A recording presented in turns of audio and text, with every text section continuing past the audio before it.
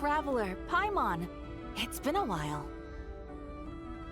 As it happens, there is a letter here for you. One moment. Here. A letter? From who?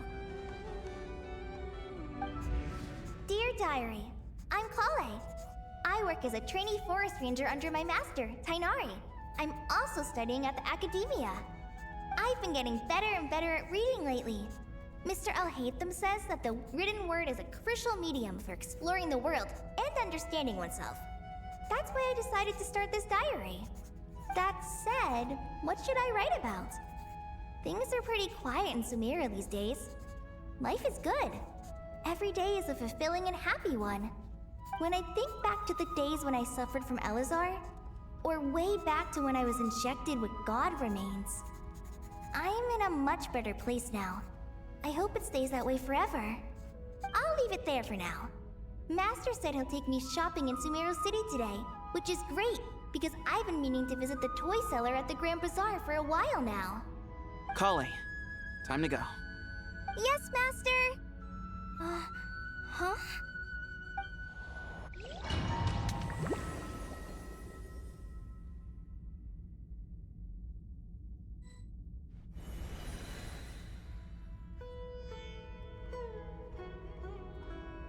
What's wrong, Kale?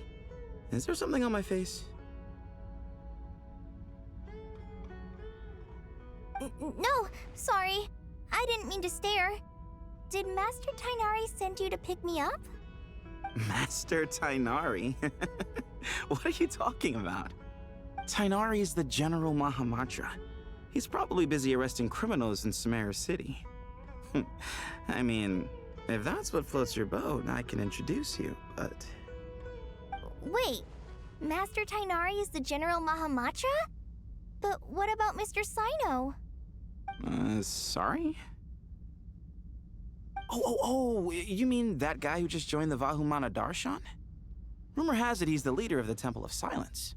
If that's true, it's pretty impressive. Sounds like you've been getting to know more and more people since you joined the academia. That's great, but don't let your forest ranger duties fall by the wayside, okay? What's going on? Sethos is acting like he's my master, and Master Tainari has taken over Mr. Sino's job. Is this some kind of prank? If so, it's a weird choice of prank. But anyway, Sethos doesn't look like he's joking. What is this all about? Hey, you're zoning out again. I'm gonna buy some tools for the Rangers. Why don't you stretch your legs a bit? It's been a while since you last visited the city, right? Wait! He's right. It has been a while since I last visited Sumeru City. Was it always like this? I mean, it feels familiar, yet somehow... something seems different.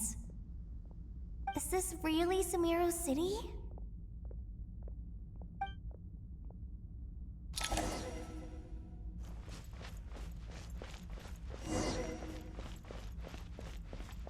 Hey, did you see who just walked by? I think she's that famous merc. Would you like some food? How will I ever save enough money to buy that custom-made axe with floral carving? I heard that the sage disappears without a trace as soon as he gets off work. Lord Kabe Bay, did you get a chance to review this month's accounts? Any feedback? You mean the version you sent over a few days ago? Yeah, I took a look when I received it. I was thinking that maybe our profit margin is a little excessive. I visited some of our commercial partners last month. Their earnings are very slim. Are you suggesting that we give up some of our profits for them? Well, since we have more than we need, yes. Making money for its own sake is pointless. Don't worry, I've already planned for it, and the numbers look fine. We can adjust the rates starting from next month. Also, about that designer you hired, I've had to revise his proposal 3 times now, but he just doesn't seem to... Let's cut our losses. Pay him his fee and send him on his way. I'd like you to get Layla on this instead. She was Cyrus's student, and she designed the Palace of Alcazarzare. Seems like a much safer choice. Hmm? Who's sneaking around over there?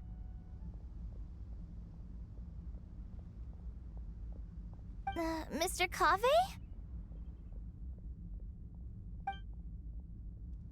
Do you recognize this person, sir? Yes, it's all right. We've met. This is Kale, Sethos' trainee. He brought her along the last time I went for drinks with him. What brings you to the city, Kale? Is your master here too? No, this is all wrong! Why is Mr. Cave saying that too? Tainari is my master, not Sethos. This can't be real.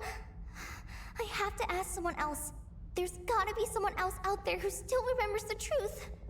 Hey, wait! Don't run off! How strange. What's gotten into her today? It's like everyone switched places. I guess I'll keep looking around. Remember a while back when I was working on a renovation plan for the House of Dana? Well, I submitted a report to the Grand Sage and he rejected it. It's infuriating! How does someone with no sense of aesthetics whatsoever even become the Grand Sage? Please, calm down, Lord Kave. Maybe it's for the best that the proposal wasn't approved. Weren't you planning on paying for the renovations out of your own pocket? The Grand Sage just saved you a huge sum of mora. You're right. It's his loss if he doesn't want to work with me. Let him live out the rest of his days in an artless void for all I care. Anyway, enough about that killjoy. There's supposed to be a show at the Zubair Theater today. Are you guys free later? Tickets are on me if you want to join.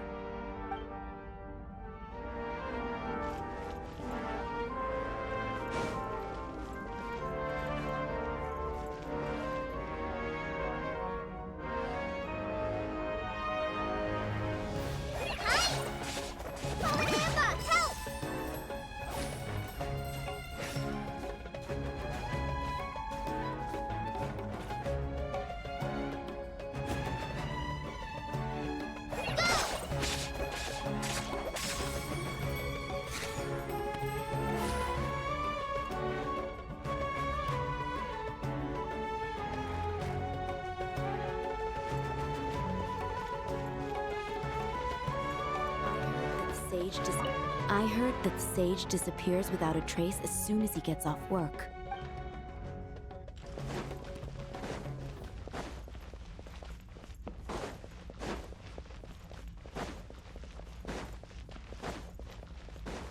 Students are under so much pressure. Lots of visitors today, I see. Welcome all. It's been a while.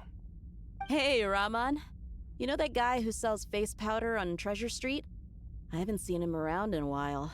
Any idea what happened to him? Oh, you mean a Hongar? Yeah, he got into a brawl with Shavirme on Treasure Street. He's been banned from setting up shop there for now. Seriously? Oh, well, that's a shame.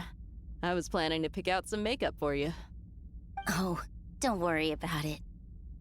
The legendary Flame Mane discussing makeup with the Zubair Theater star dancer. Now there's something you don't see every day. Flame-mane? You know, I'm not actually sure when people started calling me that.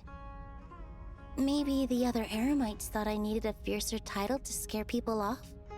To be completely honest, I think the title would fit you better than me, Dia. You think? Can't say I've never imagined myself as a merc.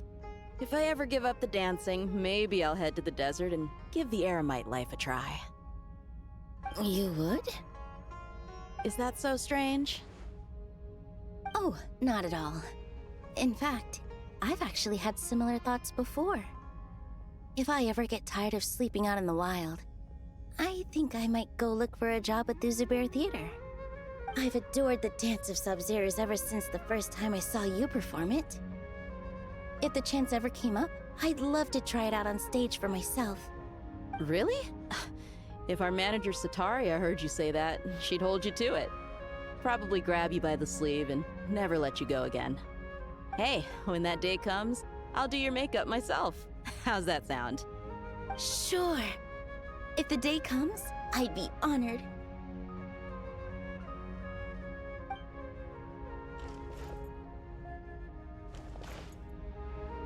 Everyone I know, everything I've ever known. Suddenly it's all a jumbled mess. The question is, who's right? Them or me? Oh, my head feels so heavy. I can't think straight.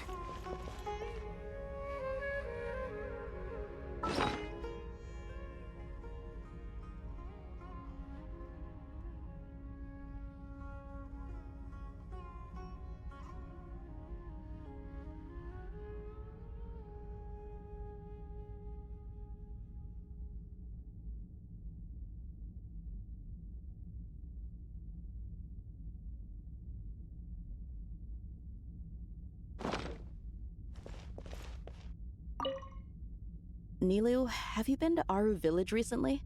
I've got a friend who I haven't seen in a while. I was wondering how she's doing. You mean Faruzan, the guardian of Aru Village? I saw her not too long ago. She seemed completely absorbed in her research. No change there, then. I'll have to catch up with her the next time I'm out that way.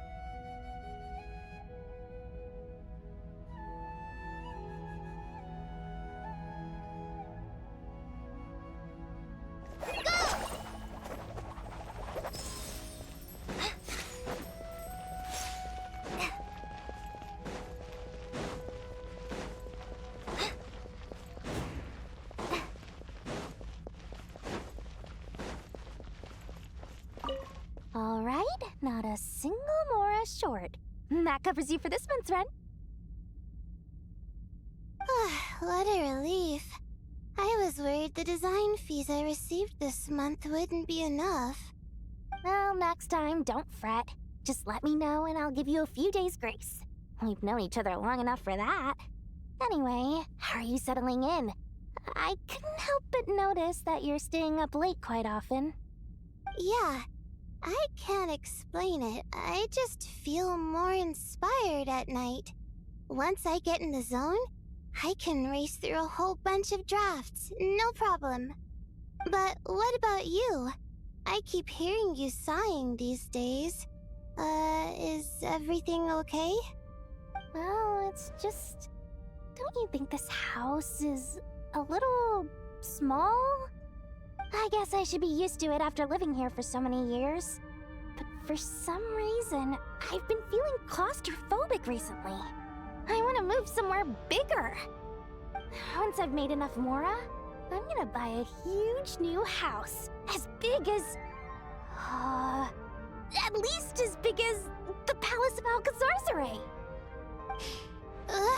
That sounds really expensive. True. I'll never be able to afford it on a scribe's salary alone. I need to find another way.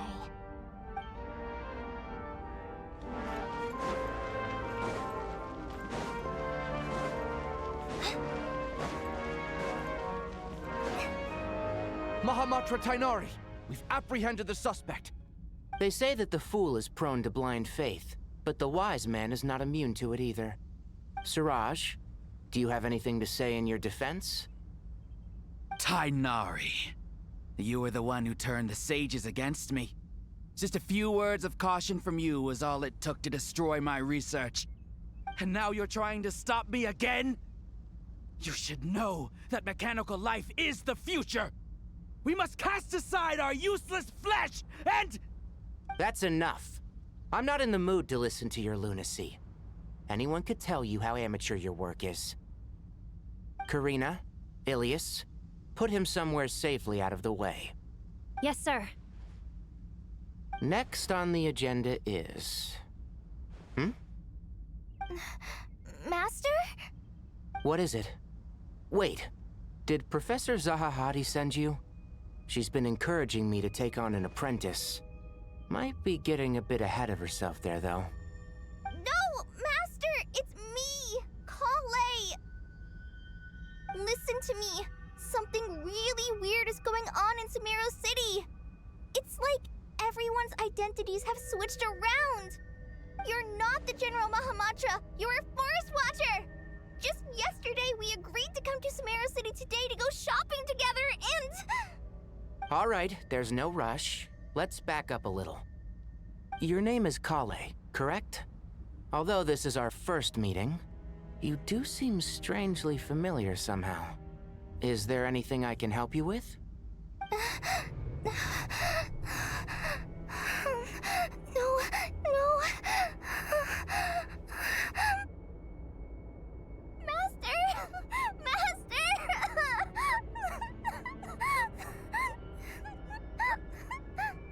What is it?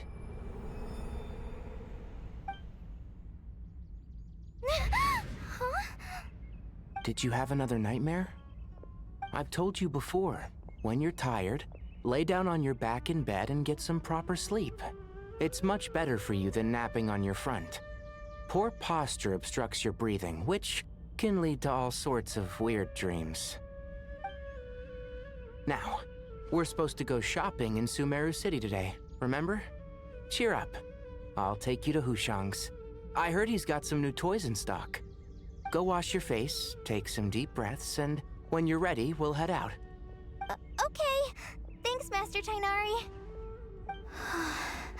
So it was just a dream. And yet, dreams can sometimes be a warning of things that will soon come to pass.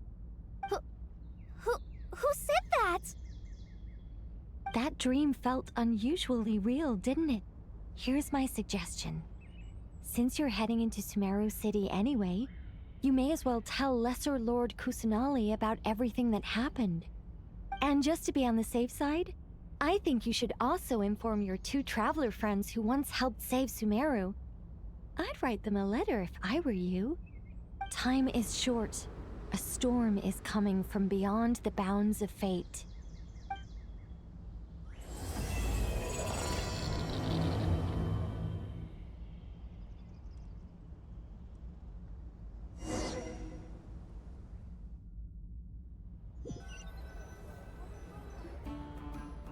What a strange situation.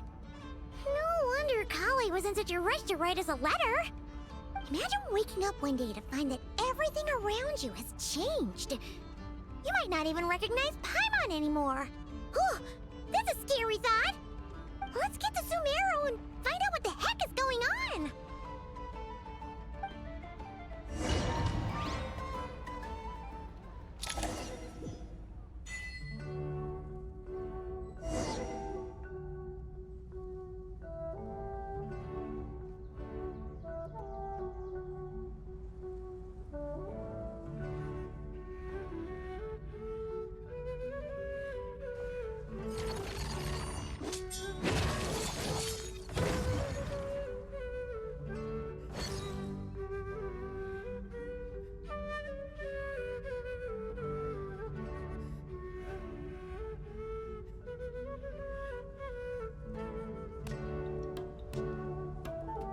All things come to an end, even time itself.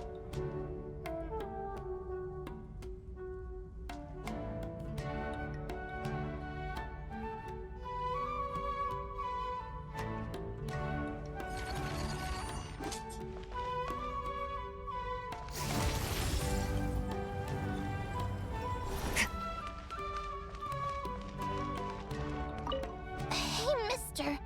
Are you a robot? Shh!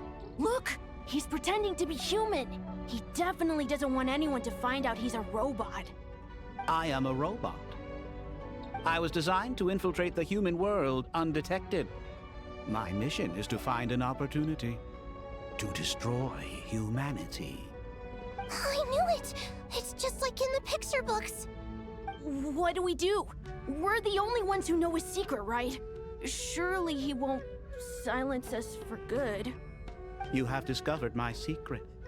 Now I must take you as my prisoners. I will tickle your feet until you join the robot army. Don't be afraid. I'll protect you.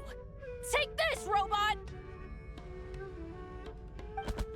Ow! Stop! I was just kidding. I'm human. I'm human!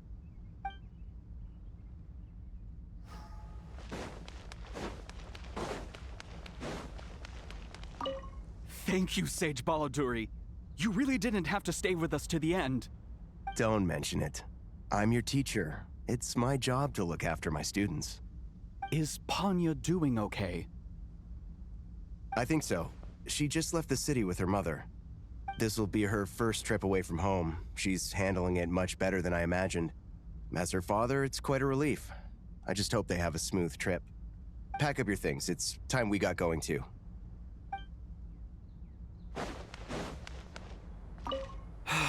I can't believe I have to move so far away on such short notice.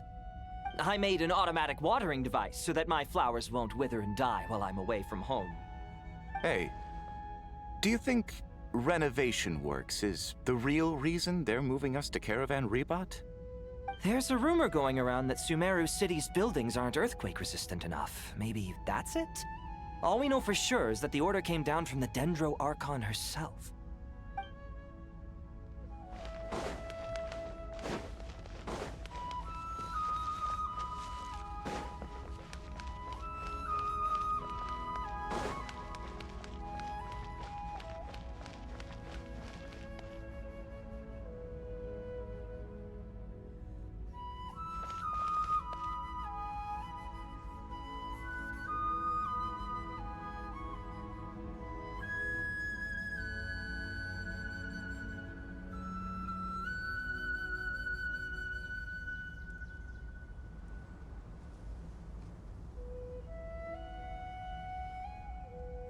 Where do we come from? And where are we going?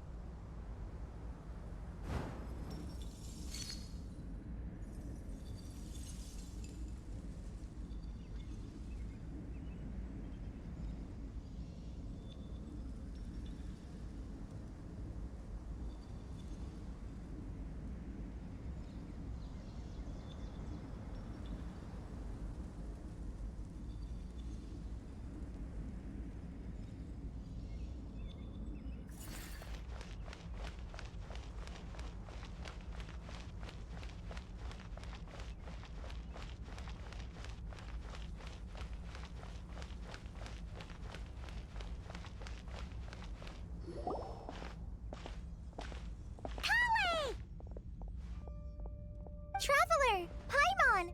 Thank goodness! I'm so glad you made it! Of course! We won't let anything happen to you, Kale.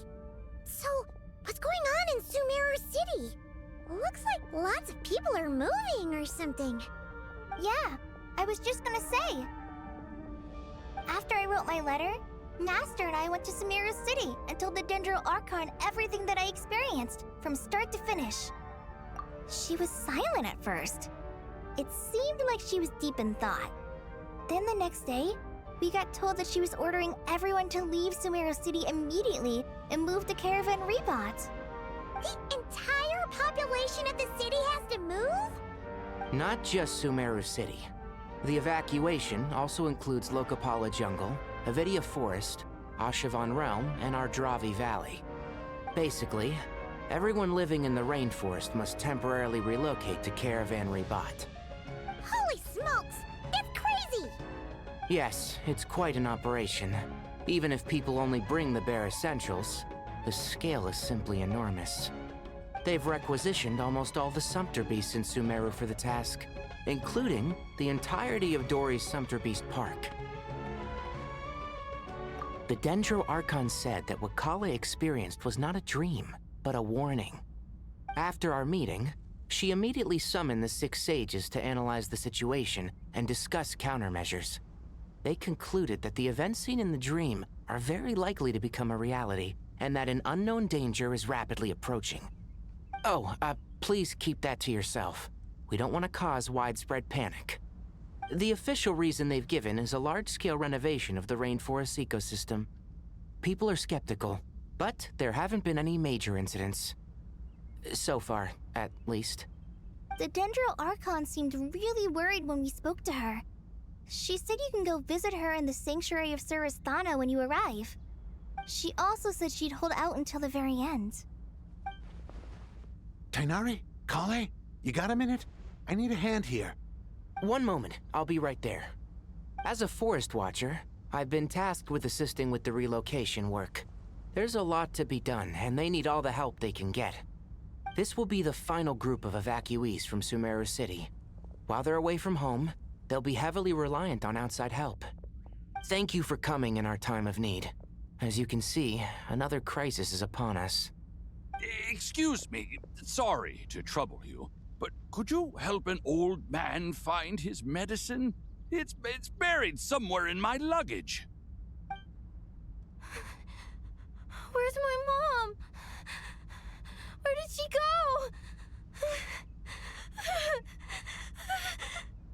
go? Don't worry, it'll be okay. Those items are worth a small fortune. Make sure you store them somewhere safe. You understand? I bet you thought you'd get away with this in the chaos, huh? Guess again. No petty thief gets past me.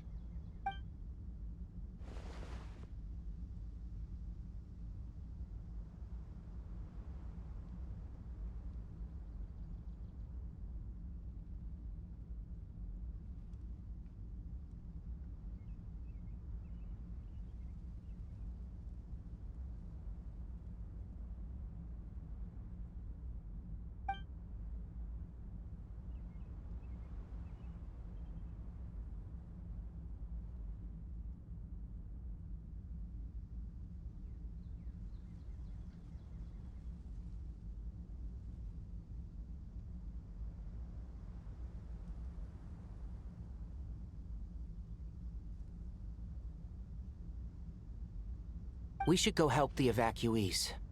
See you around. I'm so glad that you believed me and came all this way to help. It means a lot. Please stay safe. Don't worry. We may not know exactly what's going on yet, but as long as we stick together, we'll find a way through this.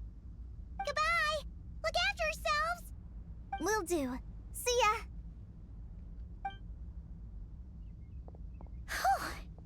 Paimon's not sure how she found the words to comfort Kale because, honestly, she's kind of nervous herself. Let's head to the Sanctuary of Surasana and see Nahida.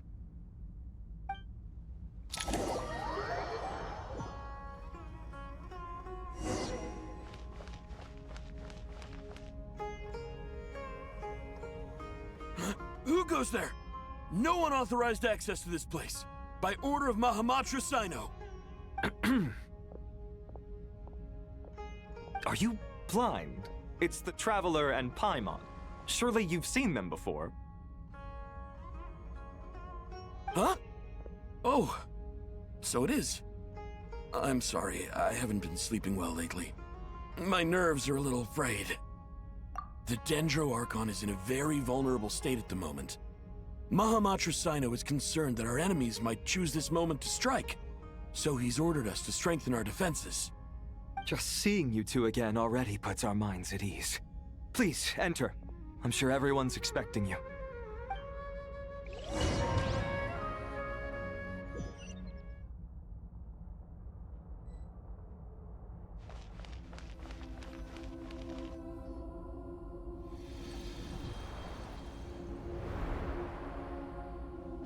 Traveler, Paimon, you made it.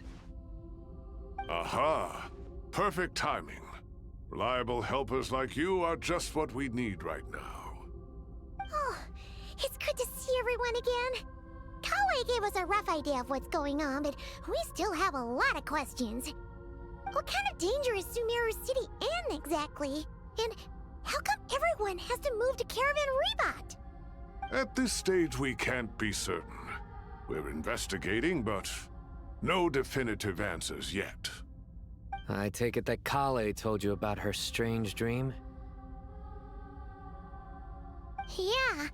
Apparently, everyone in Sumeru City was acting super weird. Even you guys. It was like you'd all switched places. That's right. Kale and Tainari reported the situation to the Dendro Archon. She believes that it wasn't merely a dream, and that whatever it was has something to do with Irminsul. It's a reasonable inference. Only through Irminsul can people's memory and cognition be so significantly modified in such a short time. We don't know why Kale would dream of these things, nor who was trying to warn her.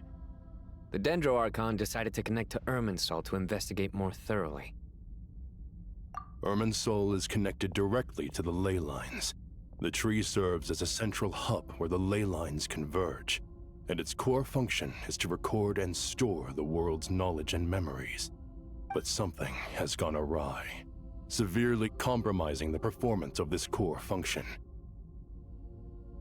Information is bottlenecking inside Irminsul, hampering the ley lines' flow.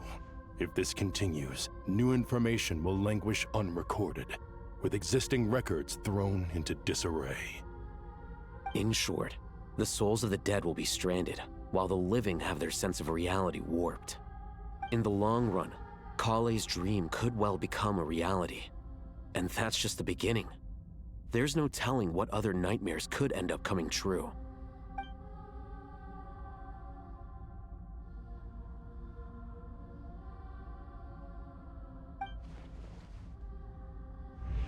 I have come this far, to use my death to open the gates of the ley lines to my people.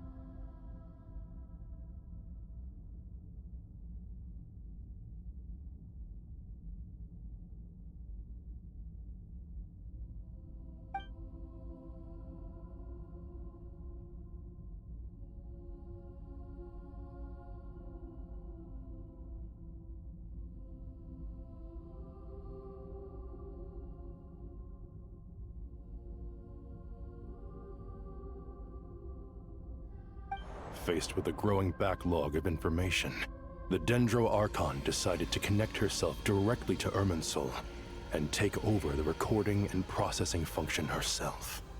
But it is an almost impossible task. Individual brains aren't equipped to deal with the sheer volume of knowledge and memories involved. All that information flooding in at once would instantly fry any human mind. And for a god, even for a god, the suffering must be unimaginable. The Dendro Archon's power originates from Irminsul. Any issue with the tree itself takes a toll on her to begin with. On top of that, she's subjecting herself to the grueling task of processing all that data. It must be torture for her. And despite all of this, she is somehow finding the strength to investigate the Irminsul situation from within and send us her findings. I finished analyzing the latest data. Looks like our working theory was wrong. There's no signs of Irminsul having been attacked from the outside. So it's internal then? Some sort of disease, perhaps? No. I've spent half my life studying the ley lines. If Irminsul malfunctioned this easily, the world would have met its end long ago.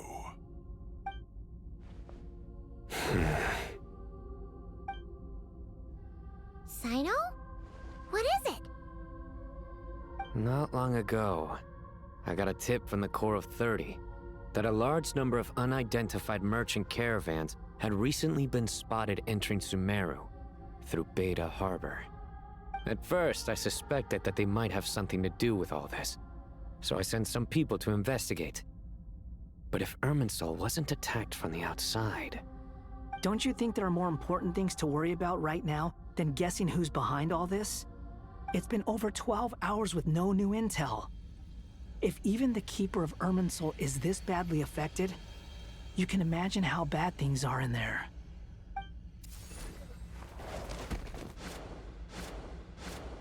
Dendro Archon.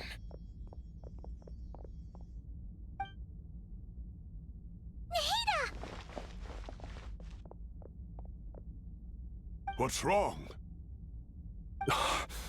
Her breathing is weak, and her elemental energy levels are dangerously low. Looks like it's time to move to the backup plan. What's the backup plan? Get out of the city and take the Dendro Archon with us. The entrance to Irminsul is directly beneath the sanctuary of Surasthana. That means this is ground zero if anything goes wrong. The Dendro Archon has a very strong connection to Irminsul. But theoretically, this connection should grow weaker with distance. Under normal circumstances, she could unleash her full power here. But with Irminsul out of control, our first priority is to get her away from here. The situation is critical. There's no time to deliberate. Everyone in agreement? I'll deal with it. I'll also let the Matra and the Core of 30 know to start evacuating.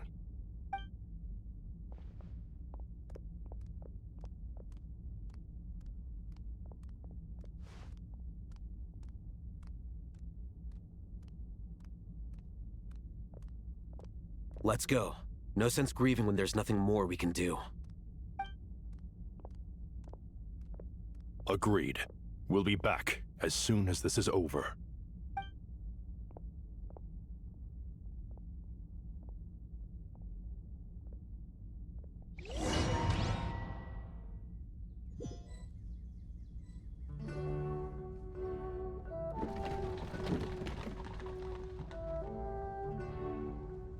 The last group of civilians has been safely evacuated. Dendro Archon's carriage will travel with them. Sino and Hat Guy will protect the convoy. With the Dendro Archon in a coma, we've lost our means of investigating the situation. And with Irminsul still deteriorating, we have no choice but to evacuate Sumeru City. Feels as though we're being pushed along by an invisible hand. Stop moaning, Cyrus. We're the teachers here. We should be showing a little more confidence, don't you think? A wise judgment. Let's move out to Caravan Rebot.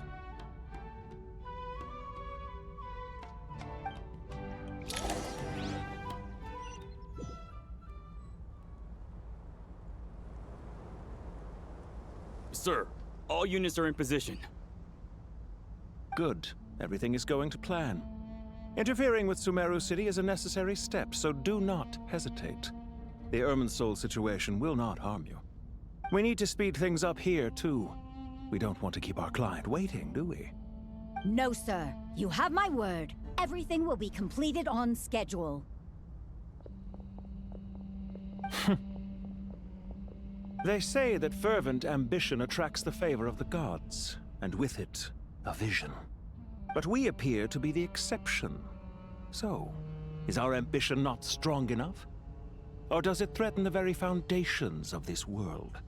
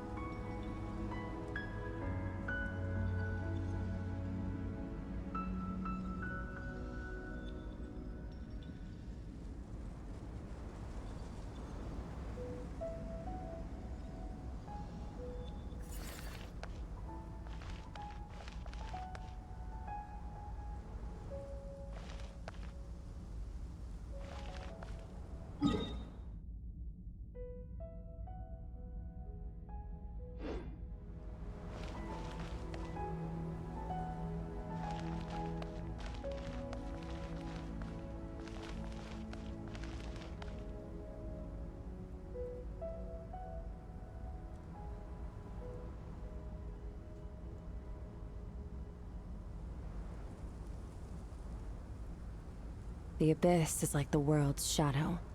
It's always there, and it will never perish.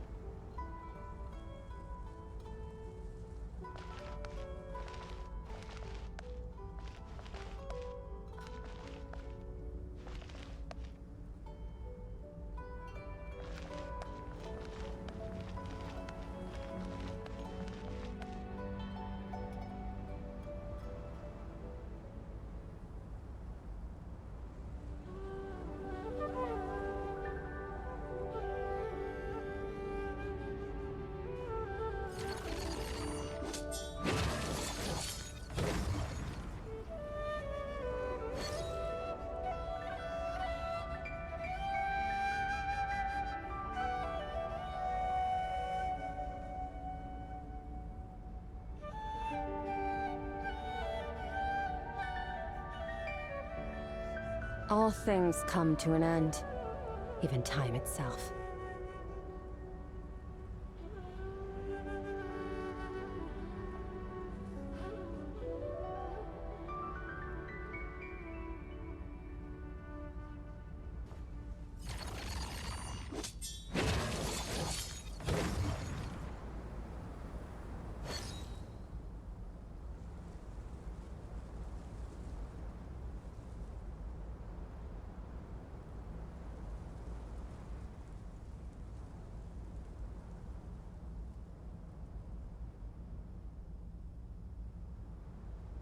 The Abyss is like the world's shadow. It's always there, and it will never perish.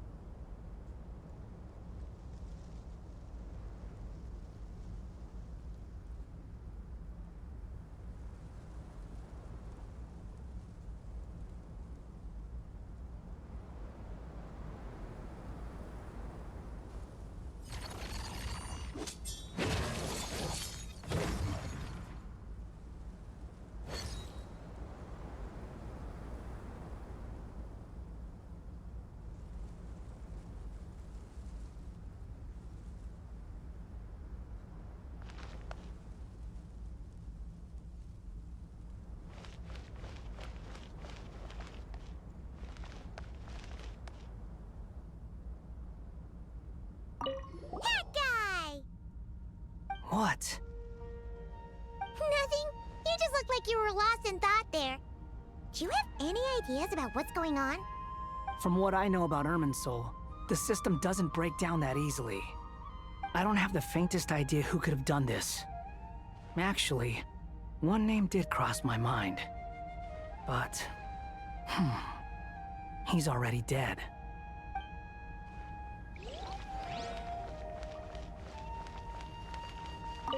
So, can I assume that this period of time away won't count as part of the rental period?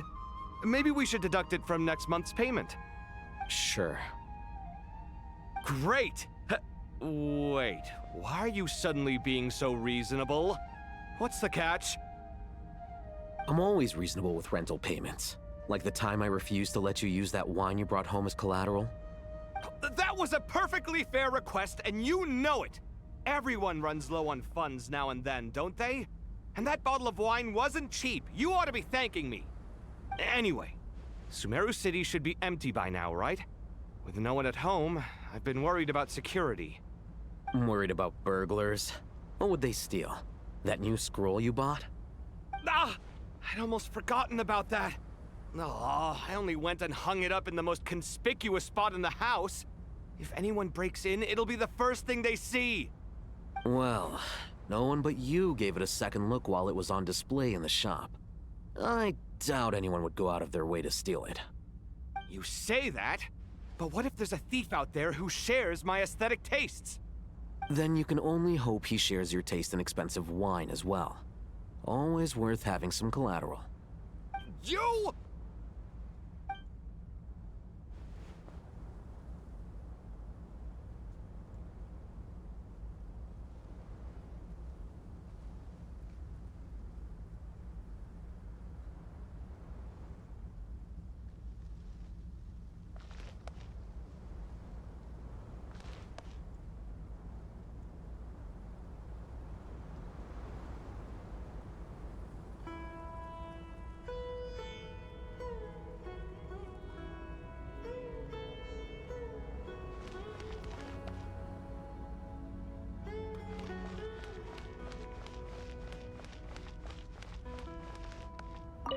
Keep your eyes peeled.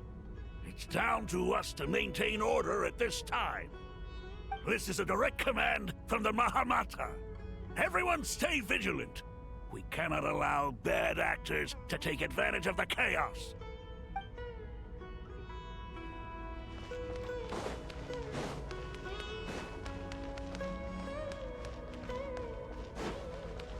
Merciless.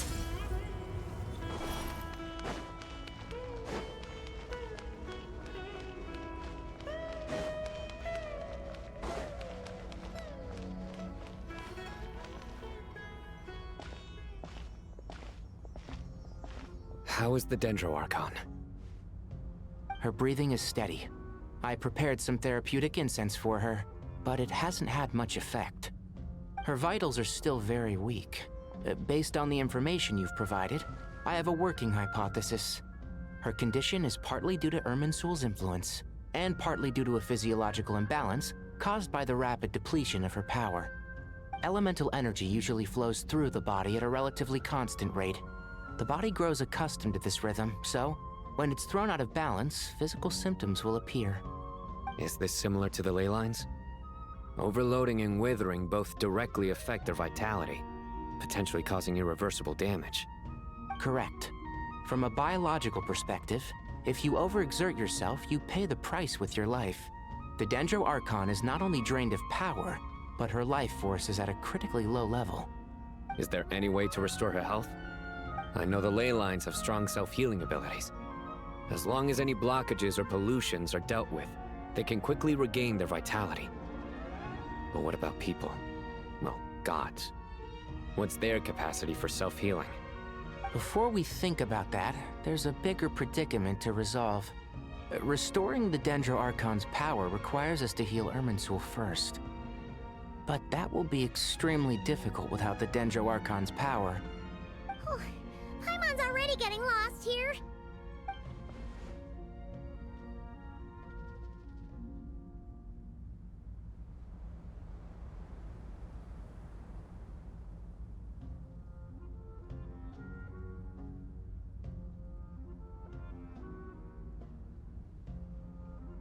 Master Tighnari and Sino look so serious. I've not heard Master speak in this tone for a long time. Tighnari.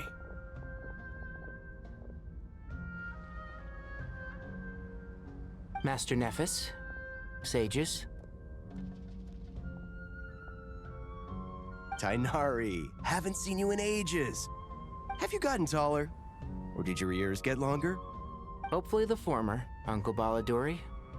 Sino, where's Professor Cyrus? I thought he'd be with you. He went out into the wild to investigate the situation. He said that the Irminsul anomaly will likely start to affect the real world soon. He shouldn't be trotting around alone at his age. Which way did he go? I'll look for him later. Would someone mind introducing us? Ah yes, of course. Allow me to do the honors. I'm sure we're all familiar with the Traveler and Paimon. They're the heroes who helped foil Azar's conspiracy and save Sumeru. These gentlemen and I are the 6 current sages of the Academia. Balduri and I are part of the Old Guard, while the other 4 took office after Azar and his clique fell from power. We have Sage Elkindi of the Spontamad Darshan, Sage Farnas of Kasharawar, Ritaoist Sage Shakir, and finally Harabatot Sage Rusht. Nice to meet you all!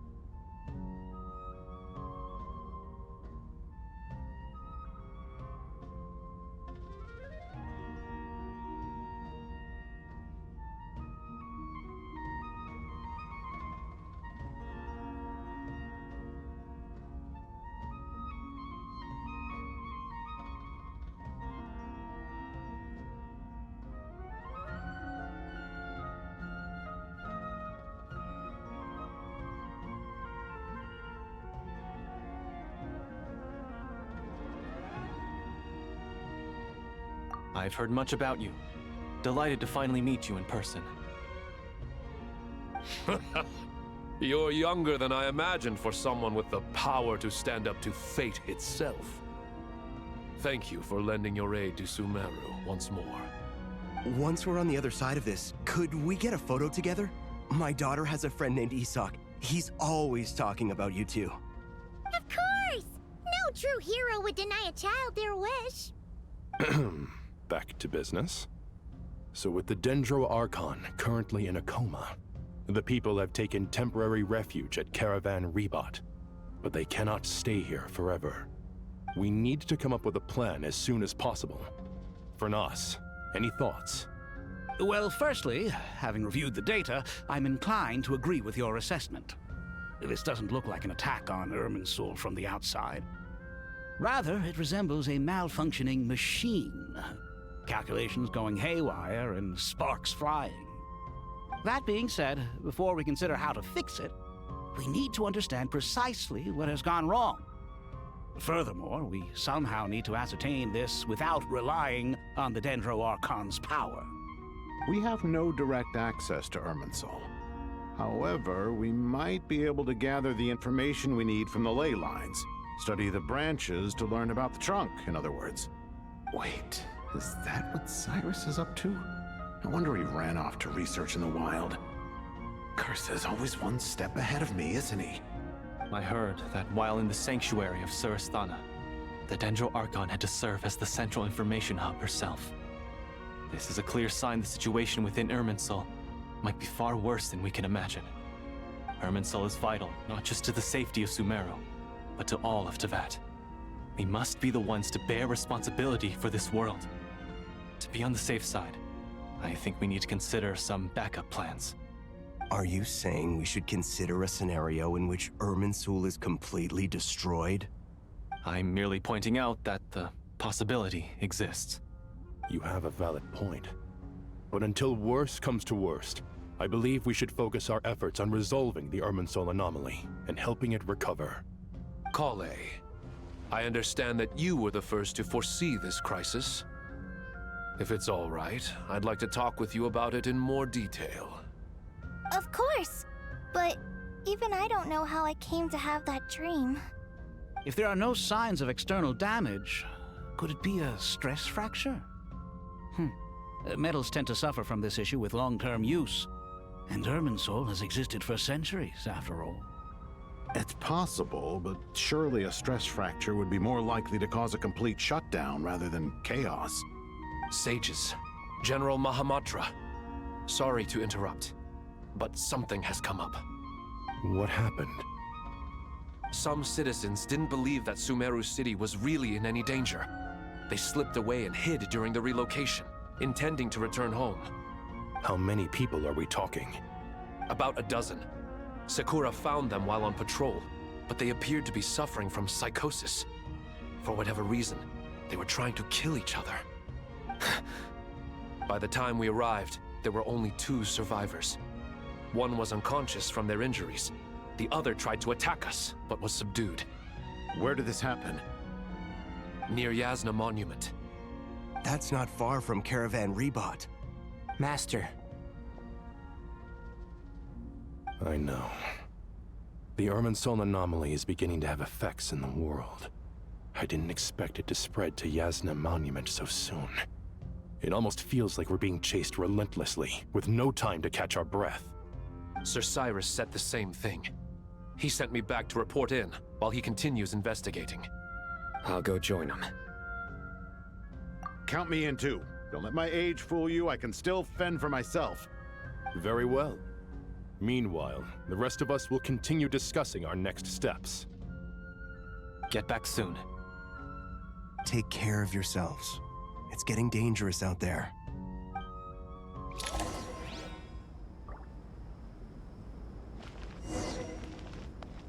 Don't be nervous, Kale. I just wanted to ask, have you ever had similar dreams to this one before? Similar how? Dreams so vivid, they seem real. Filled with strange or dangerous things that you cannot explain. let me think. There was one time, I don't remember it very clearly, but I saw fire. Fire? Yeah. I wish I could give you more details, but all I remember is fire everywhere. From the sky to the ground, everything was burning. The heat was unbearable, and ashes were blowing in the wind. I doubt this dream was a mere coincidence. Perhaps it was some kind of prophecy? And yet, you've never studied astrology. I'm at a loss to explain it. I thought we'd be safer once we got to Caravan Rebot. If the Irminsul anomaly's sphere of influence continues to expand, our only option will be to move into the desert. To Aru Village? We should check if they can accommodate so many people. Essential supplies will also become an issue. We were only able to relocate here so quickly because Caravan Rebot is well stocked. If we move to the desert, we'll need to carefully calculate how much food and water to bring.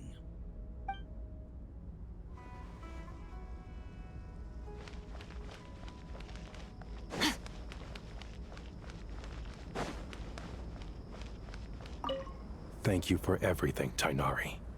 Don't worry about me. I'm fine.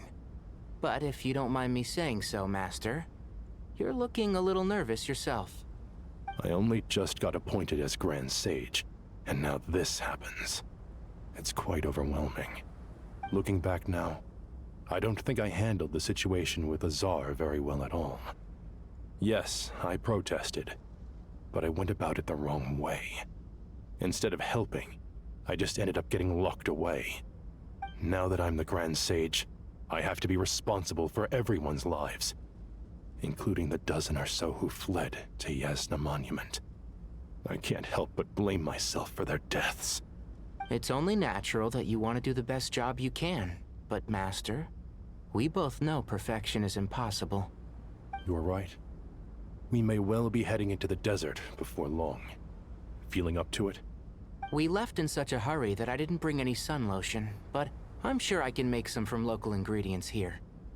That was a big part of my graduation thesis, after all. Still remember?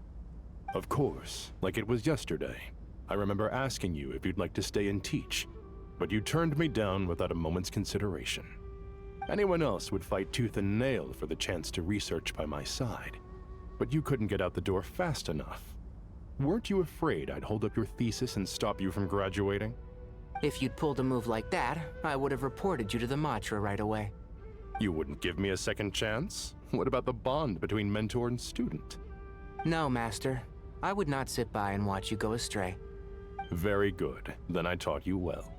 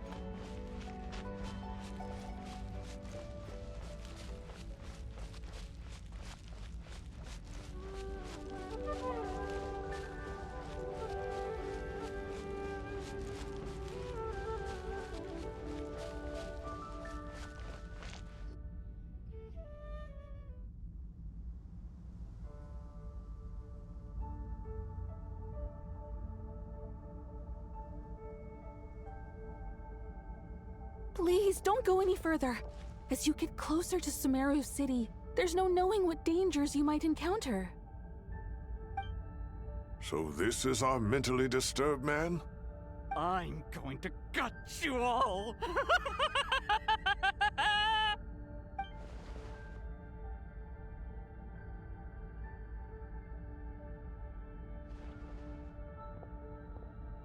Cyrus, you didn't even bring a single guard? Do you think you're some sort of warrior? It's fine. Come here and look at this. Oh, it's...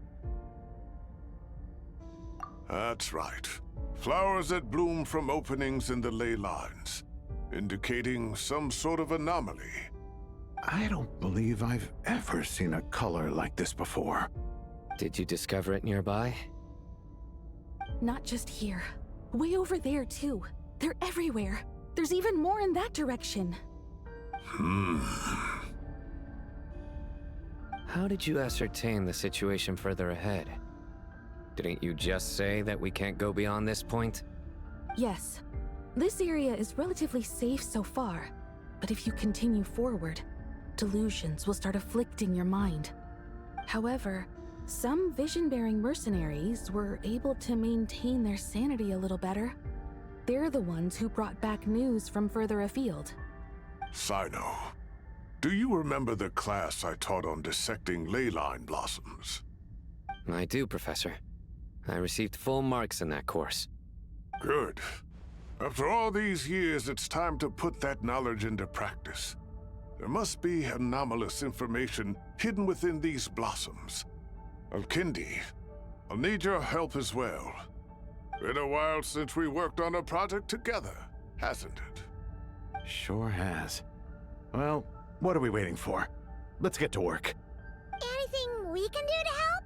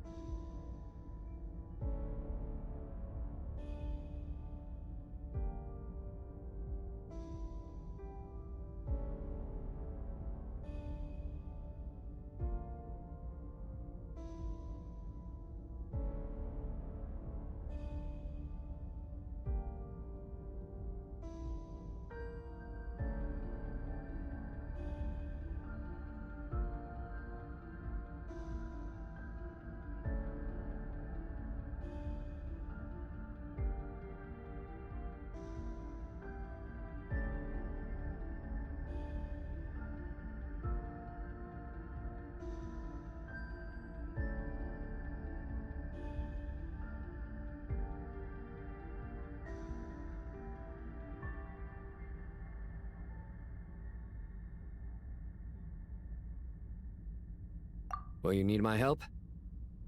All right, well, don't go too far. There's too many unknowns at this stage. Let's regroup at Caravan Rebot later. Don't worry if you don't show up. I'll come and find you.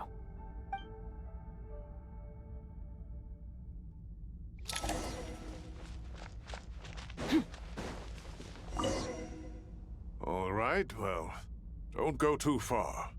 There's too many unknowns at this stage. Let's regroup at Caravan Rebot. Merciless.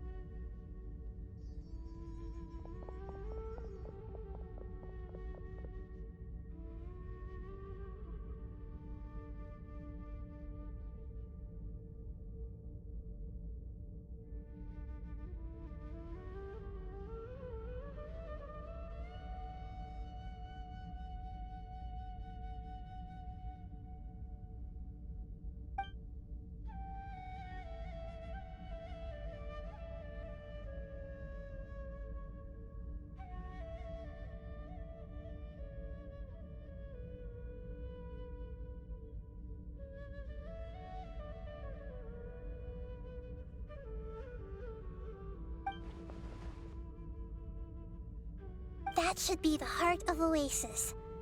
All we need to do is light it with the fire seed, and it'll restore a pep with elemental power. The damage it suffered internally will also slowly begin to heal.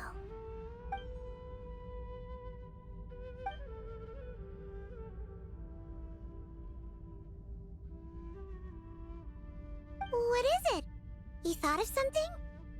Really? Then let's get back and tell the others!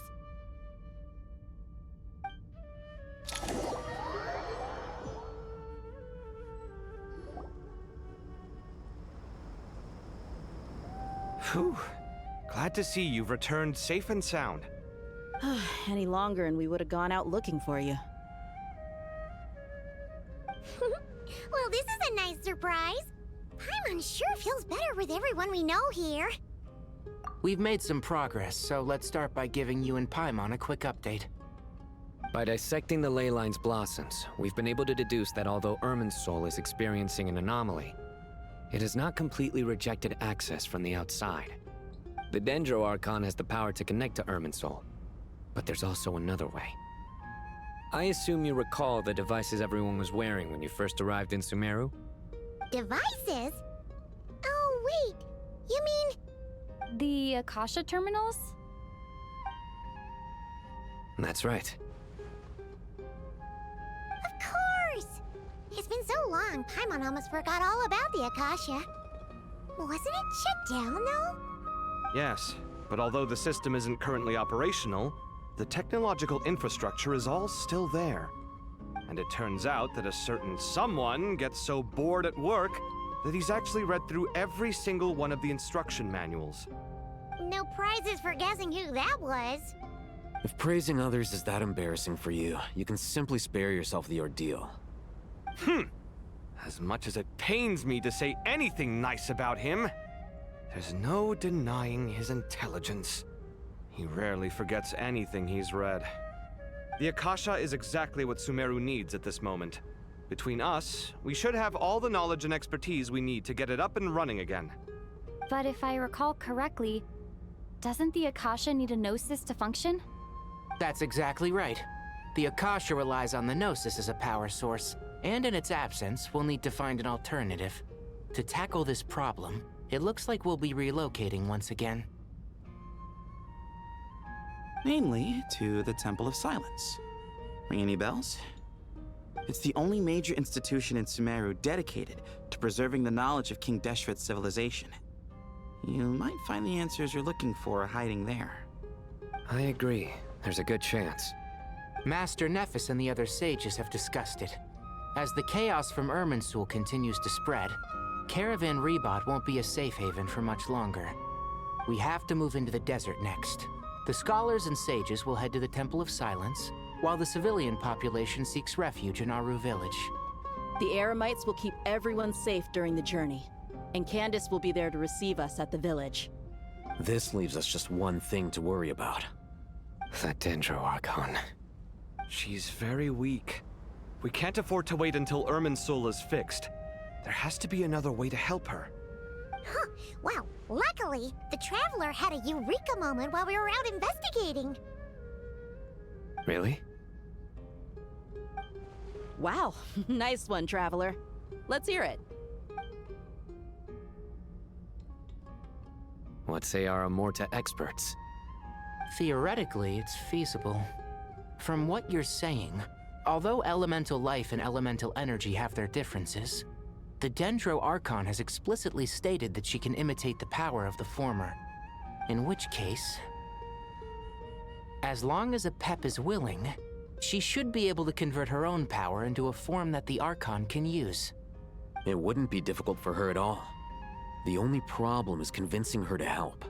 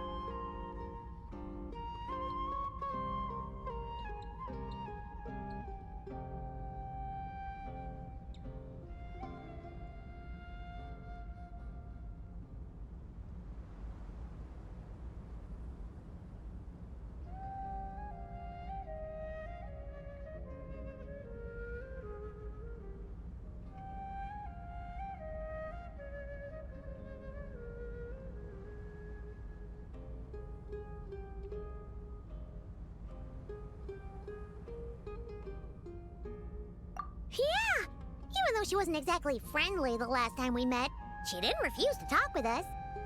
When she realizes the danger that Nihida is in, surely she won't turn a blind eye to it. Well, hopefully not. Either way, we're not exactly spoiled for choice here. Hey, it's better than having no options at all. I agree. Without Irminsul's aid, the legendary Dendro Dragon Apep may well be the only living thing in Sumeru who can help our Archon recover her power. There's no time to lose. I'll bring this proposal to Master right away. If he and the other sages agree, we'll split into 3 teams. The academics will go to the Temple of Silence to look for a solution to the Akasha problem. The Eremites will escort the civilians safely to Aru Village, and the Traveler and Paimon will take the Dendro Archon to see Apep. There's still a long road ahead, and no knowing if we'll make it. But at least we have a direction now. I'll take it over floundering around in confusion. If there are no objections, then let's proceed. But before we adjourn, I would like to leave you all with some parting words.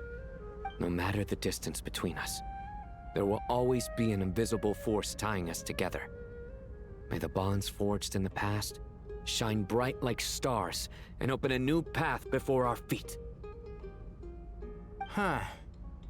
Is that from King of Invocations? No. This one's from King of Invocations, the sequel. What's the difference?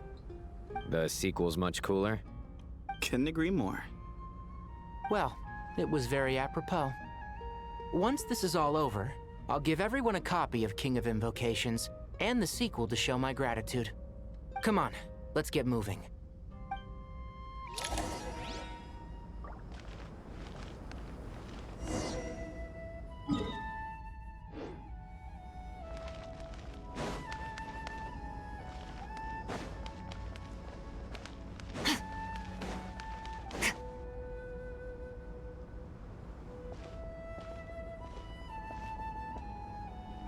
Tighnari has brought me up to speed.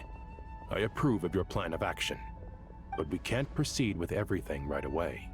The people need to rest.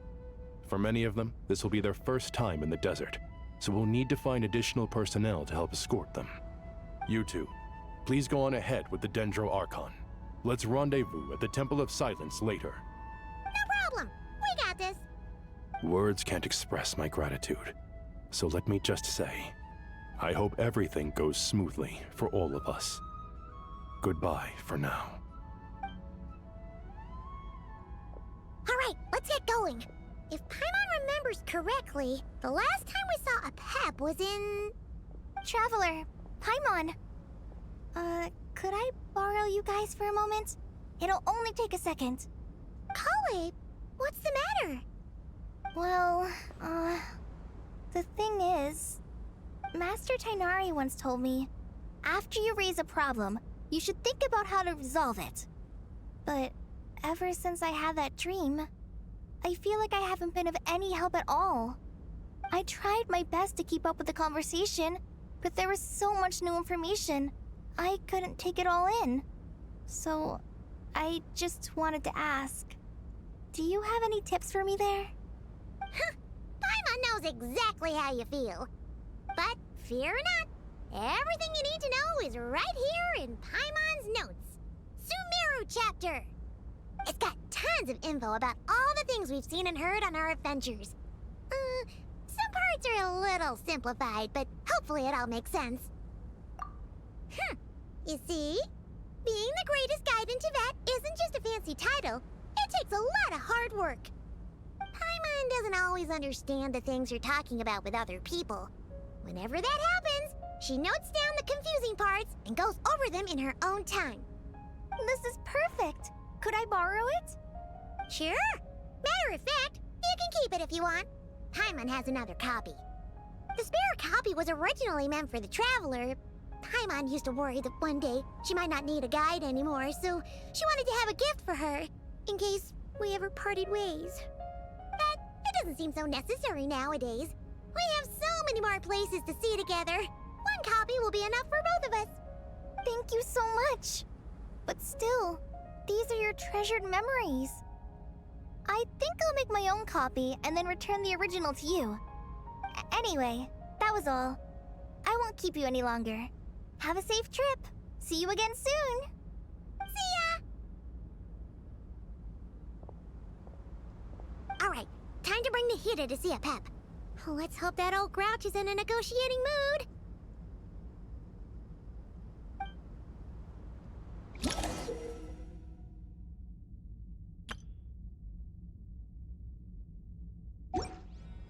Hey, here's a thought. If we brought Nervalette along, do you think he could help us persuade a pep to help? Actually, never mind. In a pep size, Nervalette's probably one of those dragons who's grown too close to humankind. They might end up fighting for all we know.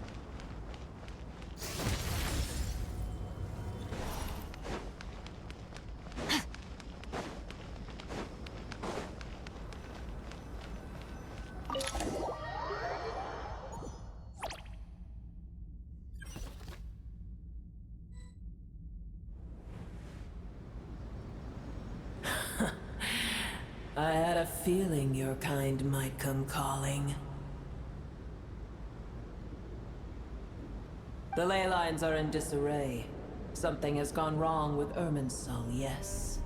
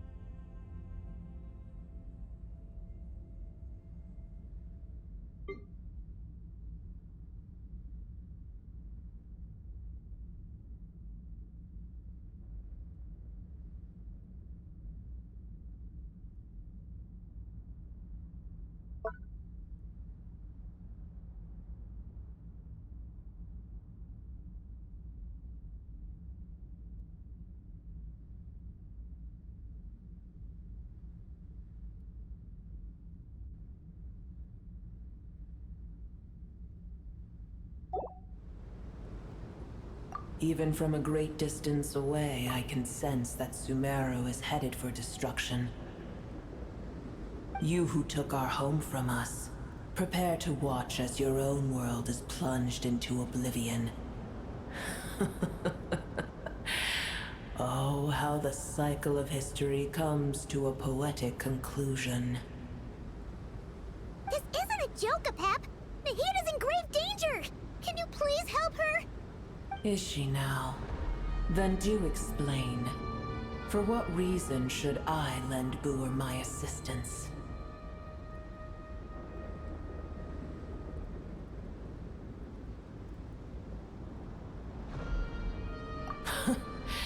The Age of the Dragons ended long ago, and the world that replaced it is under the dominion of the Heavenly Principles.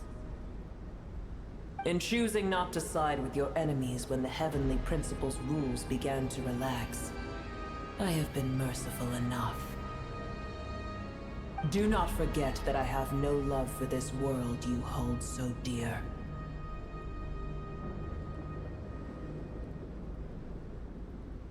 Be not mistaken. The fate of Sumeru is of no concern to me. I am neither the god of this land nor its guardian. I may have given my tacit agreement as your kind built homes here and multiplied for generation upon generation. But that does not mean that I bear any responsibility for Sumeru. Tiny Boer, puny humans. In my eyes, all of you are but intruders who followed in the wake of the Heavenly Principles. I am not obliged to be your savior. Apep, if you truly despise gods and humans so much, well, after the great humiliation of being helped by a god in the past, shouldn't you be jumping at this chance to balance the scales? Now that is a compelling reason. When El Ahmar plotted against me and I was tortured by forbidden knowledge, it was Boer who saved me from agony. And though I regard with shame the pity of my enemies, to receive aid without repaying it would likewise tarnish a dragon's dignity. Oh, tiny Boer, puny humans. Just this once I shall deign to show you the true power of dragonkind.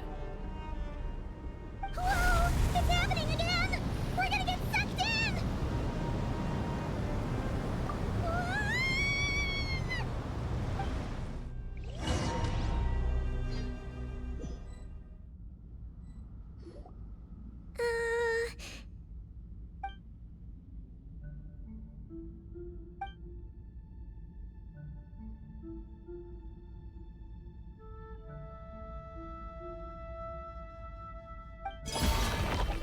It is done.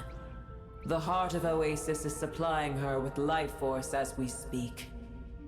It shall not be long before she recovers. But I should warn you. Boer's existence is closely intertwined with Irminsul. Unless the issues plaguing it are resolved, she will never completely recover her former strength. Oh, thank you. Spare me your words of gratitude. You may also spare me your feigned concern.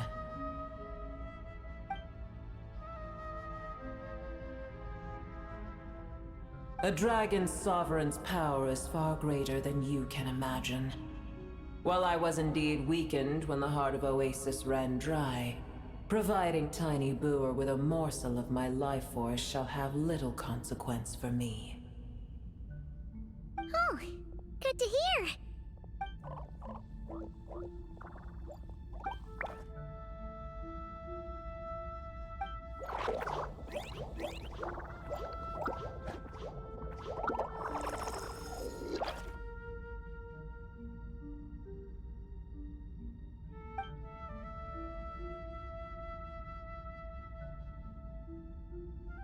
Ever held in high favor, I see. Oh, well, you know. The compliment was sincere. simply accept it.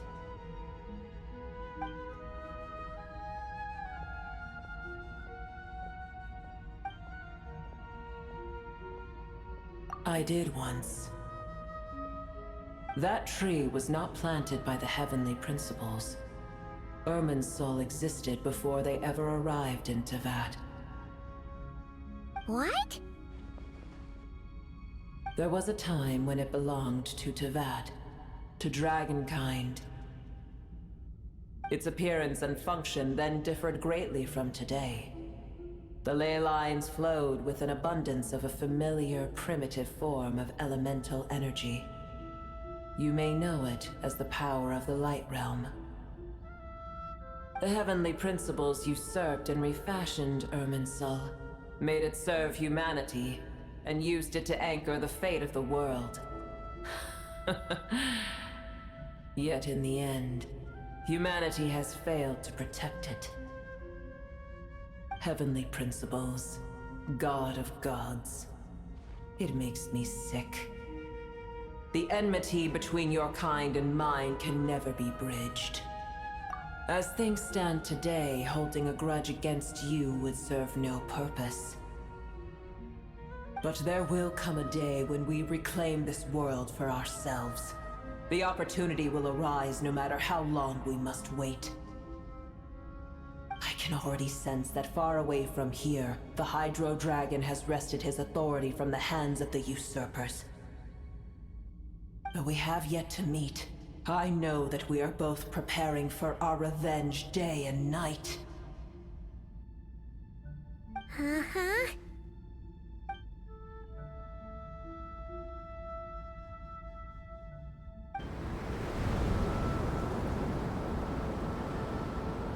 I hear a great disturbance out there. Huh? What is it? Sandstorms come. The Jinn. I see. Another calamity approaches. You both seem restless. Let us part ways here. Boer is safe with me. Once she has recovered, I shall return her to your side. Oh, thanks again. Take care, alright? I told you already I have no need of your feigned concern.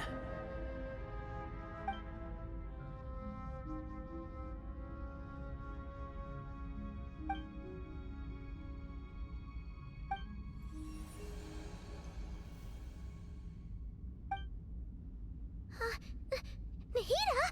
You're awake! Are you okay? Cease your interrogation.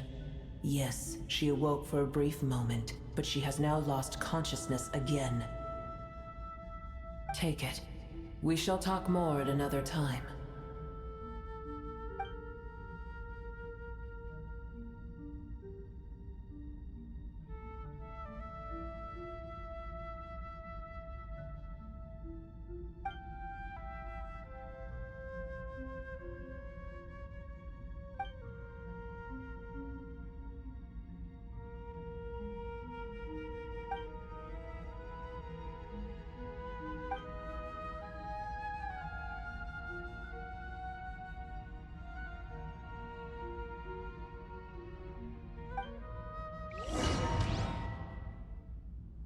Where the heck are we? Did you just dump us in the middle of nowhere? Wait. No. Paimon remembers now. The Temple of Silence is over that way. Come on. Let's...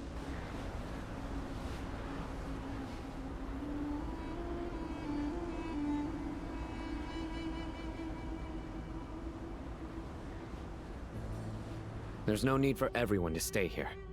I'll protect the sages. The rest of you, return to Aru Village. Yes, Mahamatra Sino.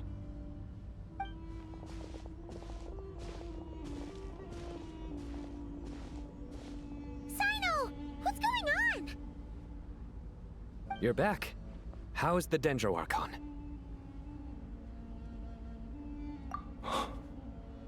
What a relief.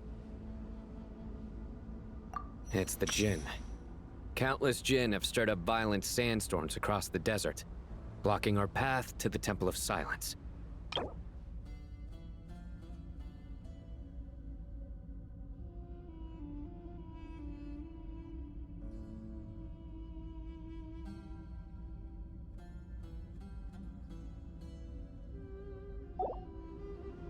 Tainari and Kale have returned to Aru village to help. The Jin are being highly aggressive, so both the village and the merchant caravans require protection. It's just one thing after another. Where did all of them come from anyway? In all my trips to the desert, I've never seen anything like this before. As I see it, the only possible candidate is Gurabad.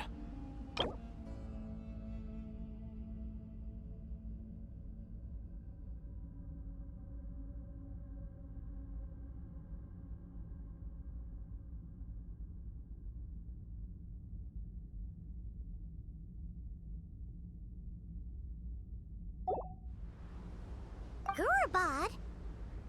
Baladuri could explain in more detail if he were here. All I know is a rumor I've heard about from previous trips to the desert. Supposedly, a great number of dormant Jinn lie sealed beneath that city.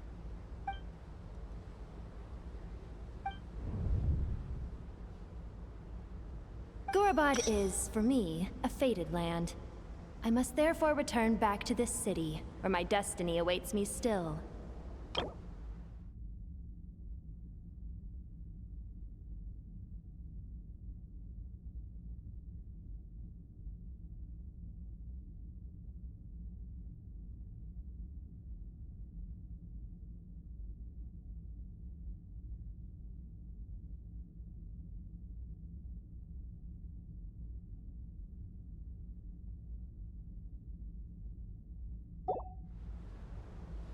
My master, I am sorry that I couldn't stay by your side for long, and that I could not have more time to get familiar with you. Lilupar. Yeah, we once said goodbye to a friend there. Well, maybe not a friend exactly, but someone we met on the road anyway. She was a strange bottle. If we can find a way to wake her up, maybe she can help solve the situation in Gurabad. Well, be careful. You may find there's more than just the Jinn to worry about. You mean, there are other dangers in Gurabad? It's a sensible assumption to make. The moment we arrived in Caravan Rebad, the Irminsul anomaly started spreading in that direction. Now we've moved to the desert, and suddenly we're plagued by Jinn and sandstorms. To call it a coincidence would be a stretch. Don't worry, we've gotten a lot stronger since our last stint in Sumeru.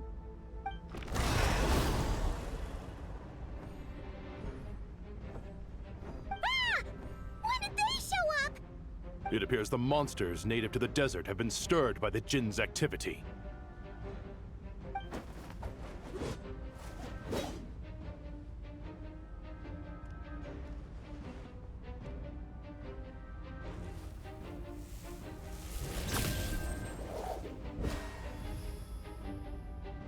You should get going.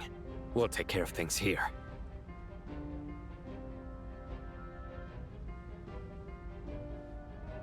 You too. Don't do anything too risky. You got it?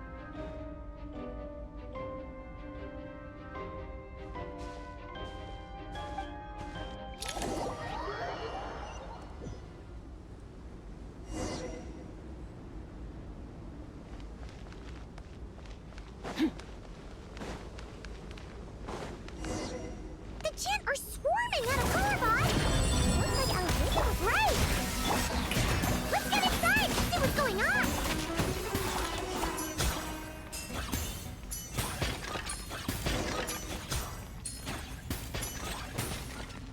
They just keep coming! How many of these things are there? We'll never take them all round! Let's just head further inside for now!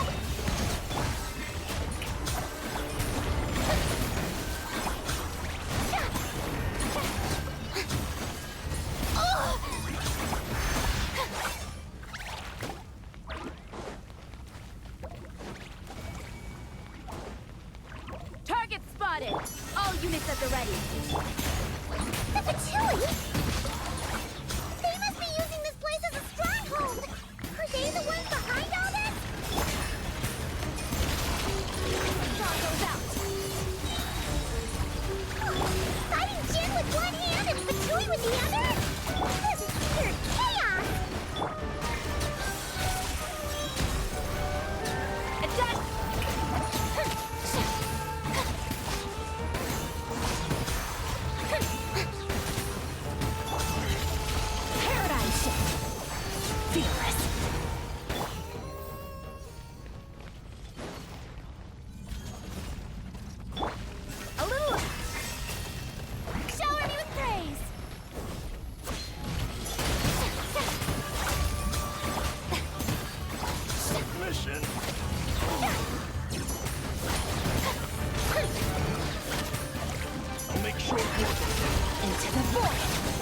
Merciless. Off to the breed. Yep.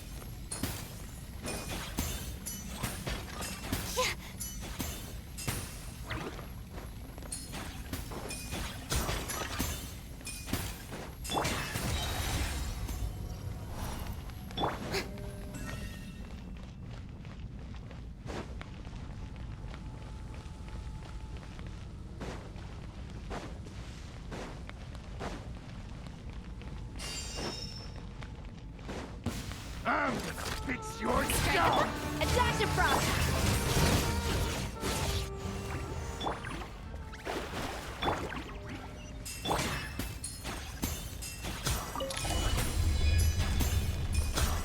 Merciless. Do you see that strange machine? Paimon has a sneaky suspicion that that's the thing wrecking Gurabad and setting all those dangerous Jinn free! The target has reached the core zone.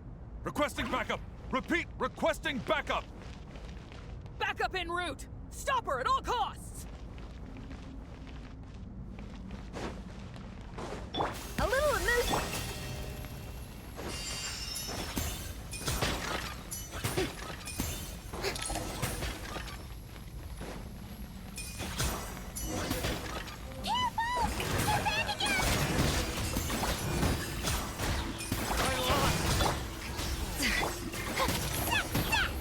Nice one, Traveler! Let's keep going! Never star goes out.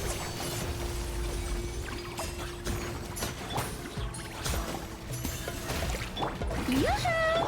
A dash of frost.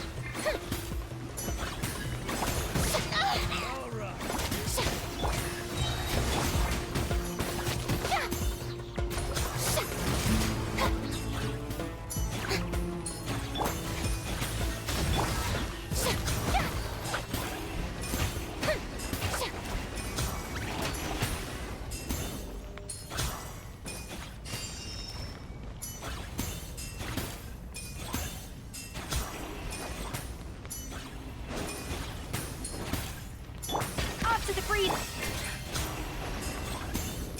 This hunk of Jinn's gone kaput! Now we can finally... It seems my subordinates failed to stop you in your tracks. Apologies, sir. There is no need to apologize. You did well to hold your ground against such a powerful adversary for as long as you did. I must commend your courage and perseverance. So, you're in charge here, huh? First the problems with Irminsul, now this mess in Gurabad? Are you the ones responsible for all this? I'm afraid I cannot answer that. I assume you aren't naive enough to expect answers from an enemy. Oh, this guy is so snooty! However you want to spin it, you're clearly involved in this somehow. So you can either start talking, or we'll have to make you talk. Let's get him! Traveler, what's wrong?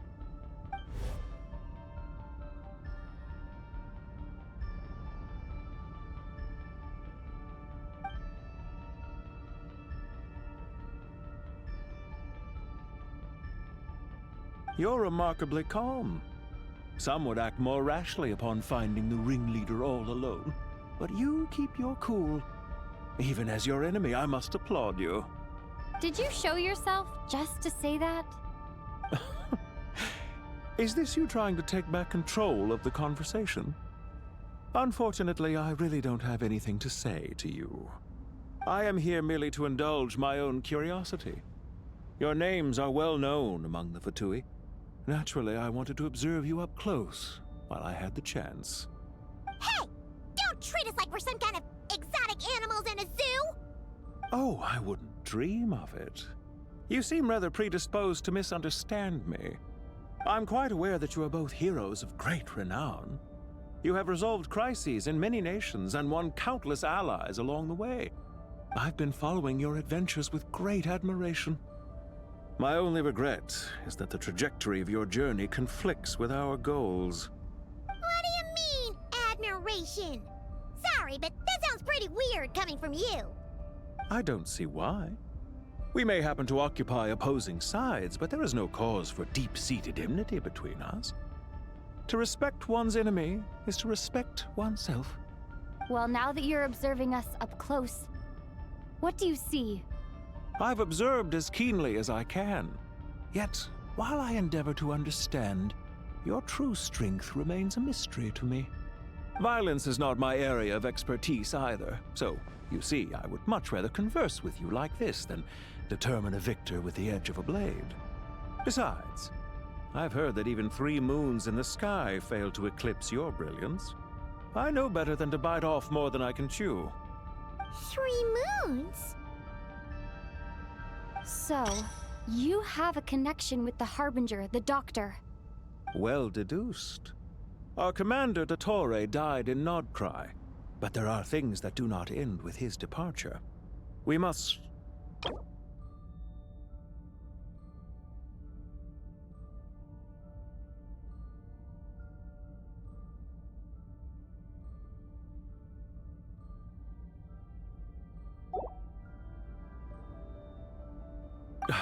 Look at me. I almost divulged more than I should have. What are you after? Revenge for Dottore? Or are you plotting something else? I've said quite enough, I believe. There's no point in continuing this conversation, except to say, I've noticed that you seem to know your way around here quite well. A repeated visitor to Gurabad, are we? Ugh. I'll take that as a yes. Then I'm sure you'll have heard the story of this place. The mother of the Jinn, Lilupar, and the tragic tale of her vengeance that spanned 3 generations. It was right here that Lilupar once helped the wise to ascend to the throne. But from that moment on, every king who sat upon it was corrupted by power. These degenerate rulers lost control over their nation, and with it, the right to occupy that exalted seat. What are you trying to say? I once admired you for your adventures. That is the earnest truth. But it appears to me that your journey serves ultimately to uphold the rules of this world. Are these rules truly just? Does the heavenly principles rule with wisdom or folly? And how can we be sure that the 7 who wield authority over the world will not be corrupted? Do you seriously think you're gonna convince us of anything? Convince you? I'm sure my commander already tried that.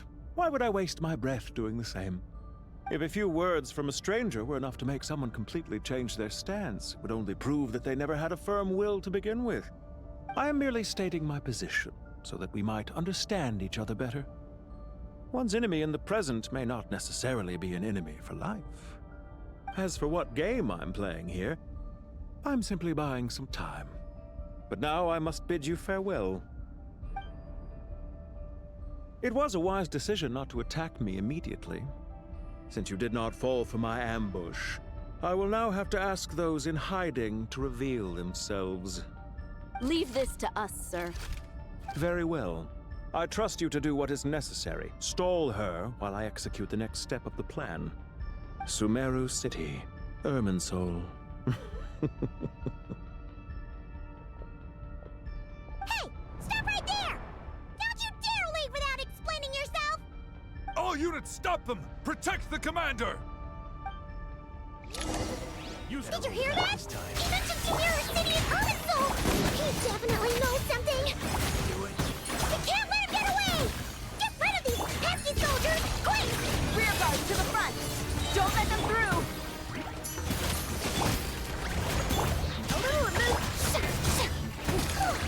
We finally beat them! That mysterious guy can't have gotten far! Let's catch up with him!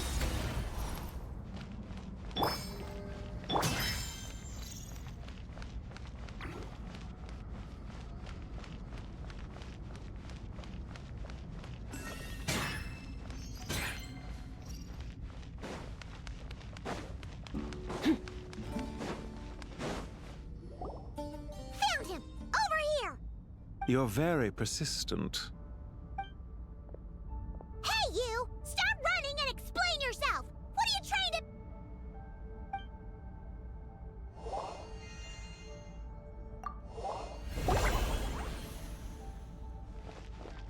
What's this? Relax. A small trap like this won't be enough to hold you. The sandstorms from Gurabad will die down soon enough, but this small window of time was all we needed to launch the next phase of our plan.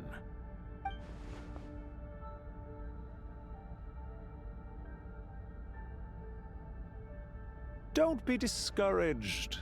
I knew that someone would come here eventually, so I planned ahead. Where to chat with you, which door to exit from, even which mechanism to wait by for you. I thought through every detail. You, meanwhile, know nothing of who I am. So far, you've only heard my voice, and for all you know, it may not even be real. But not to worry. This is only our first meeting. It shan't be our last. Just answer me one last question. Why do you continue to follow Dottore? He has conducted countless cruel experiments, even on his subordinates. Follow isn't quite the right word.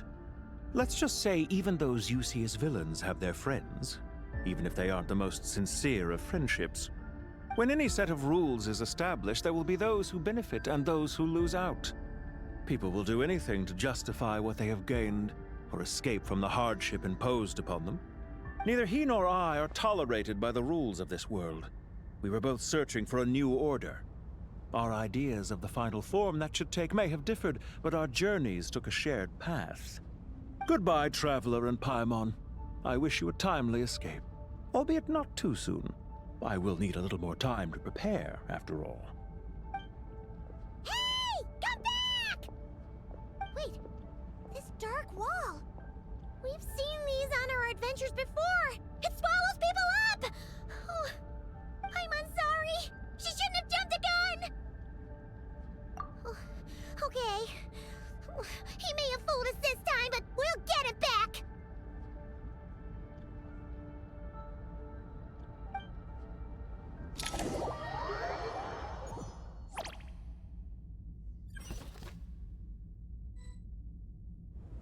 Sino and his team are guarding the north. We'll take this side.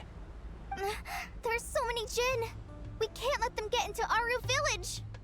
Don't fret. I am well prepared for this situation. Huh. So you have a solution? Perhaps you're unaware that I have a trusty genie partner of my own, Plumpy. If I send her to negotiate with the others, this whole thing will be resolved before you can say Mora. Off you go, Plumpy!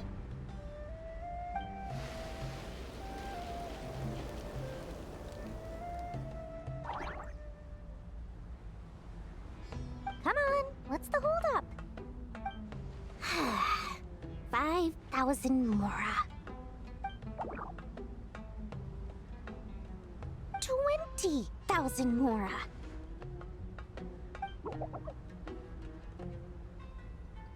100,000 Mora. Final offer. Ah, so she's a hired partner.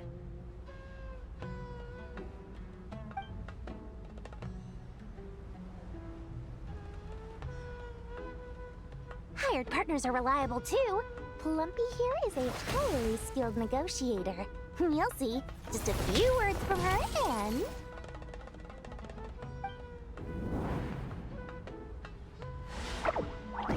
Plumpy!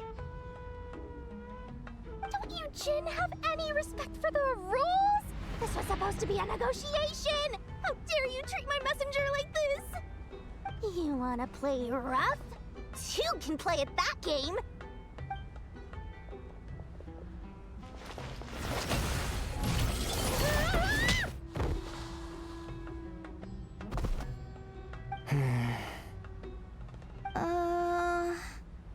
Looks like it's up to us now. Be careful, Kale. Yes, Master.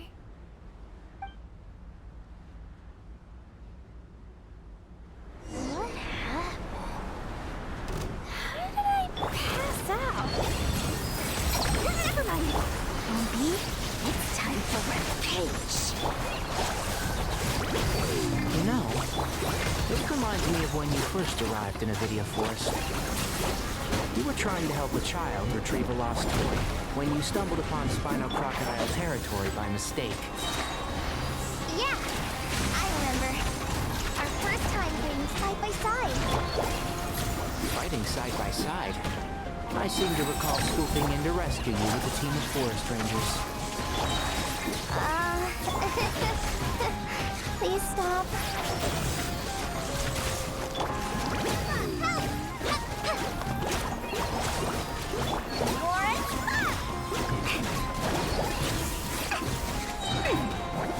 Here's the good. I hear everything. Can't see? There's too many of them. I can't believe I used 12 rare items in one battle. Ugh. I shudder to think how this is going to affect this month's accounts. The sight of that glaring deficit might be more than my poor heart can take. Tighnari, how's the situation on your end? We held the line, though it was a close call. But it looks like they're preparing for another attack. Has something happened? They've breached our defenses in the south. The Jinn are pouring in. We're moving the villagers to the north as we speak. We're hemmed in. This is getting precarious. Our margin for error just got a lot smaller. That's why we wanted to confirm your status. We need to consider our next move carefully. Bad news! Another line of defense has been breached. Kale, go with them and assess the situation. Dory and I will hold the line here. But Master! Even with 3 of us, we barely managed to. This is not a discussion, Kale. Don't worry about us. She clearly still has plenty of tricks left up her sleeve. Wait, you can't pin all your hopes on me? Oh, great. I've almost run out of the things I brought with me, and the rest is back at the caravan. I should be able to hold out for a little longer, but still... Master! Need any help? Huh? What is it, Kale? If things continue like this, it won't be long before Aru village is overrun by Jinn, and the sandstorms are sure to follow in their wake. I do have a plan, but I can't guarantee it will work. I don't care, whoever you are. Please just help us. The only one who can help is you. I am merely here to guide you along the correct path. I am a spirit created at the beginning. I am a flickering illusion. I am the shimmering light that flows from the eyes of the Creator. What do you mean? It doesn't matter. You don't need to understand it. Just repeat after me, one line at a time.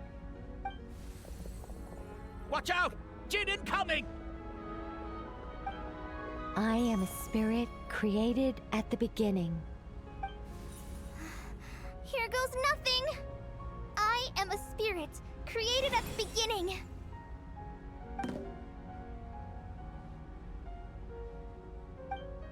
I am a flickering illusion. I am a flickering illusion.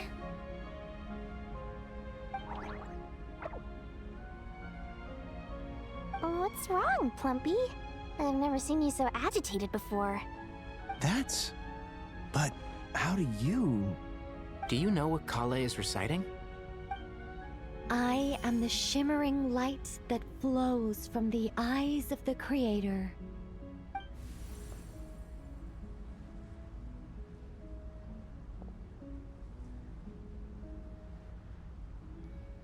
I am the shimmering light that flows from the eyes of the Creator.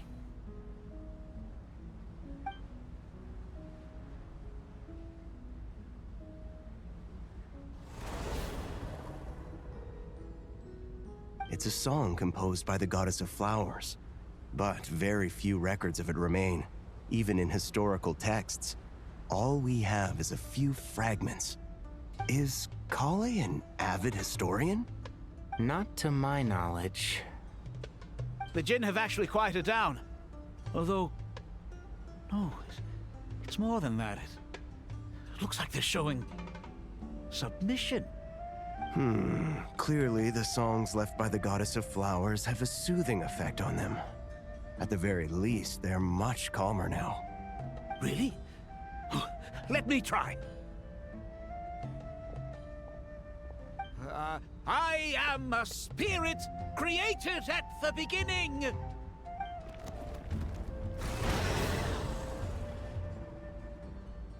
Don't stay away! I'll stop! I'll stop! It seems like the song only works when Kale recites it. But why? Kale.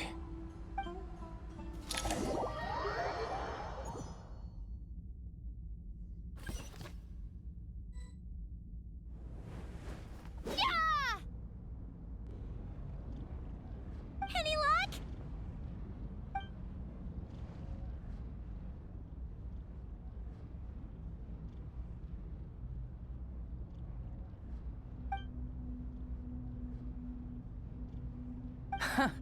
When I heard that loud rumbling in the distance, I thought the shifting sands had bust open the gates to some ancient treasure vault. Turns out it was just you guys. Huh? Wait, that sounds like... It's been a long while. Did you miss me?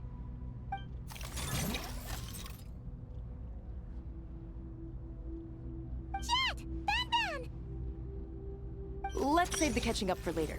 First, I gotta get you guys out of there.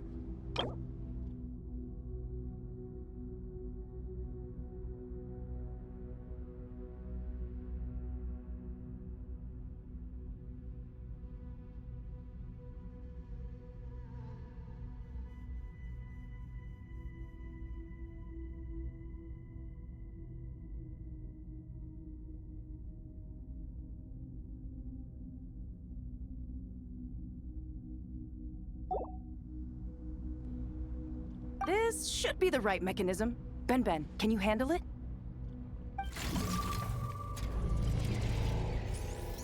There we go. Come on, let's leave this place.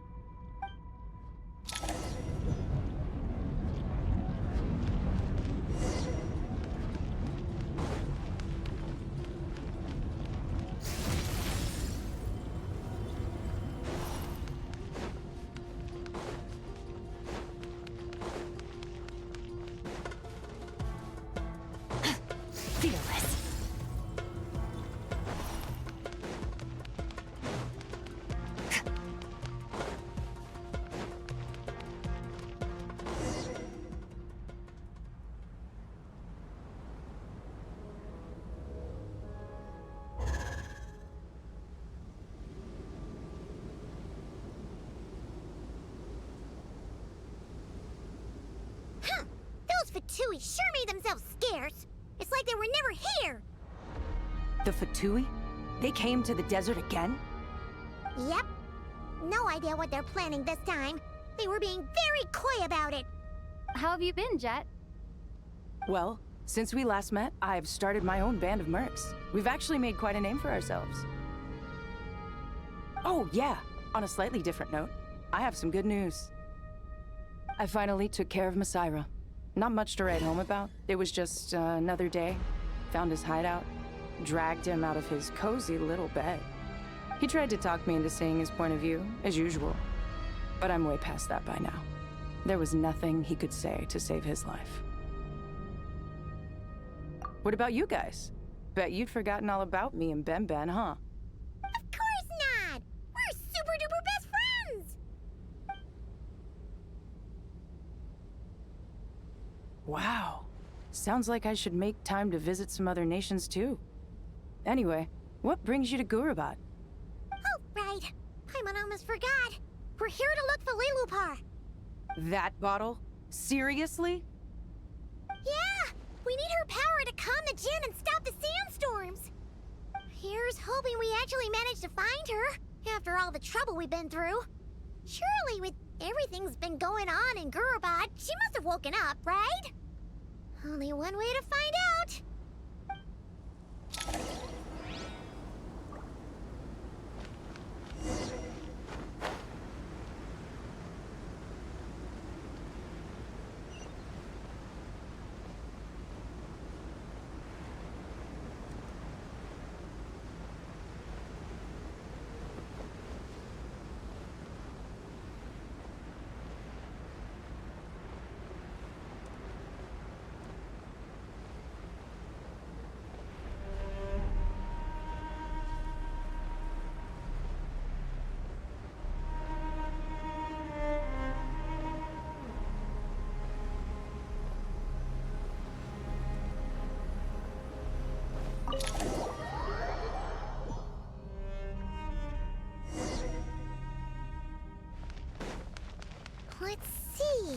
She should be around here somewhere.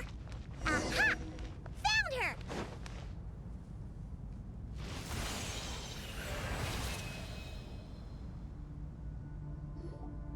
Lillipore!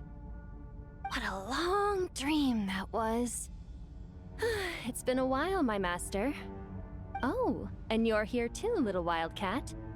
The four of us back together again. Imagine that. After we last parted ways, I merged with the land beneath Gurabad to suppress the dark calamity stirring in the depths.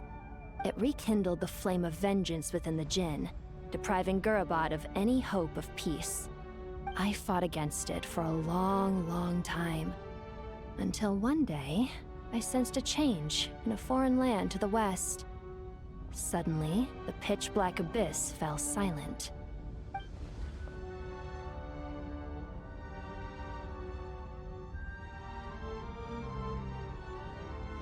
Once satisfied that that dark power could no longer bewitch the Jinn, I too fell into a deep slumber, from which I have only now awoken.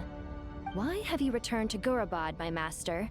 And why is my sand-swept homeland in disarray once more? Well, basically, Sumeru's in danger and a lot of our friends are affected. Some bad guys messed around with Irminsul and now they've released the Jinn in here. We managed to chase off the culprits, but we have no idea how to seal this place back up and stop the sandstorms. Child's play. I shall quell the Jinn and scatter the storms. Thank you, Lillipore. No need to thank me, my master. I have granted many wishes in my time, and this was the most trivial of them all.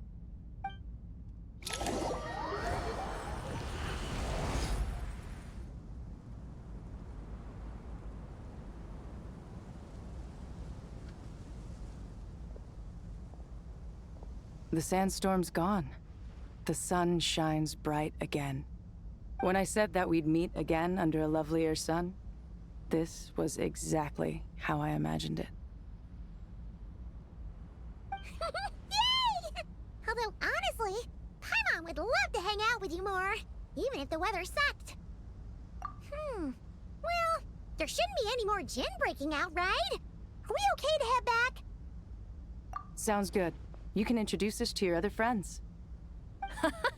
Another adventure begins. Lovely.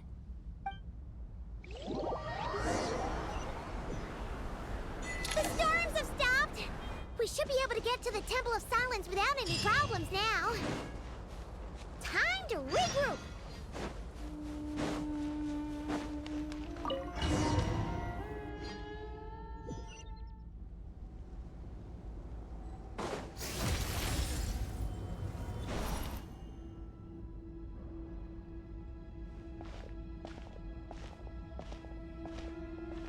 So, this is the Temple of Silence. I've heard the Nagarjanites mention it in passing, but I never imagined it would be this big. It's colossal. I thought the temple moved to the rainforest ages ago. When did they scamper back into the desert? I don't know. This plan sounds a little too risky for my liking. Even in King Deshret's day, this was experimental technology. We have no idea what could happen if we activate it. Well, unless you know of another viable alternative for the Akasha terminal, I'm afraid this is our only option. The plan is sound, and the risks are manageable. However, if we are to proceed, we must act quickly. The scale of this project is enormous. Even with Kave, Faruzan, and every other scholar of mechanics working on it full-time, the proposed modifications won't happen overnight.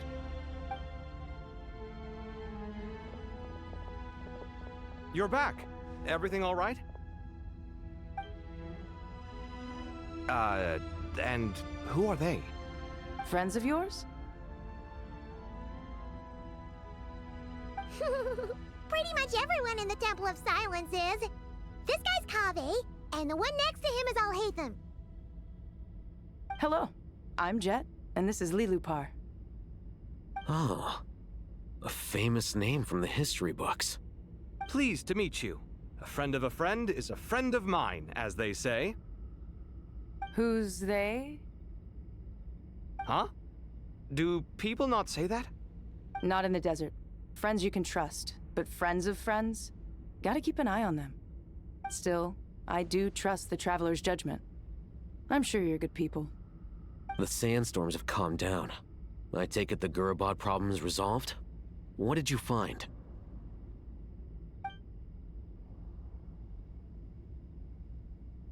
And after getting all smarmy with us, he trapped us there. Luckily, Jet used the mechanism outside to free us, and then we got Lilupar to put a stop to the chaos. Wow. Thanks for being there to help them.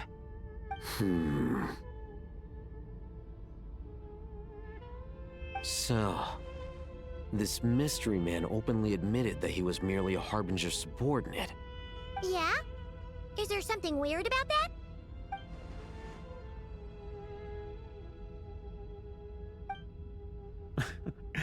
I assume you aren't naive enough to expect answers from an enemy.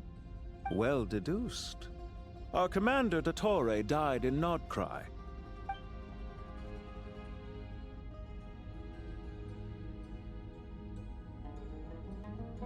Are you wondering about his true identity? Or do you think there's a big conspiracy behind all this? I wouldn't go as far as to call it a conspiracy.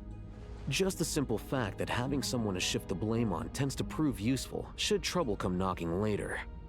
The most important thing for now is to solve the immediate problem.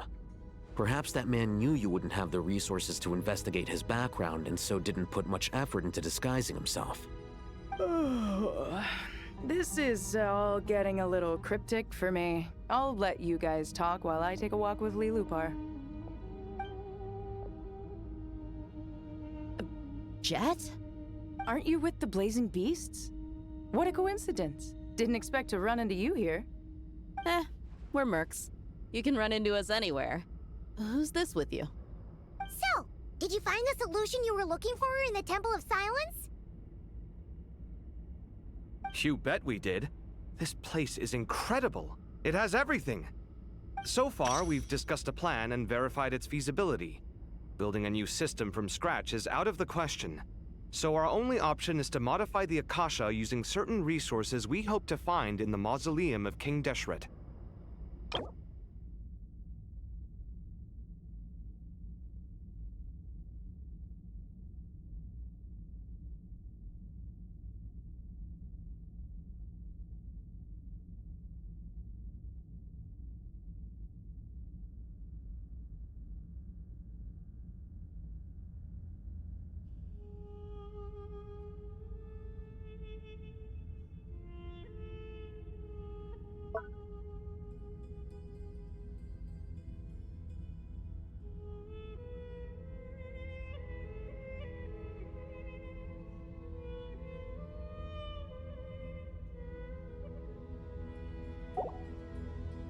According to certain sources in the Temple of Silence, there is a core device in King Deshret's mausoleum known as Aru.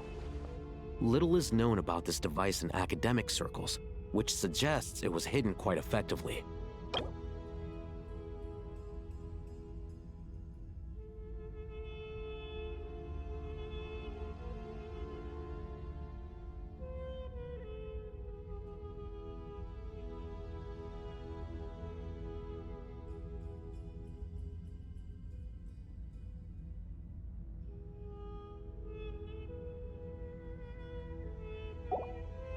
If these sources prove correct, the energy contained within Aru may be sufficient to power our Akasha renovation plan. However, this raises difficult questions regarding technological integration. The sages are still debating it. Yeah, but I'm sure they'll reach a compromise once they've argued it out. The people of the rainforest are always cautious when it comes to desert technology. But times of crisis like this leave us with little choice. Wait, Paimon has a question. Is this the same Aru we've heard of before? It's sealed off, right? Some sort of prison where the Goat King, Ibis King, and Crocodile King are locked up. Well remembered. Yes, that's exactly right. According to our records, Aru was the most brilliant creation King Deshret ever conceived of. Built by divine and mortal artisans working together. It was a miraculous accomplishment, and it lies hidden deep within the king's mausoleum to this day. That being said, what Aru actually does and why it was built, those are deep secrets we are not privy to. Until recently, I wouldn't have been optimistic that the place even exists. The only reason I'm inclined to believe it now is because we heard it from the Ibis King Thoth himself at his temple. The tale of how the 3 retainers of Al-Akhmar were imprisoned in Aru. Paimon totally gets that. When Paimon first heard about it, she thought it sounded pretty unbelievable too. Do you guys still remember that? The Ibis King told us they were trapped in Aru and that they had to answer 3 questions to get out. I think I remember. What causes our rise and fall? What obliterates love and hate? And what determines truth and falsehood? Those were the 3 questions, right? Yeah. If only Nefer were here. She's dealt with the Ibis King before, so she might know more. Oh, Nefer is a friend we met in Notcry. Notcry? Funny. She showed up here earlier. Huh? Yeah. Had another lady with her too. Both said they knew you.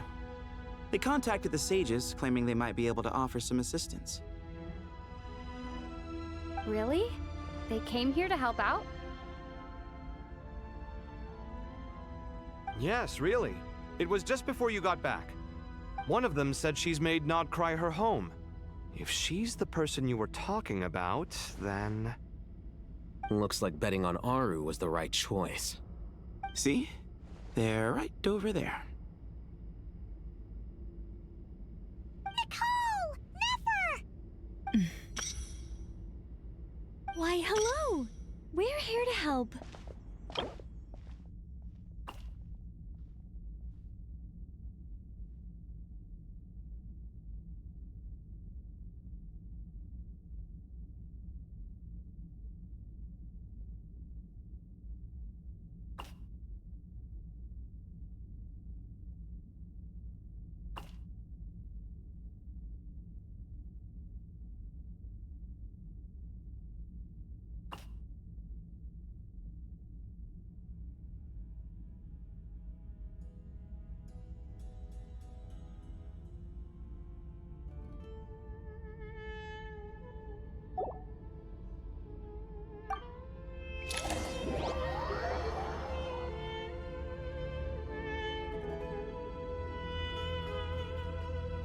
It's a good thing we left early. We almost got locked out. Locked out? What do you mean? Oh, you haven't heard? An invisible barrier has appeared around Sumeru's borders, cutting off all travel in and out. No one can leave and no one can enter. Sumeru has become a lonely island. Are the Fatui behind this too? Actually, no. This has nothing to do with them. I suspect it's a defense mechanism within Irminsul itself. Irminsul is the source of Tevat's ley lines, after all, and Sumeru is the nation closest to it. I imagine this function was put in place to seal the entire region off in the event of serious damage, preventing the disaster from spreading to the rest of Tevat. It may have been implemented long ago. But doesn't that mean that the people here won't be able to escape to other nations if the anomaly keeps spreading? Currently, that does appear to be the case, which is precisely why I am here. This is a critical moment for the world, and Sumeru is the eye of the storm. Paimon's surprised you managed to convince her to come back to Sumeru. Indeed. Even for someone of my wisdom and eloquence, this tested my skills to the limit. And why should it concern me that Sumeru's in trouble? Surely you don't think I still have feelings for that place? Judging by your tone, I suppose you don't. Sounds like you don't know much about my past. And here I thought you knew everything. All I know is that the Ibis King is the source of your power. He was quite a prominent moon envoy once upon a time, so I do know a thing or two about him. As for your past, I have ways to learn the full story if I wish to. But everyone has secrets they'd rather keep to themselves, wouldn't you say? I'm glad you see it that way, Miss Nicole. I've chosen to call Nodcry home, which is why I did my part in its hour of need. That doesn't mean world savings become a habit with me. I have no particular desire to play hero in Sumeru, thank you. I understand. Human emotions do not appear and disappear without cause. There is always a reason to be found behind both salvation and destruction. Still, if time has taught me anything, it's that human emotions are often complex and in conflict. That's why people change their minds about things all the time. But that's where we angels come in. Our duty, ultimately, is to guide people towards their deepest, truest desires and help bring them to fruition. So I wish to hear about your past, because I do not believe you are motivated by hatred alone. And if we still arrive at different conclusions in the end, that's okay.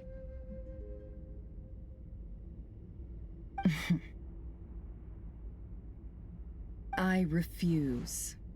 Wait, what? But I set the atmosphere and everything. Isn't this supposed to be the moment when we finally open up to one another? Is it? Maybe I'm not so good at reading the atmosphere. You're right, Nicole. There's more to me than just hatred. Had it consumed me, I'd be left stuck in the past forever, never living in the present. But I don't think that your guidance can change my mind. The all-consuming sands, the bloodshed, both deserved and undeserved. Those old emotions cling to me like a shadow. Do you wish to shake them off? No. I hope to remember them forever. Those emotions and memories shaped me into the person I am today. They'll always be a part of me. In that case, would you like to hear my perspective, at least? Sure. It's not every day you get to hear an angel's opinion. A long, long time ago, when the angels still walked freely upon the earth, I found life tedious. Monotonous work, lukewarm relationships. Things weren't nearly as interesting as they are now. And yet, since the angel's demise, I have found myself missing those days on more than one occasion. Human emotions are often attached to a person, a place, or an object. When those things are gone, the memories quickly fade, and the emotions slip away along with them. If Sumeru were destroyed, both rainforest and desert would be no more. With the object of your hatred wiped from existence, it would not take long for the memories buried deep in your heart to slowly fade. Both love and hate are intense emotions, but they are nothing compared to the void left behind when they disappear. Most sophisticated, Miss Nicole. But anyone focused on the future could only ever applaud the destruction of the things they hate. Still, I'm a special case. Someone once told me that human memory is more selective than a Mora-hungry merchant choosing between customers. We all need a reality check once in a while, so we don't forget the truth. As much as I dislike Sumeru, this is no way for it to perish. All right, you win. I'll help you out a little, but I won't work for free. How much will you need? You're not gonna milk this for all it's worth, are you? What do you think? I'll be upfront with you. I don't have much more on me. If that's what you need, I could borrow some from Alice. Or perhaps I could pay in sculptures. The ones I carve are actually worth quite a lot. Just cover my travel expenses. Huh? Is that all? That's all. Given all the people I owe favors to, I can just about justify a trip to Sumeru. Yehoda! Here, boss! What do you need? I'm going back to Sumeru for a while. While I'm away, you'll be in charge of the curatorium.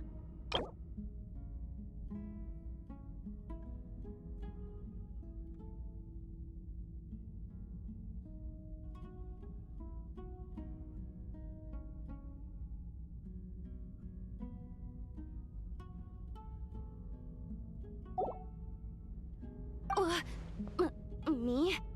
I'm in charge? Whoa! Don't worry, boss. You can count on me! And that was how the ingenious Angel Nicole brought you the perfect person for the job in your hour of need. Hip hip hooray! That was far more detailed than necessary. Not lacking in embellishment either. I never thought I'd return. Especially not the desert. But life doesn't always go as planned, I suppose. What's Candace up to? I don't think I've seen her yet. She's still taking care of things in Aru Village.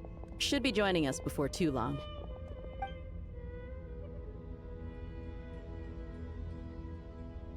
Oh, and sorry. Hope we're not interrupting anything. We have some good news, though. We're planning to go to the mausoleum of King Deshret to look for the legendary Aru, then use it to try and restore the Akasha system. According to records in the Temple of Silence, the mausoleum houses something called Aru's Chute, which can be used to establish connection with Aru. We still have some time before we leave, so there's no rush. By the way, who are these two new faces? Just call me Nefer. I'm based in Nodcry. Did I hear you mention Aru? Correct. Well, I happen to have a connection with one of the 3 retainers imprisoned inside, the Ibis King. I'm here to get things done, so if you don't mind, I think I should come with you. That sounds perfect. Miss Nefer, are you from the desert by any chance? Why do you ask? I don't know. There's a familiar air about you. Plus, you mentioned Candace. Sorry, I don't mean to pry. It was just a random thought. I'm Dia, an eremite mercenary. My work usually keeps me out in the desert. I'm on good terms with Dory, and she's mentioned you all before. It's nice to finally put faces to the names. However, my associate here is probably less well acquainted with you. Why don't you all introduce yourselves? Actually, I'm a little better acquainted than you might think. Huh? Huh. Are my eyes playing tricks on me? It looked like you spoke without moving your mouth. Ventriloquism. I have heard tell of it before. What is it, Kale? It's you! You're the voice who's been speaking in my head, aren't you? You encouraged me to report my dreams to the Dendro Archon, and got me to recite that magic prayer. Mm-hmm.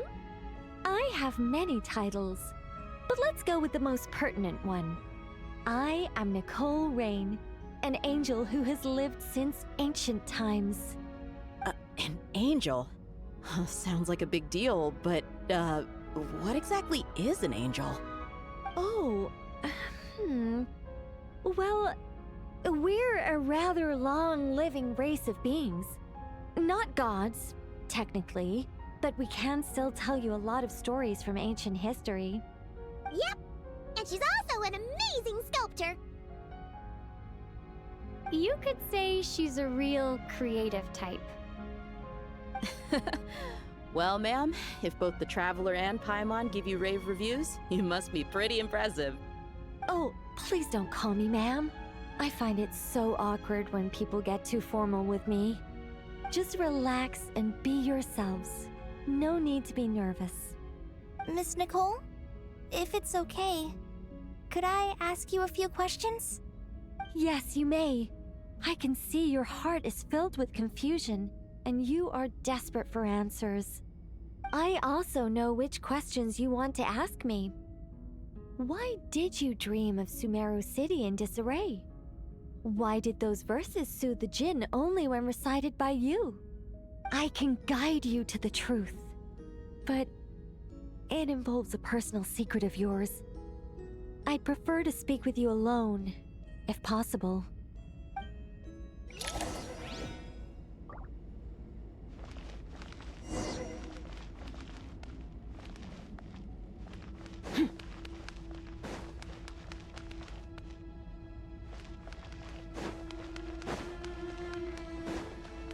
Merciless.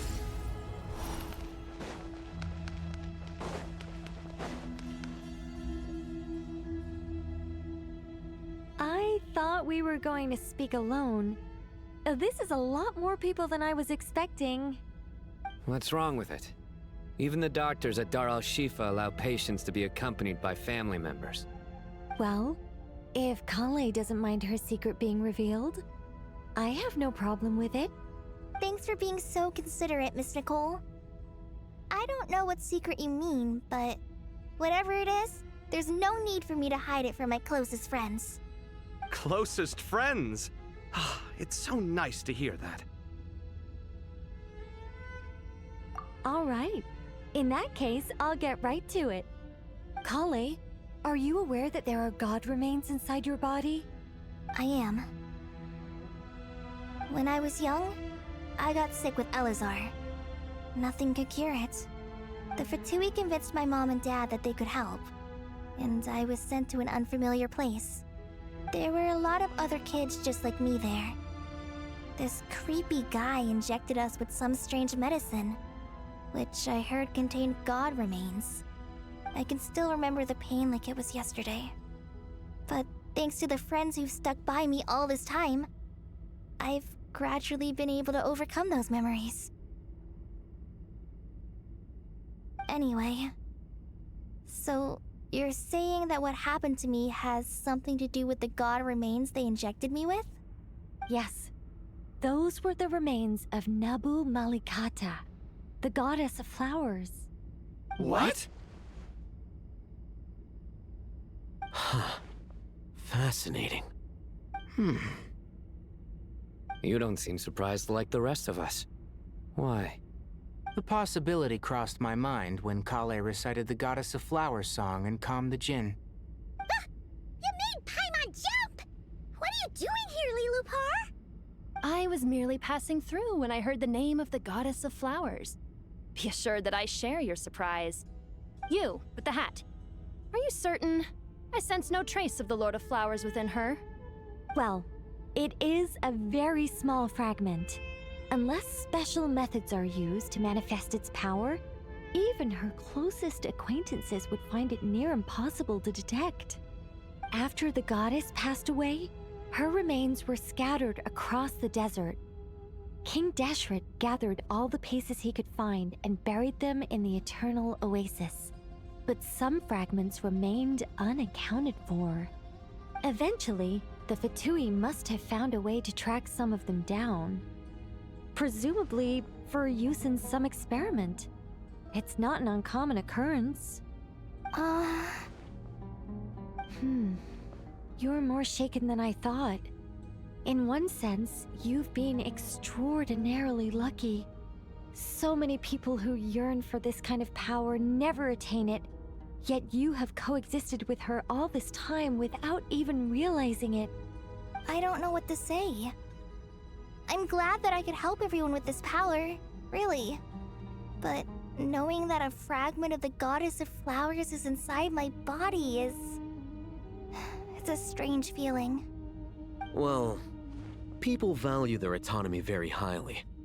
Even a well-intentioned intruder can shake one's sense of self. I understand how you feel, Kale.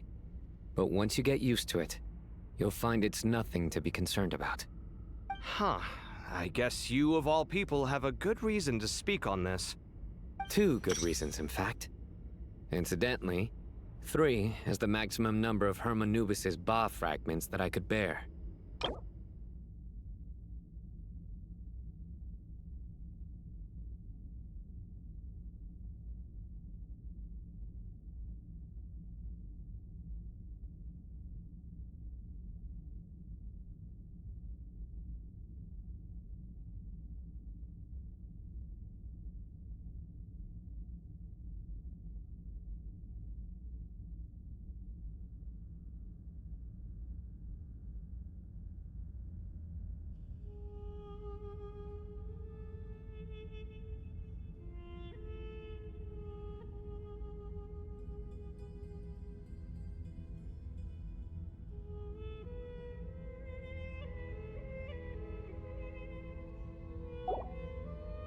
Let me guess.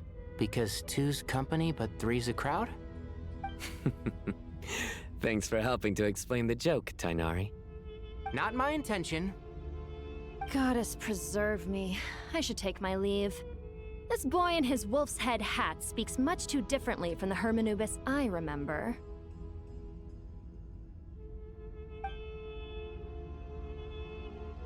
Kale, all I'm trying to say is, no matter how many Hermanubis fragments there are within me, you wouldn't think of me as Hermanubis. In the same way, you are simply you. Yeah, I know what you mean. So about that dream I had, was it a warning from the goddess of flowers? Yes.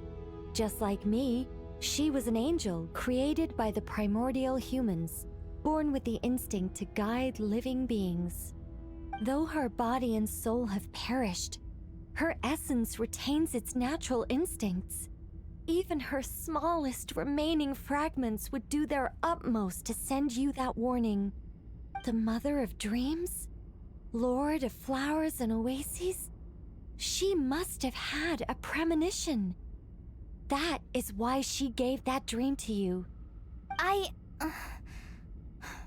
We won't let our efforts go to waste. But I still don't understand. Why me? Yes. Why indeed? You weren't the only one injected with God remains, but only in you have her fragments persisted. I suspect it may be because of the firm will you showed in the face of suffering. She was likely assimilated by that will. Of course, this doesn't mean you have to shoulder any extra responsibility. As this young man said, you are who you are, and that will not change. All right, any further questions from the family members of the patient? If not, we should head to the mausoleum of King Deshret. Let's move out. Time to put our plan into action. We all hope it'll work. But will we really be able to open Aru? And even if all 7 pillars of King Deshret agree to let us proceed, the scale of the work to follow is daunting, to say the least. Haven't you handled other big projects before?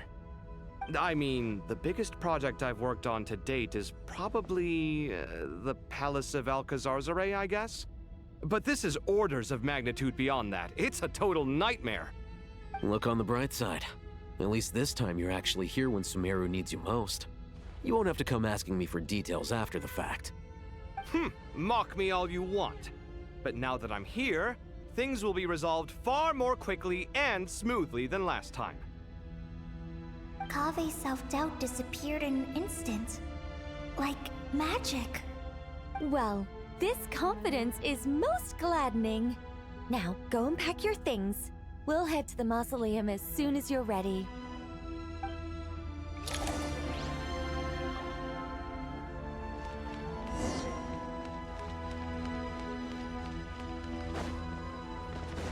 Merciless.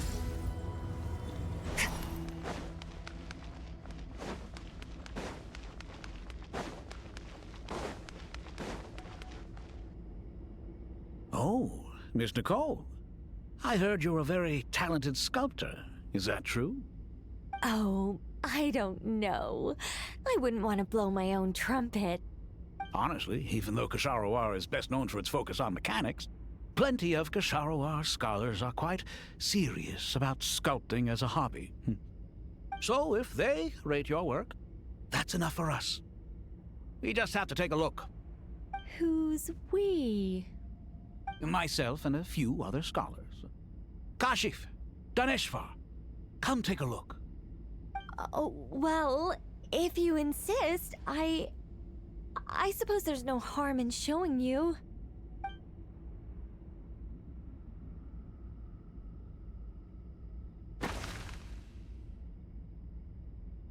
Whoa! Where did that come from? Look at the level of detail. It's so lifelike. The squirrel descends from the heavens like a champion, and the earth trembles beneath its feet. What do you think? Striking, isn't it? Kave? Kave, come here for a sec. Oh, and Madame Faruzan, didn't you used to study in our darshan? Come take a look. All right, but hang on a moment. I have to finish reviewing this proposal first. You called? What is it, youngster? This squirrel statue. Isn't it cute? Oh, a squirrel. I wouldn't say cute per se. The realism is what stands out to me. Were you trying to carve a statue of a hero, young lady? Oh, a hero? I suppose so. Actually, I didn't really have a specific theme in mind. I just started working on it, and this is how it turned out. I see. Well, do you tend to read novels about heroes in your spare time? As a matter of fact, I do quite enjoy those. Everyone loves a good tale of daring do, right? Then perhaps this statue represents the heroic tale you long to see deep down inside. Also on the subject of heroism, I feel that if the subject posed with a finger raised towards the heavens, it would lend a greater gravitas to the overall image. I'm sure some would call it cliché or old-fashioned, but not me. I think it would be a perfect fit. It has a certain classical beauty about it. Kaveh! Sorry, Madame Faruzan, I'm a little busy right now. Don't wait up for me. What a pity. That young man has excellent aesthetic tastes. I was hoping to ask him for his opinion. What a genius idea! Why didn't I think of that? Classical beauty is a great direction to explore. That's it. Once I get back, I'm going to sculpt a heroic squirrel pointing its finger towards the sky. Precisely. A declaration of victory. You understand my vision. Then place the two statues face to face. Yes! That's exactly what I was thinking. It'll be a masterpiece, Miss... I'm sorry, I didn't catch your name. Just call me Nicole. Madame Faruzan? Was it? What? Oh, no. That wouldn't be right. Why ever not? Madam is a state of mind cultivated from within. Anyone may call me Madam if they so desire. My dear Miss Nicole, once we make it through these trying times, should we have the pleasure of meeting again, I shall look forward to seeing your new work. In this day of age, it's rare to find people with an appreciation for classical aesthetics. Meeting you was truly a pleasant surprise. Honestly, I feel the same way. It's been a long time since I met anyone interested in this style of statue. Clearly, they don't call you Madam for nothing. Also, I have to say, you're a very good judge of character. Because when I think about it, I really am someone who likes stories about heroes. That must be why I've quietly kept watch over generation after generation of them. Sorry, keeping watch over heroes? What exactly do you do for a living?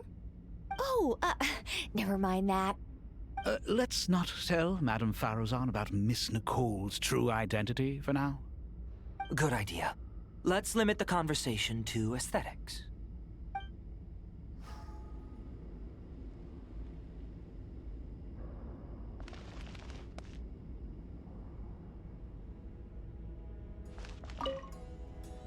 Let's not tell Madame Faruzan. Good idea.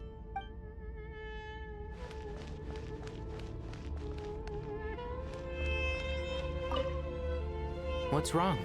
You look a little depressed. Kale got a fragment of the Goddess of Flowers, and all I got was one of the 7 pillars who served under King Deshret. I lost out, didn't I? That's what you're upset about? You're such a child.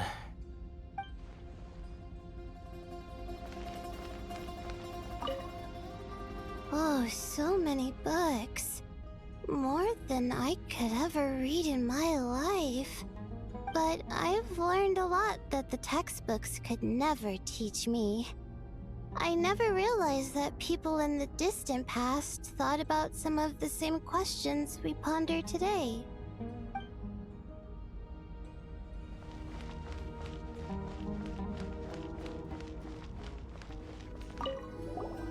Paimon! Thanks again for your notes. I'm done copying them, so here you go. You're welcome. Just let Paimon know if you ever need help again.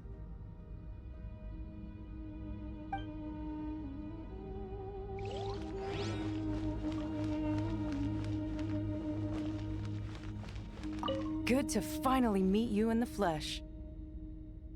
It's a little surreal seeing you here after exchanging letters for so long. In my head, the boss of the Curatorium of Secrets didn't look so young. Sounds like you have some history then? Any budding mercenary group needs a steady supply of intel. They, in turn, can prove an exceptional source of the same. The Curatorium of Secrets is happy to cooperate with friends from all over the world.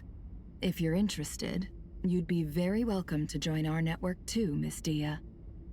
Can't say no to a solid partnership, especially out here in the desert. Having intel can mean the difference between life and death. But cooperation's built on mutual trust, and there isn't much contact between the desert and Nodcry. So I'm guessing you reached out to Jet first, Miss Nefer? What's behind your interest in the desert? Nostalgia? Or is there someone you're looking to take care of? Let's put all our cards on the table first. Things will go more smoothly that way. I like your style, Flame Mane. Actually, I had this same discussion with Jet before we started working together. To be clear, I have no intention of using you for any ulterior motives, and I have no enemies in the desert as things stand now. Were that to change, I wouldn't drag outsiders into a conflict that doesn't concern them. There's no point in doing certain things if you don't do them yourself. Wouldn't you agree? Well said. Taking responsibility for one's own affairs is the way of the desert folk. Huh. It's like you're one of us. You sure that's a compliment? Absolutely. I'll take it. Perhaps we can discuss our cooperation in more detail now? Sure. I love working with no-nonsense people. And you certainly fit that description. I look forward to a fruitful partnership. As do I, my friends.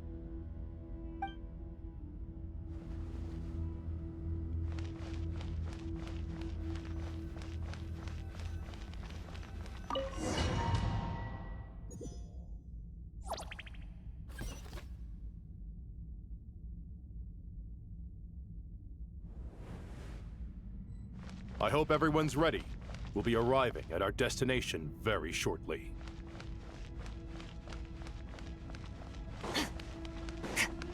Merciless.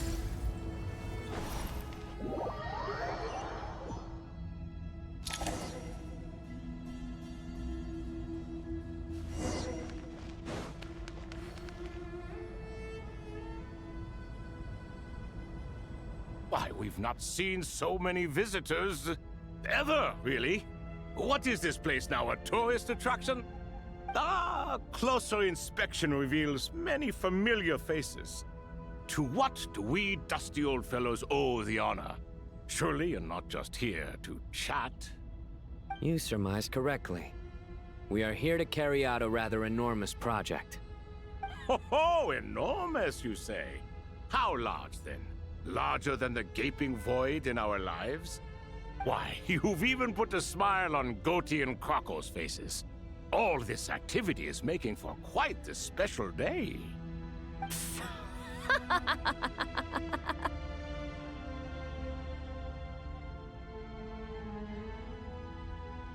I know that laugh. Lilipar? What on earth are you doing here? Oh, this is hilarious. Turns out good things really do come to those who wait. As long as you stay alive long enough. When did you three get locked up in here?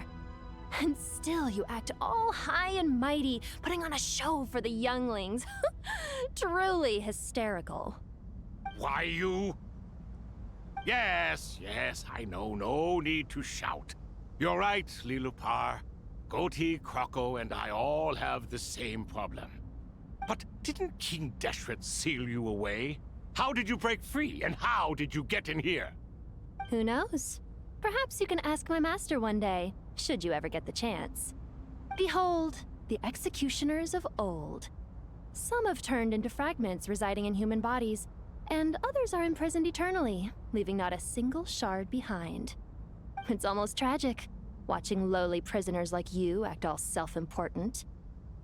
Curiosity gnaws at you, doesn't it? Your interest in the outside world threatens to burst you at the seams. Turf. I'm starting to take a liking to this magic bottle lady. Time is of the essence. Let's get down to business. We come to you, O three ancient lords, to request your assistance on behalf of the Academia. If we can help you regain your freedom, then please consider lending us your aid. As for precisely what we need your help with, it's a long story. So, to demonstrate our sincerity, we are prepared to first resolve the problems that plague the three of you. All right, stop arguing, Croco, and Goatee, don't you start. What's the harm in letting her speak? It's not worth getting so angry about. Forget about her. The three questions are the crucial thing here. But do you really have a way to answer them? You once answered the final question, Nefer, but the seal did not open. Unless, with the passage of time, you have found a new answer? You could say so. When you first asked me what determines truth and falsehood, my answer was a liar's soul. Liars are the best at seeing through the falsehoods of the world. But if you want them to tell you the truth, you have to reach their soul. I think that makes sense. I found it quite compelling myself, and I told Nefer so.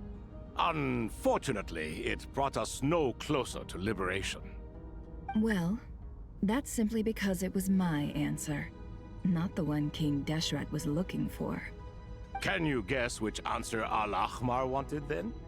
Time. And that's not only the answer to the final question, it's the answer to all three of them.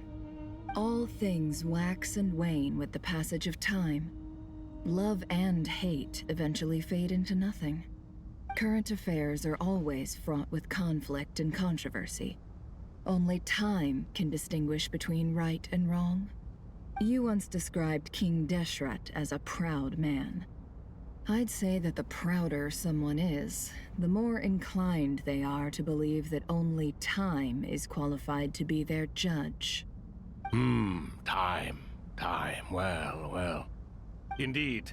Perhaps in building Aru, our king was in fact attempting to reverse time, to bring love and hate, right and wrong, the rise and fall of all things back to their point of origin.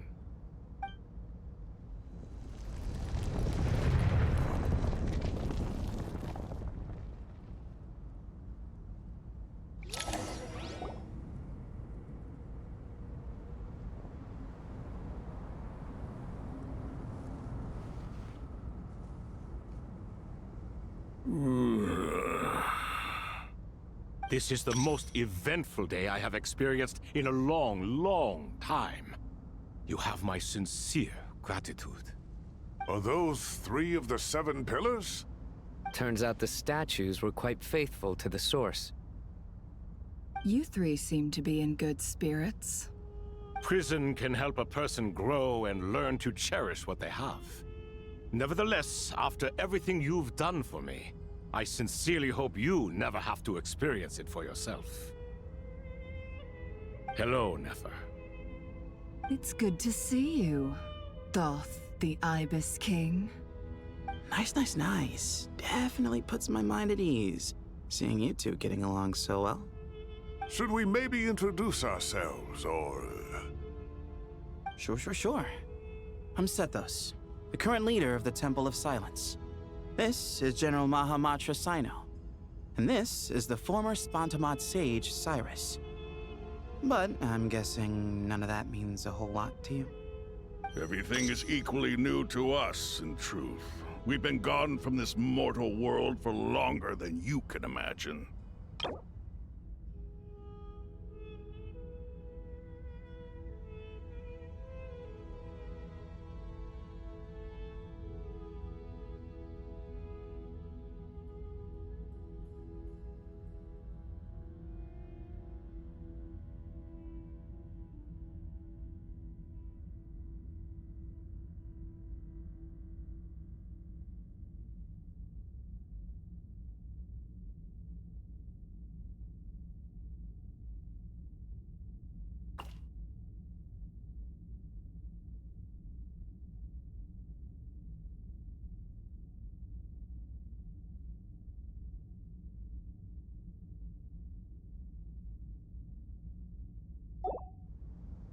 Let's hold off on the introductions for now.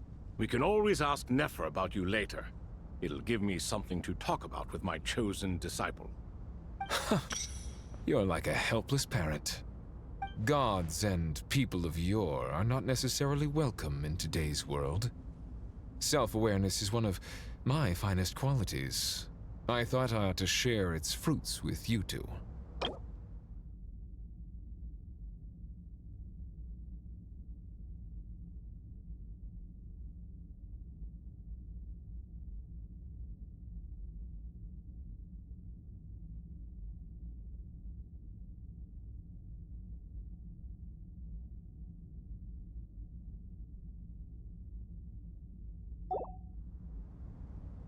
Is that so?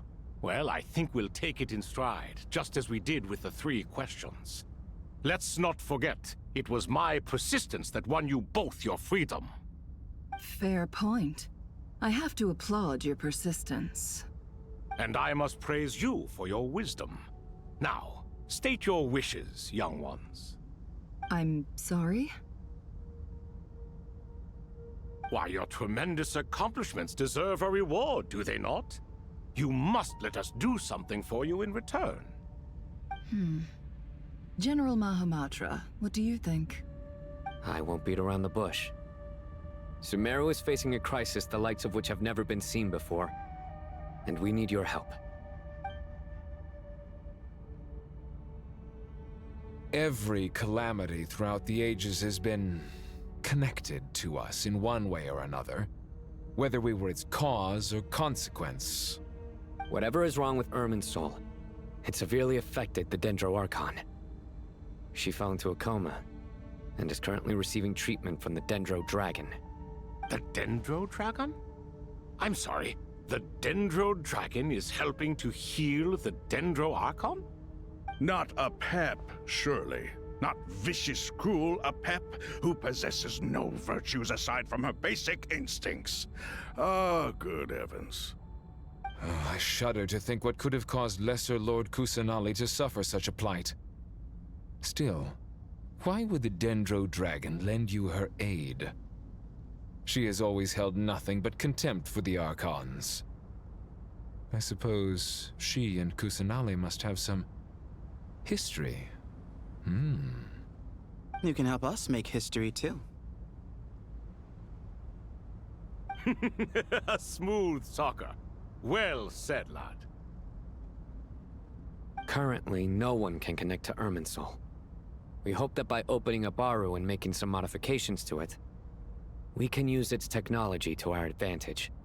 Unfortunately, Aru is an imperfect creation. King Deshret never managed to realize his full vision before his death. Much remains to be done if it is to be pitted against Irminsul itself. Besides, I hear your reasons, but to give Aru up over such would be... The archaeological records clearly indicate that although Aru's construction took a long time, it was not beyond human means to achieve. Modern technology should solve the efficiency issues. We have no choice but to go all in on this. This is by no means a threat. But the only reason we helped you escape from Aru was to gain the necessary leverage to negotiate with you. You asked us to state our wishes, and we have. Each one of us here needs your help, as do all the thousands of people living in Sumeru. They need you, and they need Aru. What do we think, my fellow old fogies? Shall we lend our support or not? Since you ask so nicely, naturally. Naturally what? Are you for or against? I simply mean we shall do what comes naturally. You claim that you wish to open Aru. Know you then that the golden slumber created by King Deshret is preserved within?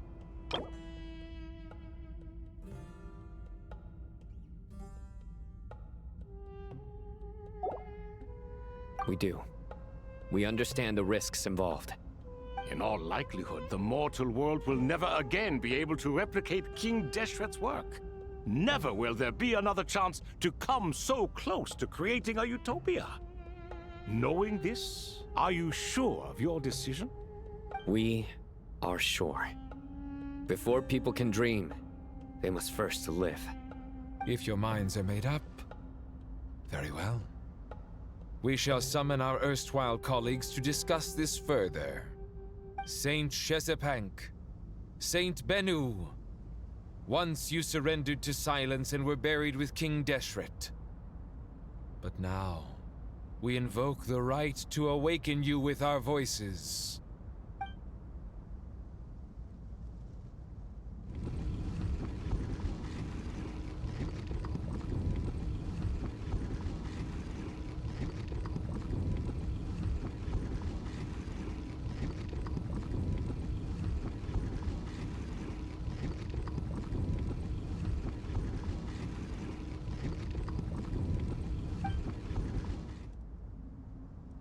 Saint Bennu, responding to your call. 3 kings detected. Initiating autonomous will. Saint Shezbank, responding to your call. 3 kings detected. Initiating autonomous will. Ah, Lord Herreshoff. What a long time it has been. I trust you are keeping well. Then your trust in my well-being has long outlived your physical body. You have always opened with that same phrase, in life, death, and now even beyond.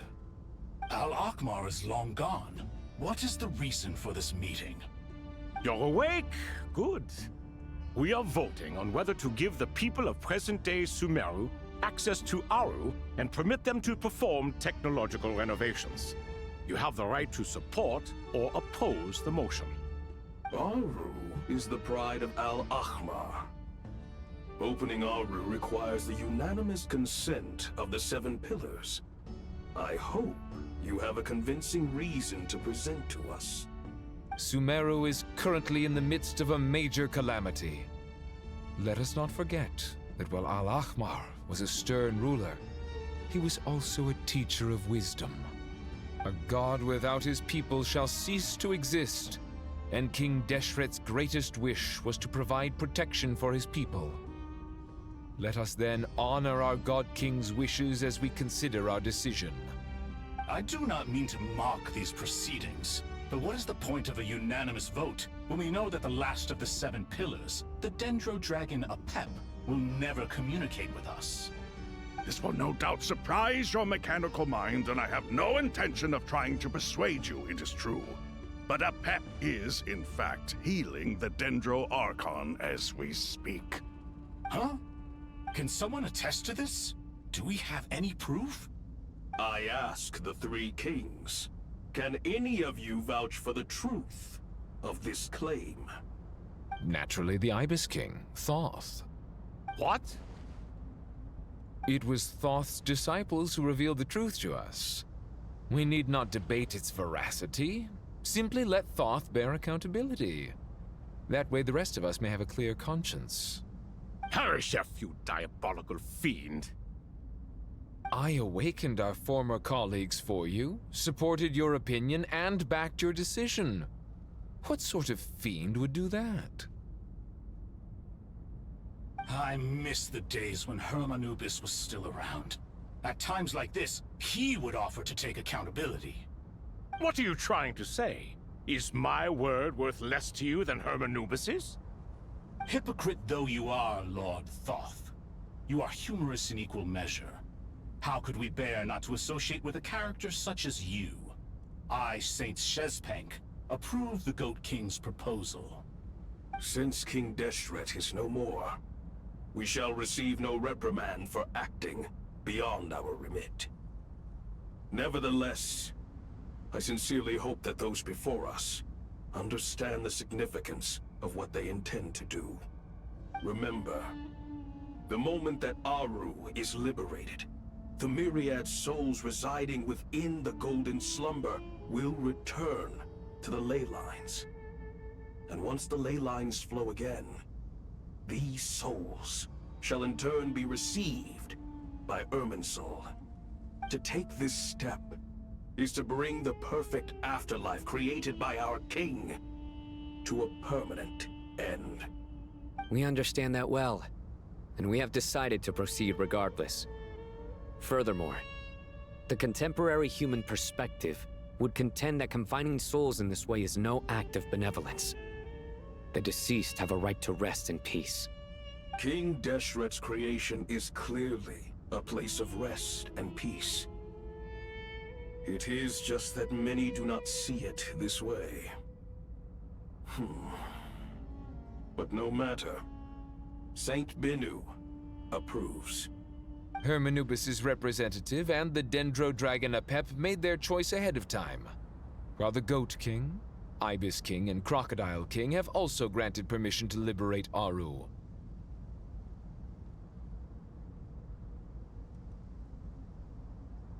By the grace of His Majesty, guided by his wisdom and will, let the gates of Aru be reopened.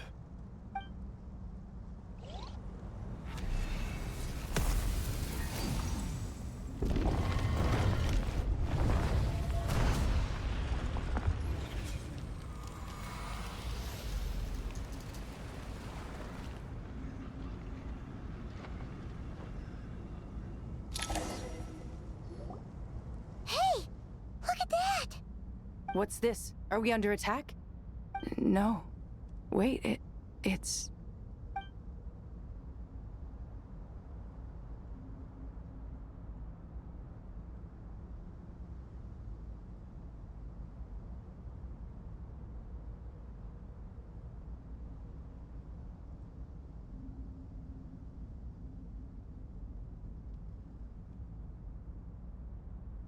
Here you are.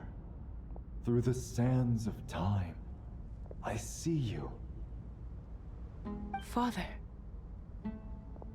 Father, is it really you? It's Jet's father, Jibriel! That's right!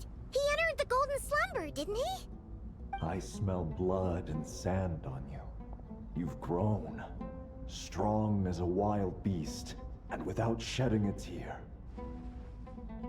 You have to leave, don't you? Please, just answer me this. What should I do for you? This meeting is a blessing from the gods. My soul, once imprisoned along with that of Samael, is finally free. I am truly grateful for the chance to see you again. That the dead should meet the living is itself a miracle. One brief, precious moment is enough. Enough to set my heart at ease. Do not weep for me, Jet. I know you will accomplish many great things in your life. You will go further and climb higher than I ever did. All I ask is that you take good care of yourself.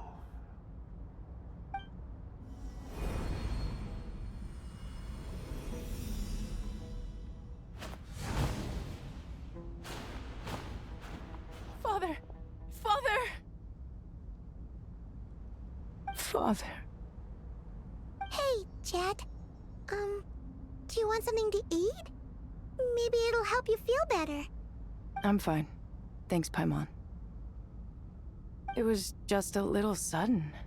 The chance to see my father again meant the world to me. He was trapped in the Golden Slumber for our sake. And now, after all this time, he can finally rest in peace. I'm glad. It's a huge relief. You've grown strong, Jet. More than enough to fend for yourself. Yeah. I'll leave the past in my memory where it belongs. My family, the good times and the bad. Goodbye, Father.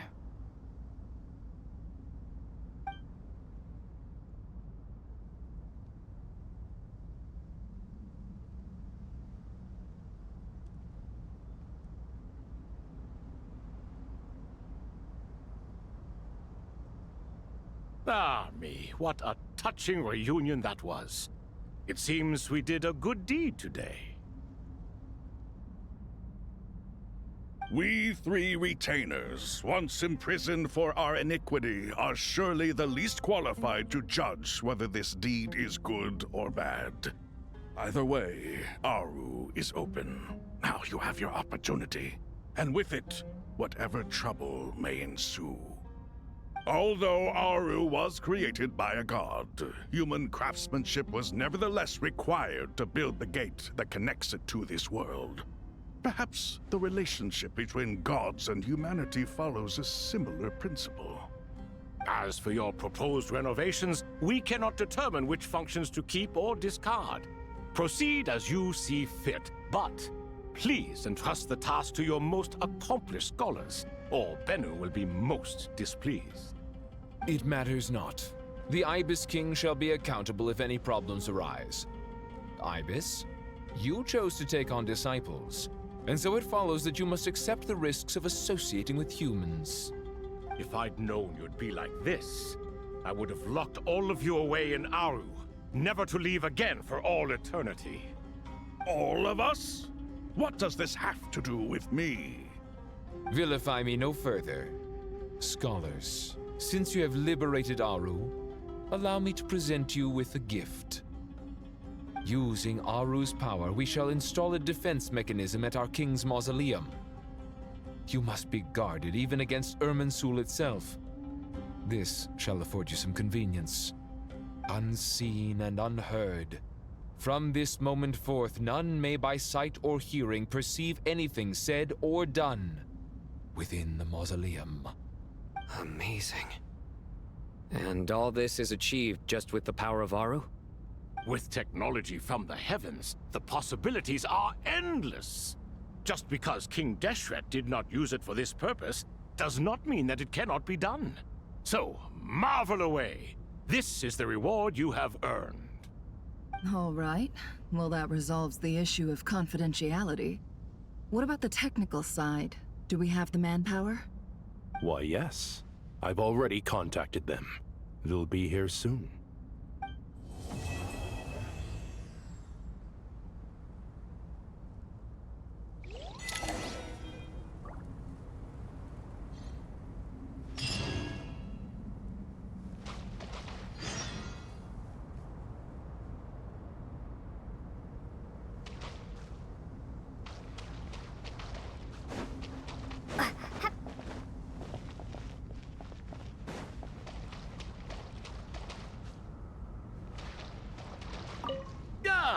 Fresh air. A wondrous feeling. Naturally. I have a sudden urge to stretch my legs. Can anyone recommend a suitable leisure activity? I might have had some recommendations for you were this the past, but here and now, for someone who has just left prison, there could be no greater joy than simply being outside of it at last. I could not agree more.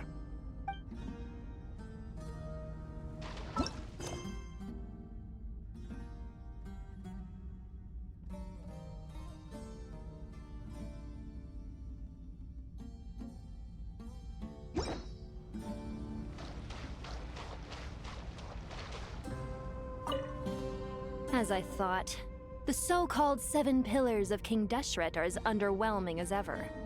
What do you mean? Not a fan of the boys' club? As men, as individuals, and even as gods, they are entirely undeserving of my attention. Al-Akhmar once commanded me to select a king from among the people, so naturally my eyes will open only for one who is worthy. Ugh. Can we talk about something else? It all sounds pretty complicated, and I haven't read that many storybooks. You think this is a mere story? Well, many would also say that the journey you shared with your father is not but a tale. My life, your life, they are nothing but stories. Little girl, it appears that you really have grown. In the past, you would have flown into a blind rage at my words, but now you are unperturbed. Oh, it's nothing. I just feel like you're right. Getting all pissed at someone for telling the truth is pointless. It only makes me look petty. This alone is proof enough of your growth. You're doing well, my dear girl. You're becoming ever stronger. Strong enough to defend the people and things you hold dear. You think so? I hope you're right.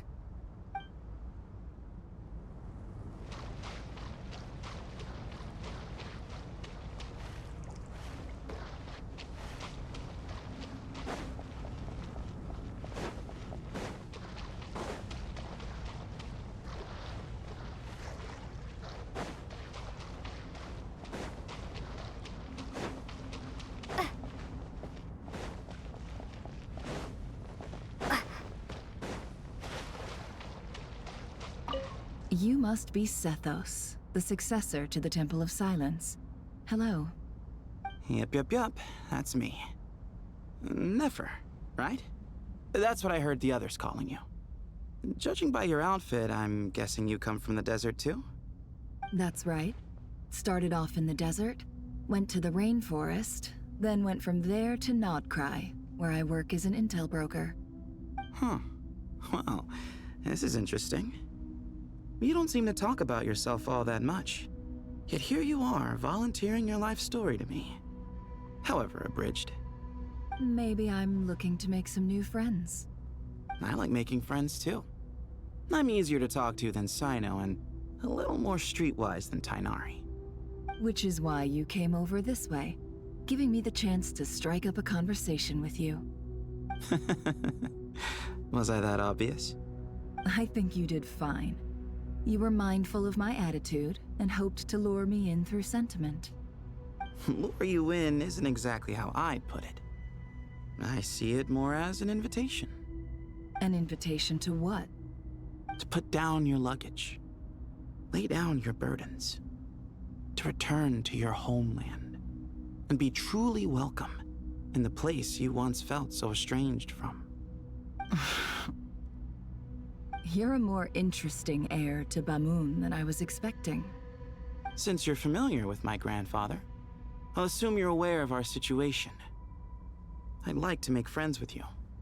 And I think you'd be a great asset to us. Not to mention the power you and I both hold. Originally belonged to the same organization. Aha. There we go. Now we're getting somewhere.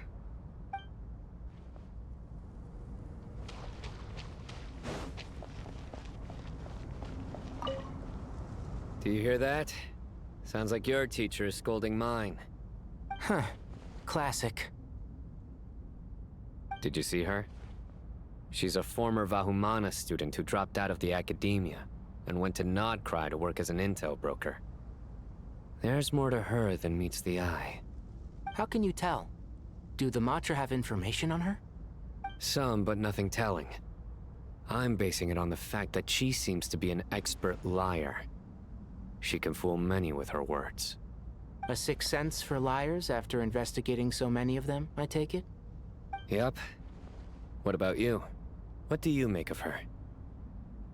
A little earlier, in the corner, I noticed she gave some supplies to Jet and had her deliver them to the main group. She's meticulous and highly observant. Besides, what was it you said? Making it to the top is no easy feat in any profession. Anyone who's at the top of their game has to have some sort of edge over others. It's true, but she's not the only one at the top of her game. I also am, and so are you. Sure, but what's to guarantee she won't overhear us talking about her? Don't worry, I have my methods. Sethos is distracting her. Ah, I see.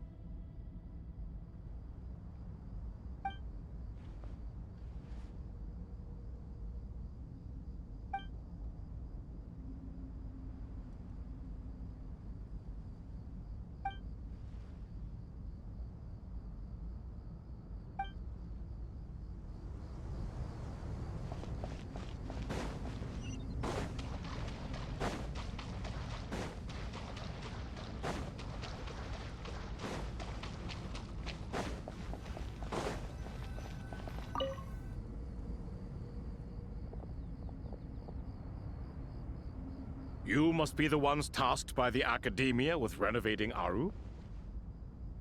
That's right. Good afternoon. I'm Kaveh, and these two are Termezi and Naisaburi. Hey, I'll hate them! Come and introduce yourself! We've met before. This is Thoth, the Ibis King, and everyone knows these two. Afternoon, gentlemen. I've only ever seen these two in murals! Ah, the paintings in the temple. They show us chatting, playing cards, playing chess. Precisely the activities we most enjoy, funnily enough. No, only you enjoy playing chess. We were just humoring you. I wouldn't go that far. Back to the matter at hand. A preliminary assessment by the Academia indicates that this project requires expertise in various disciplines, including the deciphering of ancient texts, mechanical engineering, the restoration of ancient ruins, and elemental theory. The most capable minds in their respective fields are here before you. If there are no objections, we'd like to begin our work. The artisans who built Aru for Al-Ahmar gave their very lives to create this splendid work. Follow their example by giving your utmost devotion to this project. I didn't know that. We'll do our best, of course, but we certainly won't be sacrificing our lives. Such brazen words. Humans these days are a far cry from their ancestors. What little respect you show for King Deshret. No, that's not what he meant. Please, don't mind him. He shares your sentiments, just not your, penchant for hyperbole. Assuming that's what you were going for? I just think it's important to manage expectations. Forgive my lack of courtesy, but we simply can't sacrifice our lives to the gods on completion of the project like people in the legends of old. Here's a first draft of the project proposal for your perusal. Please let us know if you have any requests. Normally, I'd have made it look a lot more visually appealing, but we were really pressed for time on this occasion. I hope you'll forgive me if it's a little rough around the edges. Naturally. If my fellow ministers deem this meager display of respect sufficient, I suppose I can consider agreeing to their proposal. Why are you so preoccupied with the ostentatious displays of respect to Al-Ahmar? We should be trying to make things easy for them. You never know. We might have to rely on these young people to look after us in our old age. Exactly. This is Aru's mainframe. Be reminded to use it with great caution. We certainly will. Thank you for your assistance. You may attempt to lay out punishment should you so desire, though I'm afraid it would be futile. You and I both know that certain components of Aru can only be operated by humans. King Deshret always believed in humanity. Still, the reason that Aru's modules are designed that way is not so much because he trusted them, but more because he was wary of you. Is that true? No wonder human artisans helped to build Aru then. He actually required human assistance to create his greatest work. Naturally. Have you noticed that the Goat King keeps giving superficial responses? It's like he's just going through the motions and leaving the real debate to his colleagues. He understands the art of perfunctory speech. That's what earned him his position as the Minister of Ministers. It seems the rumors about King Deshret being a poor judge of character are baseless after all. Excuse me for being blunt, but it sounds suspiciously like you're putting yourself on a pedestal and mocking me. You're mistaken. And while there's nothing strictly wrong with making every conversation about yourself, it's not exactly a positive tendency either. You? Whatever.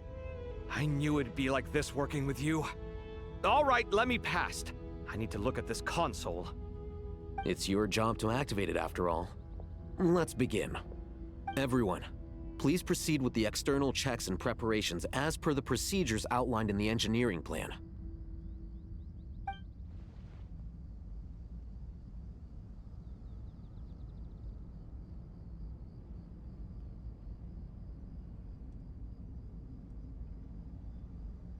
Hello there, youngsters. Whoa, the Ibis King came to life. What do you mean, came to life? I've been alive the whole time. You did say we could start our research, right? Are you having second thoughts now? I've reviewed the proposal. The work you're planning to carry out on this grand device is ambitious in its scope. You have ample confidence in your abilities, I take it? I wouldn't say I'm feeling hugely confident, but given how bad things are, I'd rather at least try something than sit around waiting to die. You are the top scholars of your day. I trust you are aware that there are countless links between Aru and the Akasha? Aru and the Akasha? But I thought the Akasha was the Academia's greatest technological accomplishment, created years ago by the Dendro Archon to help her people access knowledge. And you too? Do you not know either? You've read the instruction manual, right? You tell them. An instruction manual? The Akasha has an instruction manual? The Dendro Archon is a kind and thoughtful god indeed. It used to sit on a shelf in the corner at the House of Dana. Not the most popular read. If the manual is to be believed, Aru was in fact the original inspiration for the Akasha system. What? But there are so few records about Aru anywhere. And practically none of these scientific expeditions into the desert had anything to do with it. Ah, but this is something you could not possibly have known. You may have heard many stories about the desert, but what is the most important aspect of history? Consider this a quiz. Anyone from Vahumana present? I'm from Vahumana. It's, well, veracity. Precisely. And a large part of veracity is the chronological order in which events occur. I may as well tell you. In the beginning, Nabu Malikata, the goddess of flowers, descended upon Sumeru. The glory of the heaven was within her. She brought life, oases, and knowledge to this land. Then she created the Jinn, enlightened them, and ordered them to serve her. Two other gods also walked upon this land where wisdom flowed in abundance, and the three met beneath the great green trees. It was the first and greatest alliance. We should speak with reverence of this covenant between the three, which transcended both time and life. For they promised that in Sumeru, wisdom would be shared with all. All the great changes in Sumeru's history began with the goddess of flowers. For King Deshret's sake, she pried into the secrets of Celestia, and for this was burned to ashes by the flames of wrath. So grieved was King Deshret by her passing that he lost all interest in state affairs and devoted himself instead to the knowledge that she had brought back. It was after learning of the technology from that floating island in the sky that he first conceived of Aru. And so, the Akasha was inspired by Aru, while the basis for Aru itself came from Celestia's technology. Well, if the two share a common technological origin, then connecting one system to the other is an entirely feasible idea. Unbelievable. Have you no reverence at all for celestial technology? No, I do, but there's no time for that. The schedule is too tight. Blame it on the deadline. Perhaps you could try coming up with our cutoff dates. You know what it's like having to turn around 5 different drafts in one day? I wouldn't wish it on my worst enemy. Yeah, also, Sir Ibis King, you don't plan on getting directly involved at all, do you? Yes, well, you strike us more as having come to give a popular science lecture. Or, wait, does this count as more of a first-hand witness statement? Neither. Anyway, this sounds like far too much work for me. Still, if Aru is so powerful, why didn't King Deshret use it for more ambitious ends? Because it was never fully completed. King Deshret had grand plans, but he perished before they could come to fruition. In the beginning, his wish was to create something that could rival the very world itself. The Lord of Flowers sacrificed everything for that ambition. What he desired, she bestowed, and thus was knowledge brought into the world. Her courage and sacrifice had to be honored with the most splendid of monuments, or King Deshret would surely have deemed it a grave injustice. And that monument, built from knowledge and technology, etched with a sacrificial and courageous love, even in its unfinished form, it deserves to be treasured. At that time, King Deshret said the following to the Lord of Dendro. Since we share an eternal covenant, I shall never be your enemy. Hence, the fruit of wisdom from the heavens is not to be devoured. Remember, it is not that I lack the power to become the enemy of wisdom. Yet you and she have taught me much and shown me kindness. For this, I cherish you both. In the end, Aru was only used to store a portion of the souls. It was but a primitive form of the masterwork the king had envisaged. His final hope for Aru was to return to the past, when she yet lived.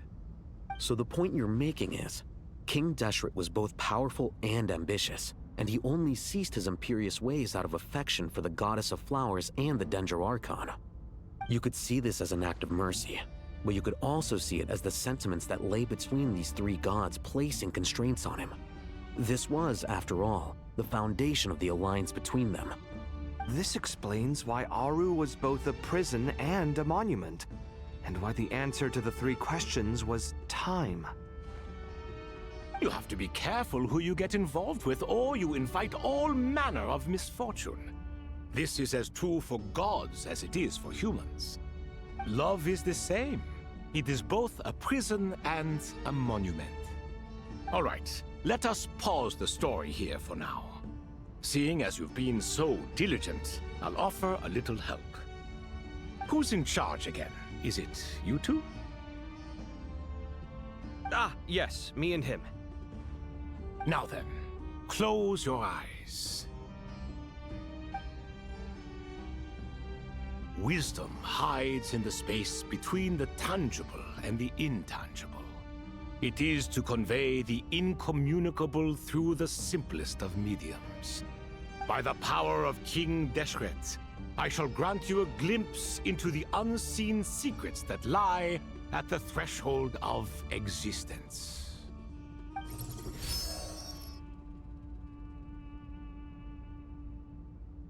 Where did this come from? Is it a new mechanism? It looks more like some form of externalized information. You've rendered it visible? Just as the Akasha allows you to access a greater range of knowledge, the power of our king permits one to perceive ingenuities that do not belong to this world. This is no ordinary mechanism.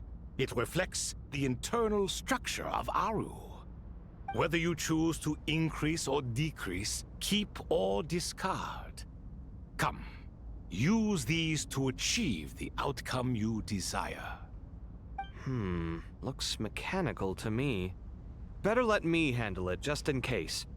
But wait, how do I get up there? Turn around. So that's where the elevator is!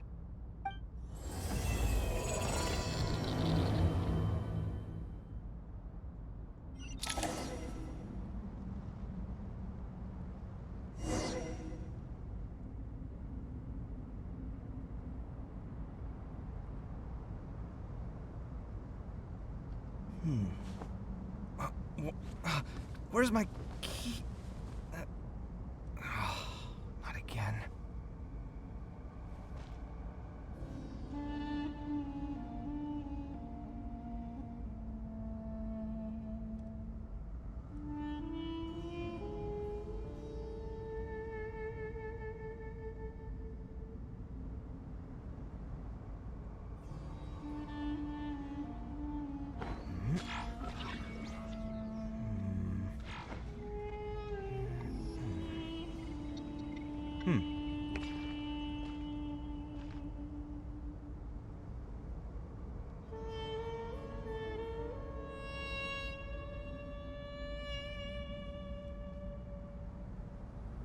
It's good to get out and stretch your legs once in a while. People aren't made to stay cooped up inside all the time.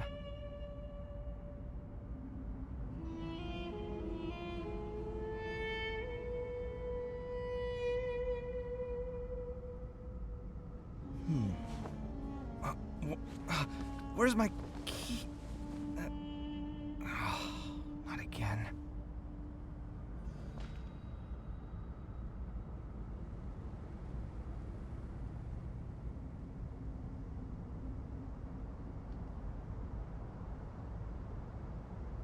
My latest design's getting there, but there's still room for improvement. Better make my finishing touches before the deadline creeps up.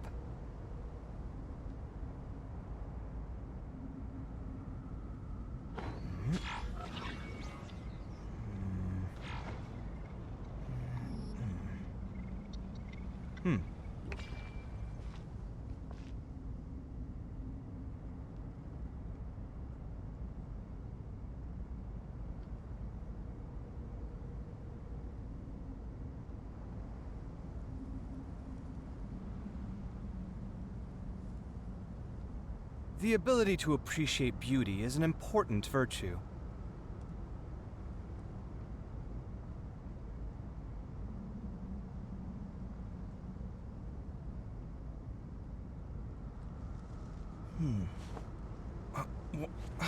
Where's my key?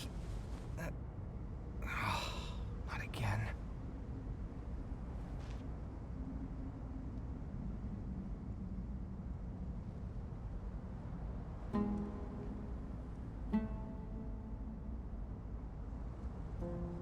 It's good to get out and stretch your legs once in a while. People aren't made to stay cooped up inside all the time.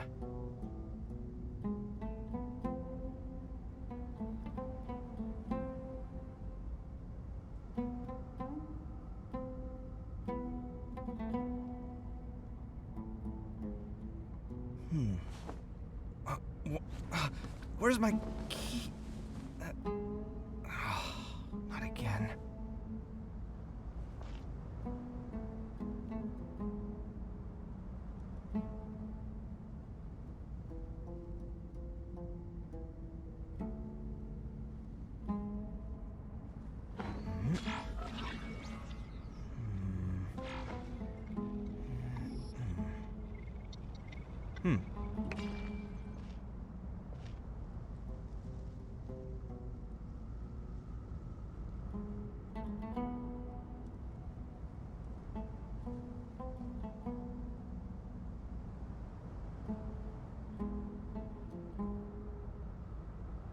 My latest design's getting there, but there's still room for improvement.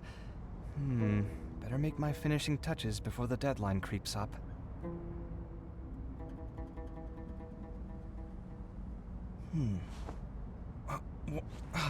Where's my key? Not again.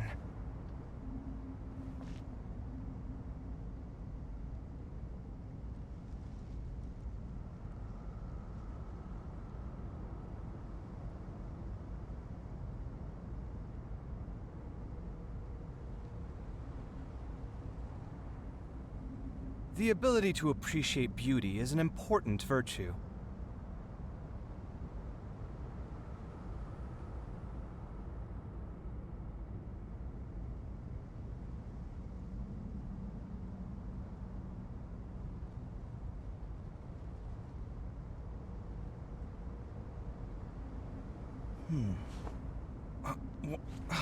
Where's my key?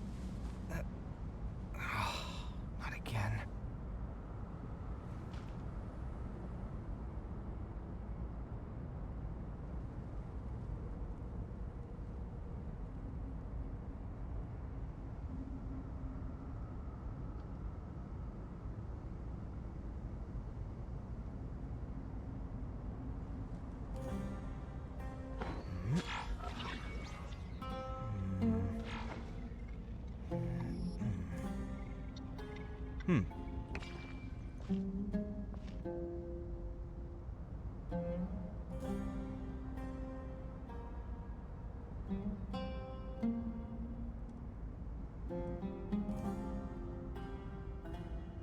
It's good to get out and stretch your legs once in a while.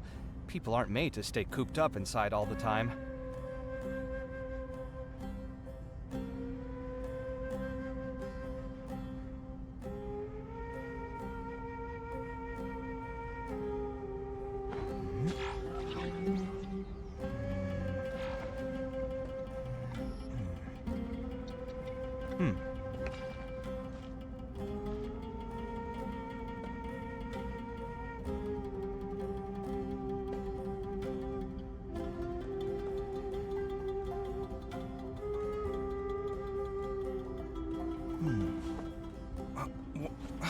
Where's my key? Not again.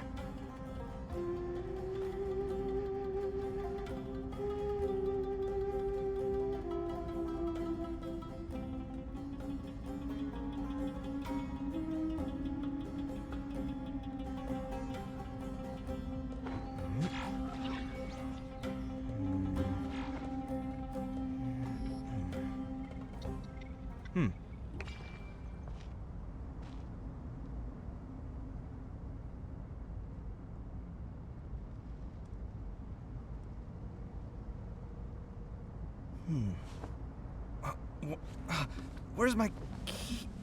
Not again.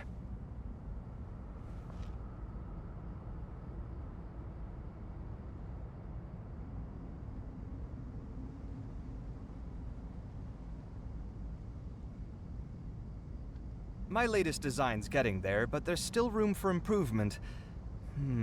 Better make my finishing touches before the deadline creeps up.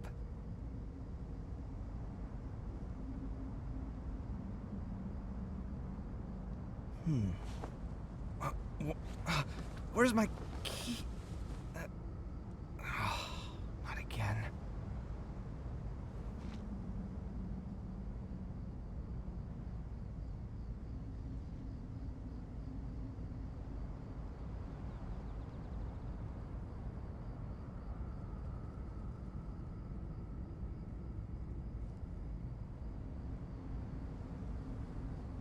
The ability to appreciate beauty is an important virtue.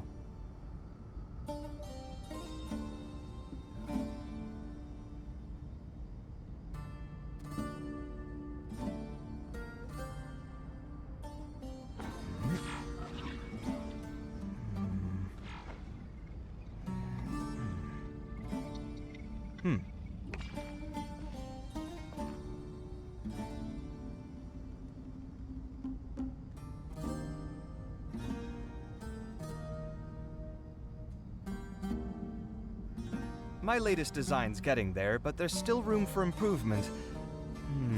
Better make my finishing touches before the deadline creeps up.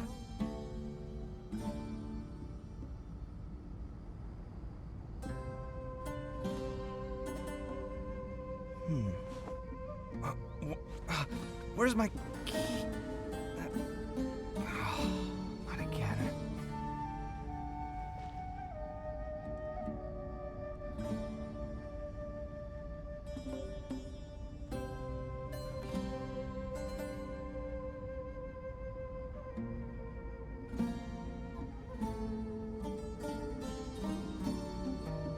It's good to get out and stretch your legs once in a while.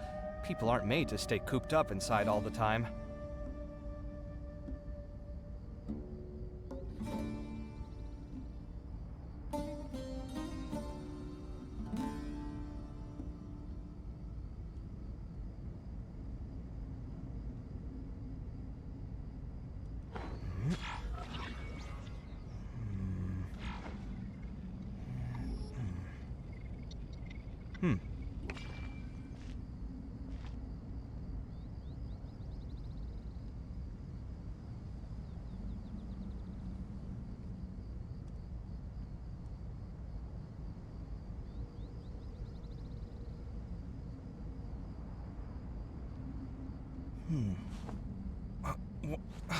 Where's my key? Not again.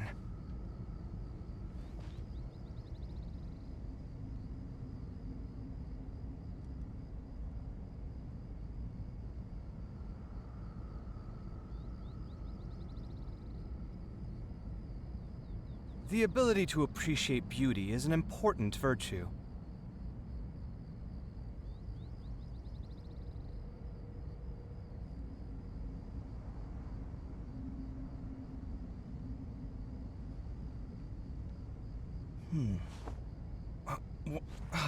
Where's my key?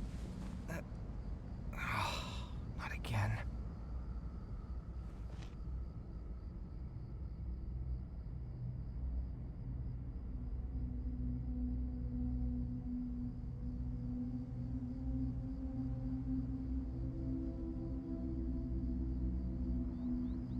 It's good to get out and stretch your legs once in a while. People aren't made to stay cooped up inside all the time.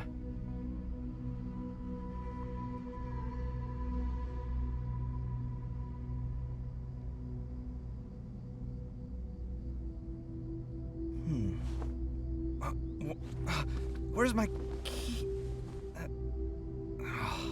Not again.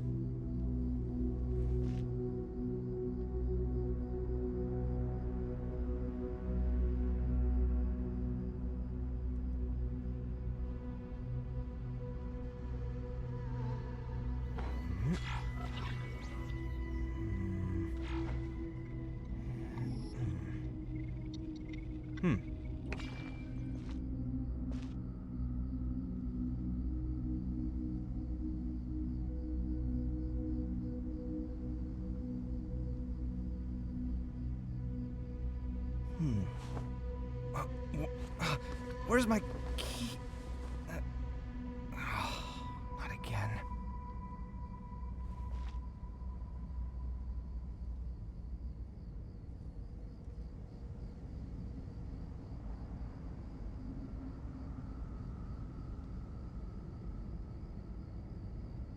My latest design's getting there, but there's still room for improvement. Better make my finishing touches before the deadline creeps up.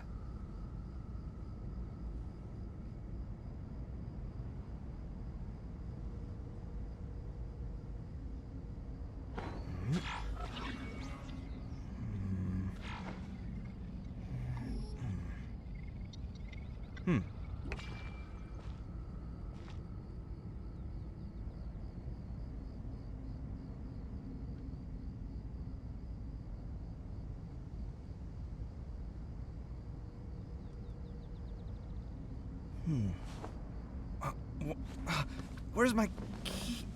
Not again.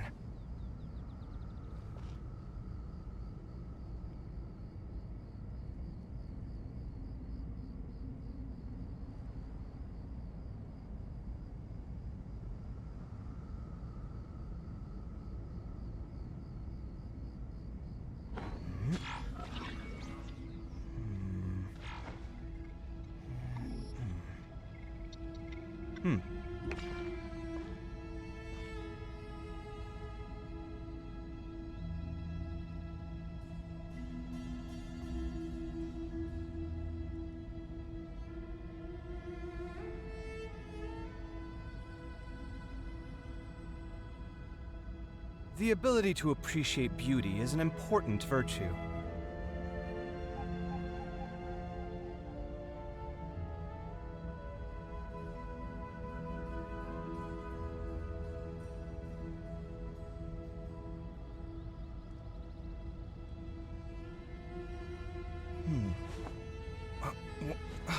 Where's my key? Not again.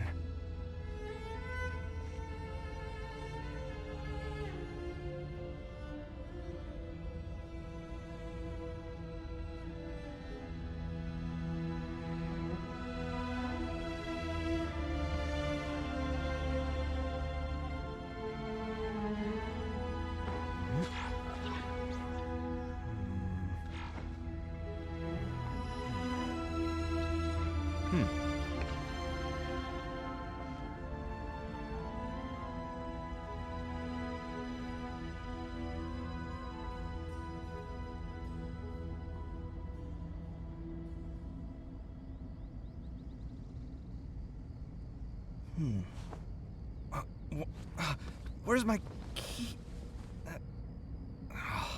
Not again.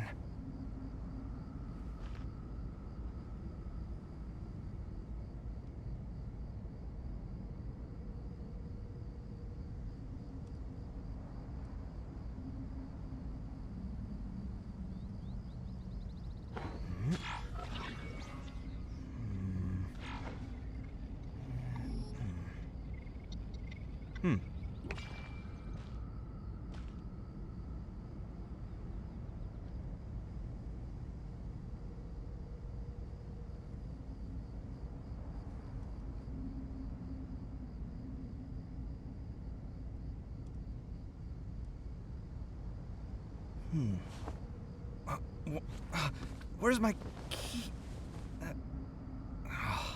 Not again.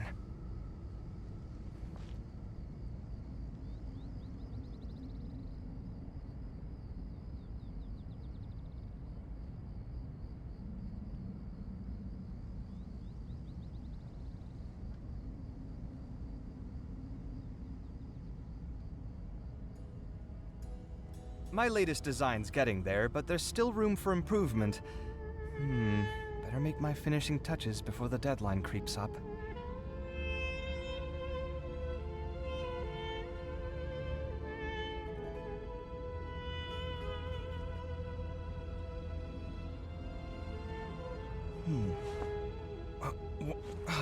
Where's my key? Not again.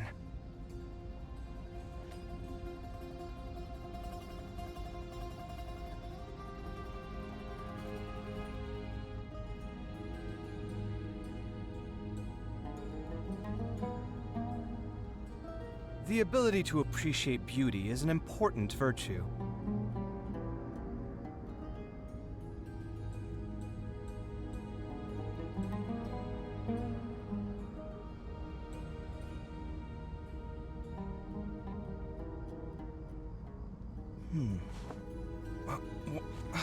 Where's my key? Not again.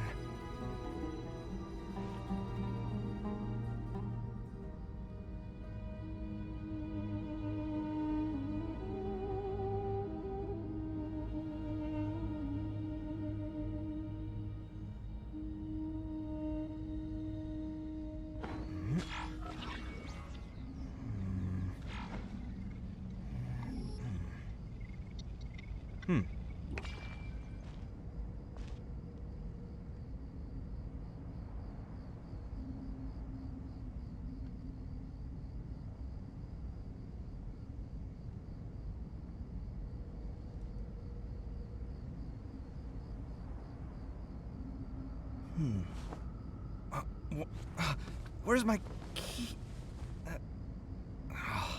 Not again.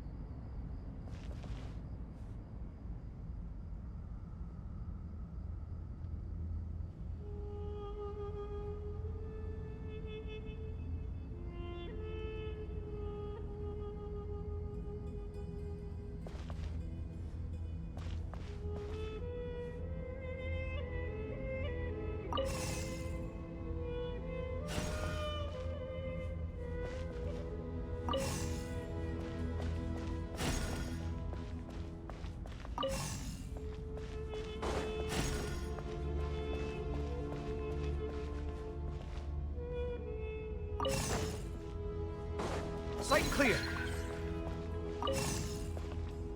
Ha! Ta!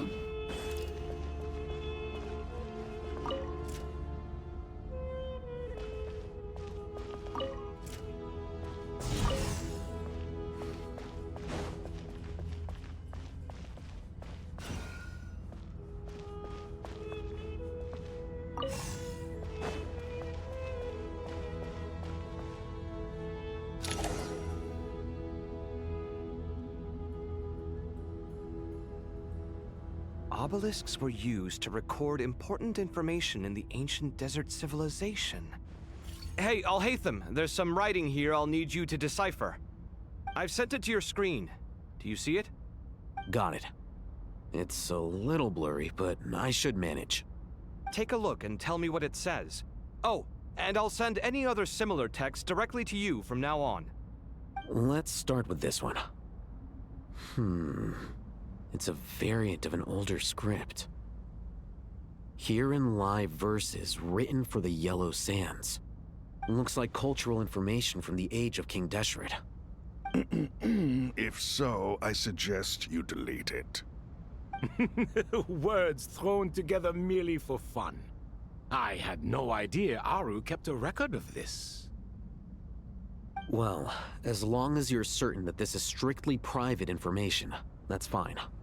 It is unimportant. All right, well, I guess I'll start now.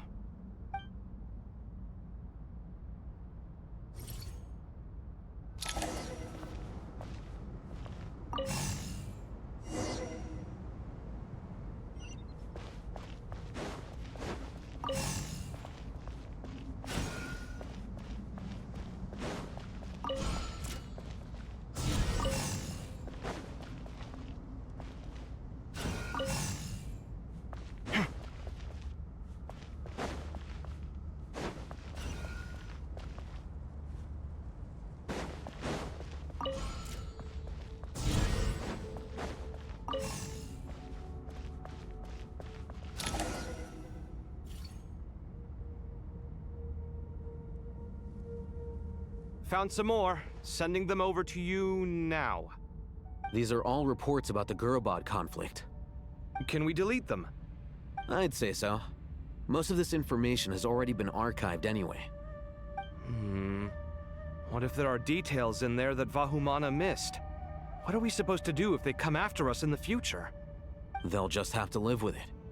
If we don't resolve these issues now, there won't even be an academia in the future, let alone a Vahumana Darshan. Yeah, you're right. Okay, done. There's some other similar monuments nearby. I'll check them out.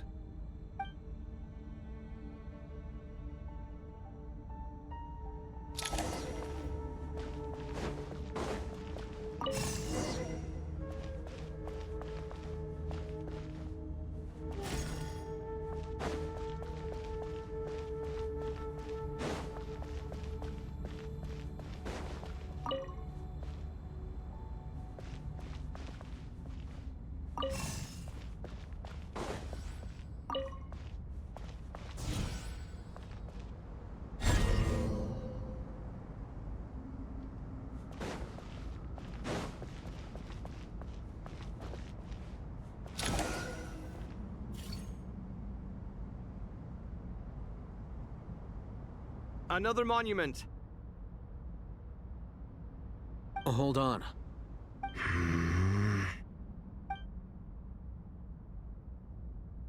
You're still reading it? How long is it? It records the development and governance of the Oasis civilization. Most of it concerns the Jinn, but it also contains records left by the artisans who built Aru. Is it important? Some of it.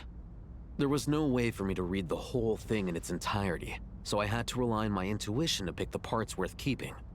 What about the artisans' records? What do they mention? They're speculations, mostly.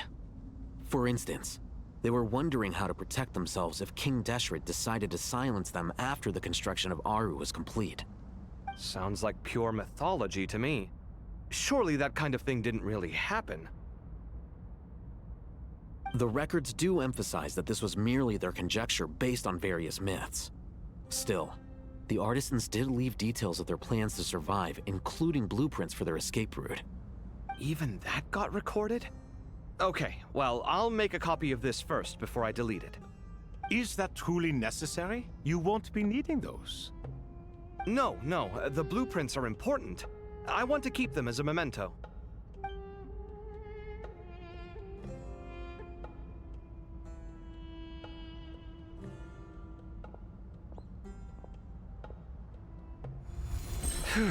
I think that should just about do it. It meets the requirements of the contingency plans, so we should be good. I gotta say, It's the strangest feeling, this cross between reality and the intangible. It's like drifting between life and death, or in and out of a dream, using my own hands to manipulate illusions that are forever out of reach. Chasing dreams in the most literal sense. Definitely a novel experience. What happens if my spirit just floats away? That won't happen. Anyway, I wouldn't celebrate just yet if I were you. There's likely to be a phase 2 of this project. All right. I'd better keep my wits about me then.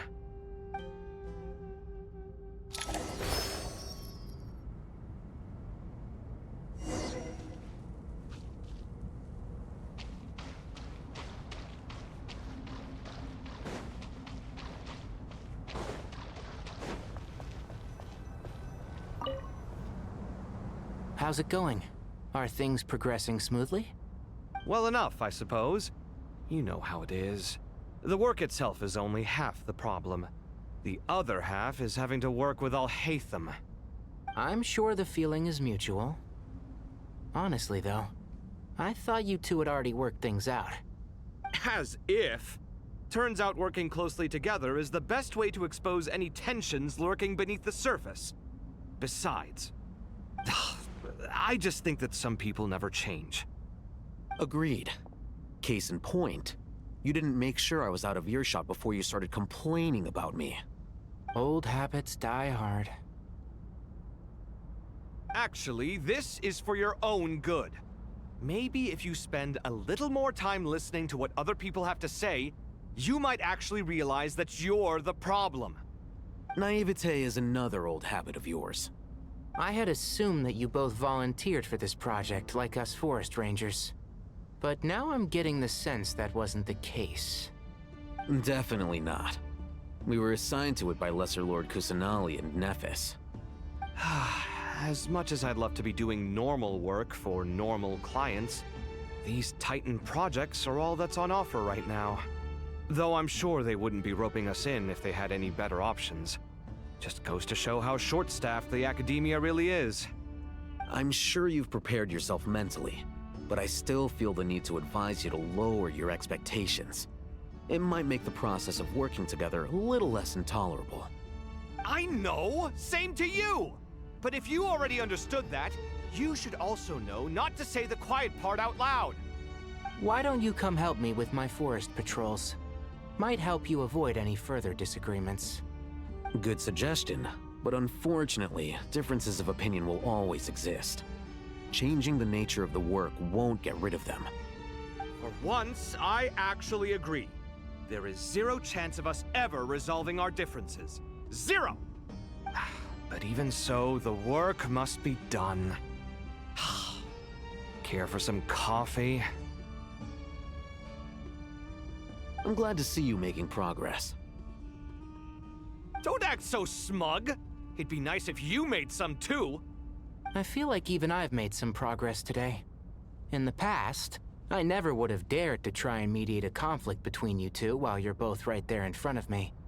Apologizing probably makes it sound like I'm in the wrong, but I'm sorry.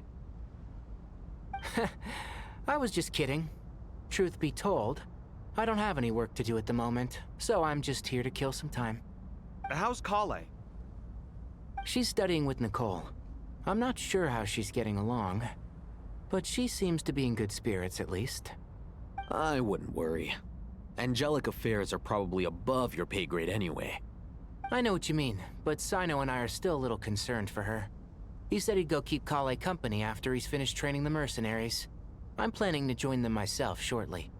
Kale will be okay. Have faith in her. Even we can see how much more confident and outgoing she's become in these past few years. Thanks to you and Sino being there for her and providing guidance every step of the way, she can finally stand on her own 2 feet. On her own 2 feet. Does it feel bittersweet? Watching the younger generation grow up and move on? No, not yet, at least. I was just thinking, I wish there was more I could do for everyone. She'll be fine. Yeah, she will. Just try to relax.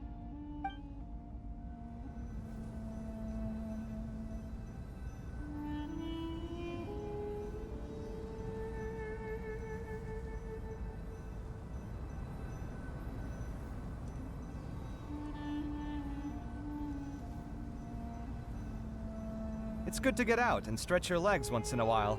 People aren't made to stay cooped up inside all the time.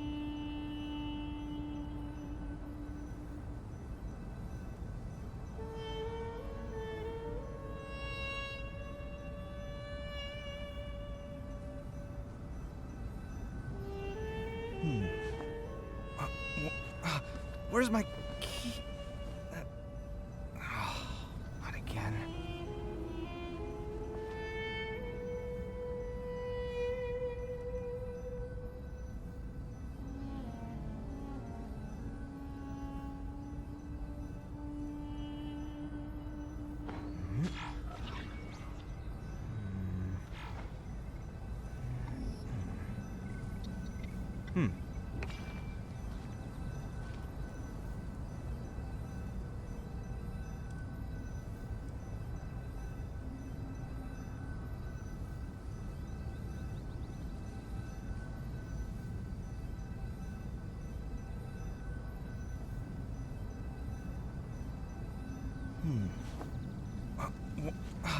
Where's my key? Not again.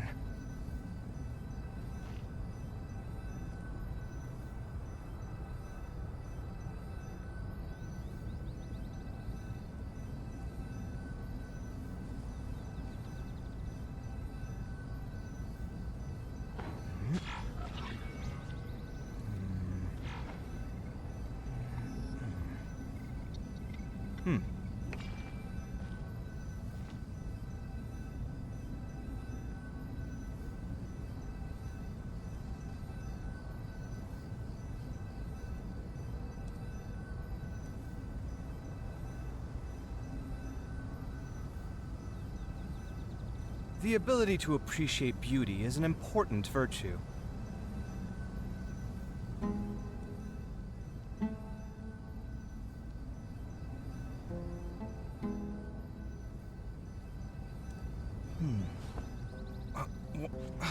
Where's my key? Not again.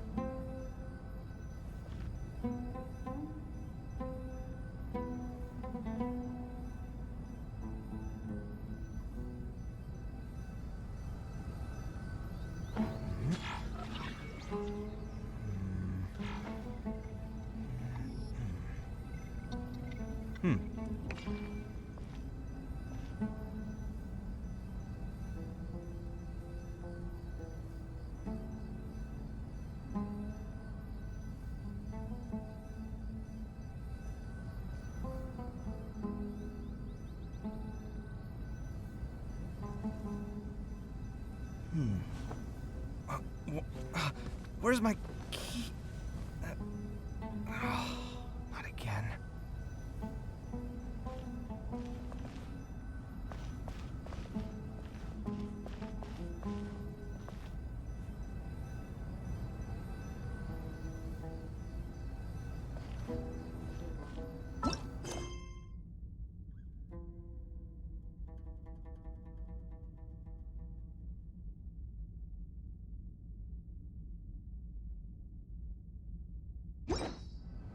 It's good to get out and stretch your legs once in a while. People aren't made to stay cooped up inside all the time.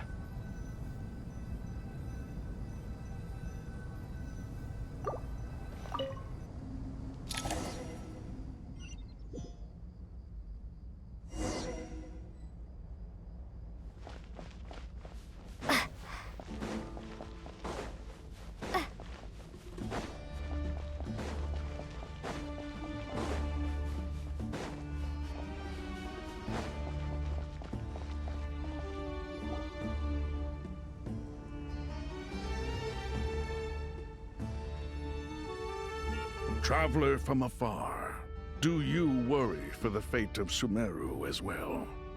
Whoa! It's so big the Crocodile King! Greetings, Crocodile King. Please be at ease. I'm just here to chat with you about Lesser Lord Kusanali. Sounds like you really care about her.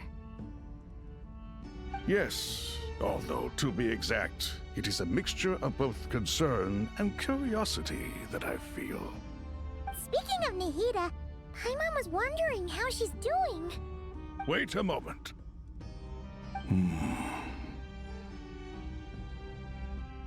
What is it? I tried calling out to a pep, but there was no response. This can only mean that she is focusing all her energy on taking care of Lesser Lord Kusanali. All the gods who served King Deshret seemed super surprised to hear that a pep agreed to help Nahida. Guessing she made a bad impression on you or something.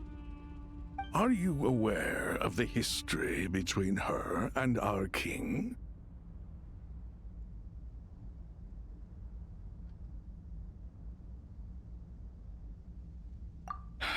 Then you are learned indeed. I'm glad to know that Sumeru has the support of someone like you. At the end of his life, King Deshret tricked the Dendro Dragon into swallowing him whole, leaving her to bear the torment of his sins. The Dendro Dragon despised King Deshret, yet he outwitted her. Rather than bringing disaster to the land, he chose to deceive her and thereby ensure his annihilation. An act that surely displays his love for humanity. The Dendro Dragon stands for the glory of a bygone era. She hated Al-Ahmar and what he represented. All the gods, all the power they wielded. And so, her willingness to help the Dendro Archon through this crisis comes as a great surprise indeed. It makes one wonder whether, perhaps, the Dendro Archon assisted her in the past. Yep, Nahida did her a huge favor.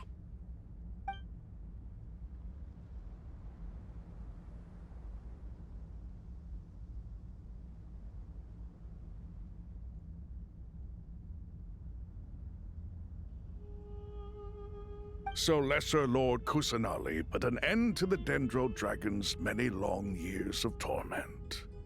As much as she loathes the Seven, a pep knows kindness when she sees it. No wonder she was willing to make an exception. Yeah, that's the sense we got from dealing with her too. She is not incapable of coexisting with other living things. Rather, she actively chooses to avoid coexistence. And this despite the fact that she symbolizes life itself. How ironic. All of this being said, I wouldn't expect too much from her if I were you. Nothing will change her hatred towards humanity and gods. We'll keep that in mind. Anyway, how much longer do you think Nahida needs to stay with the pep?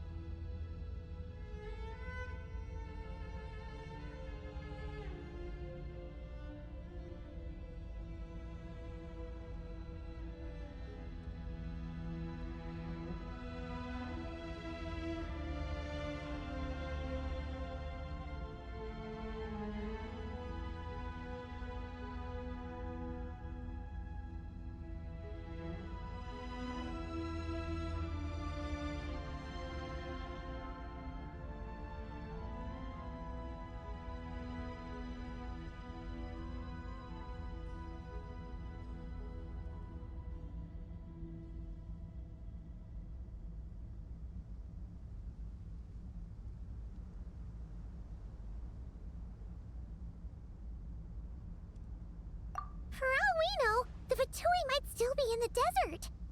Just to be on the safe side, why don't we grab anyone who isn't busy right now and go look for her? I'm alright, Paimon. Huh? Was that Nahida's voice? It seems the treatment was effective. Since when do my deeds require your evaluation?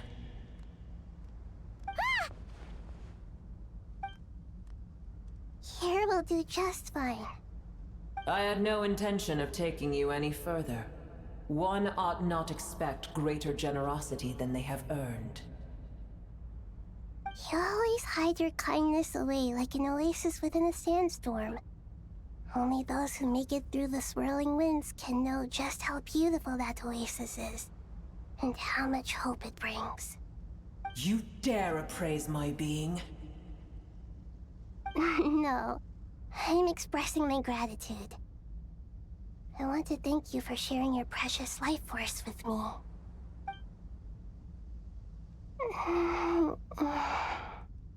Awake already? You are more resilient than I thought. Pep. I feel much better. Thank you. Gods and their gratitude mean little to me. I would rather you give me your assurance that the situation with Irminsul and Sumeru's ley lines will be competently managed. If I suffer any ill effects from the ley lines, you, as the god of this land, will be held responsible. And you would not enjoy being held to account by me. I understand what you require, but I would assume this task even if you did not demand it. Sumeru is my responsibility. I must resume my duties as soon as possible. A farcical notion. God of Sumeru, I hope you realize how unextraordinary your strength is. And yet, maybe it is precisely what defines me. A god of wisdom is not meant to rule by force. Then hold steady. We go forth. Well, I'll be. Is that a pep? Do my eyes deceive me? Of all places, the Dendro Dragon has decided to visit the mausoleum of King Deshret? I see that after all this time, El Ahmar's menagerie of ministers remain as vile as ever. It's a pleasure, Dendro Dragon. Had you arrived but a little sooner, you might have attended a meeting of the Seven Pillars. What a nauseating thought. You are not the first insects I have had the displeasure of dealing with today. A swarm of them tugged on my tail on my way over. Goodness knows what hovels they crawled from. Why do all the creatures of this world remain so lowly after all this time? What did you do with them? I cast them away. What would you have me do? Keep them as trinkets? Boer, this is where we shall part ways. To be clear, I do not wish to see you or anyone else here ever again, unless absolutely necessary. Then I wish you peace as you return to your dwelling place. It matters not to me. Simply refrain from bothering me again.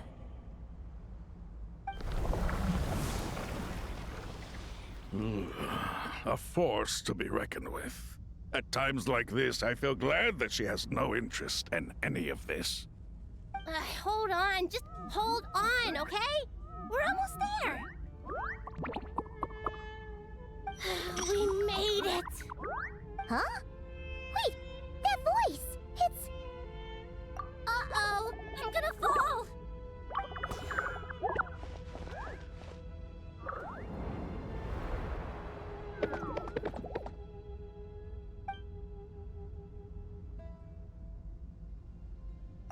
Well, that's a relief. A pair of safe hands indeed. The Dendro Archon's familiars. They are the last thing I expected to see here. Huh? Wait, what are the R&R doing here? Don't you guys hate the desert?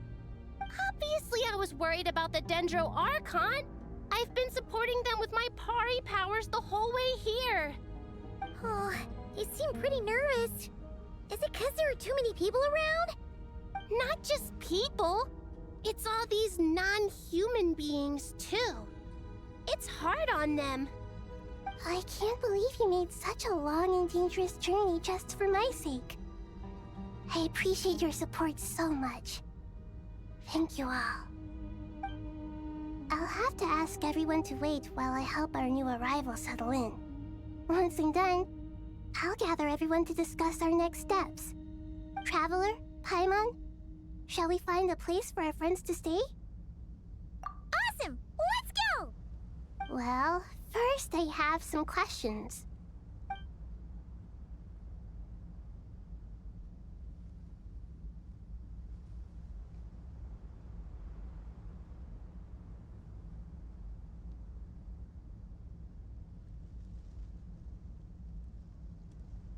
Okay, I think that covers everything. Thank you. We can get going now.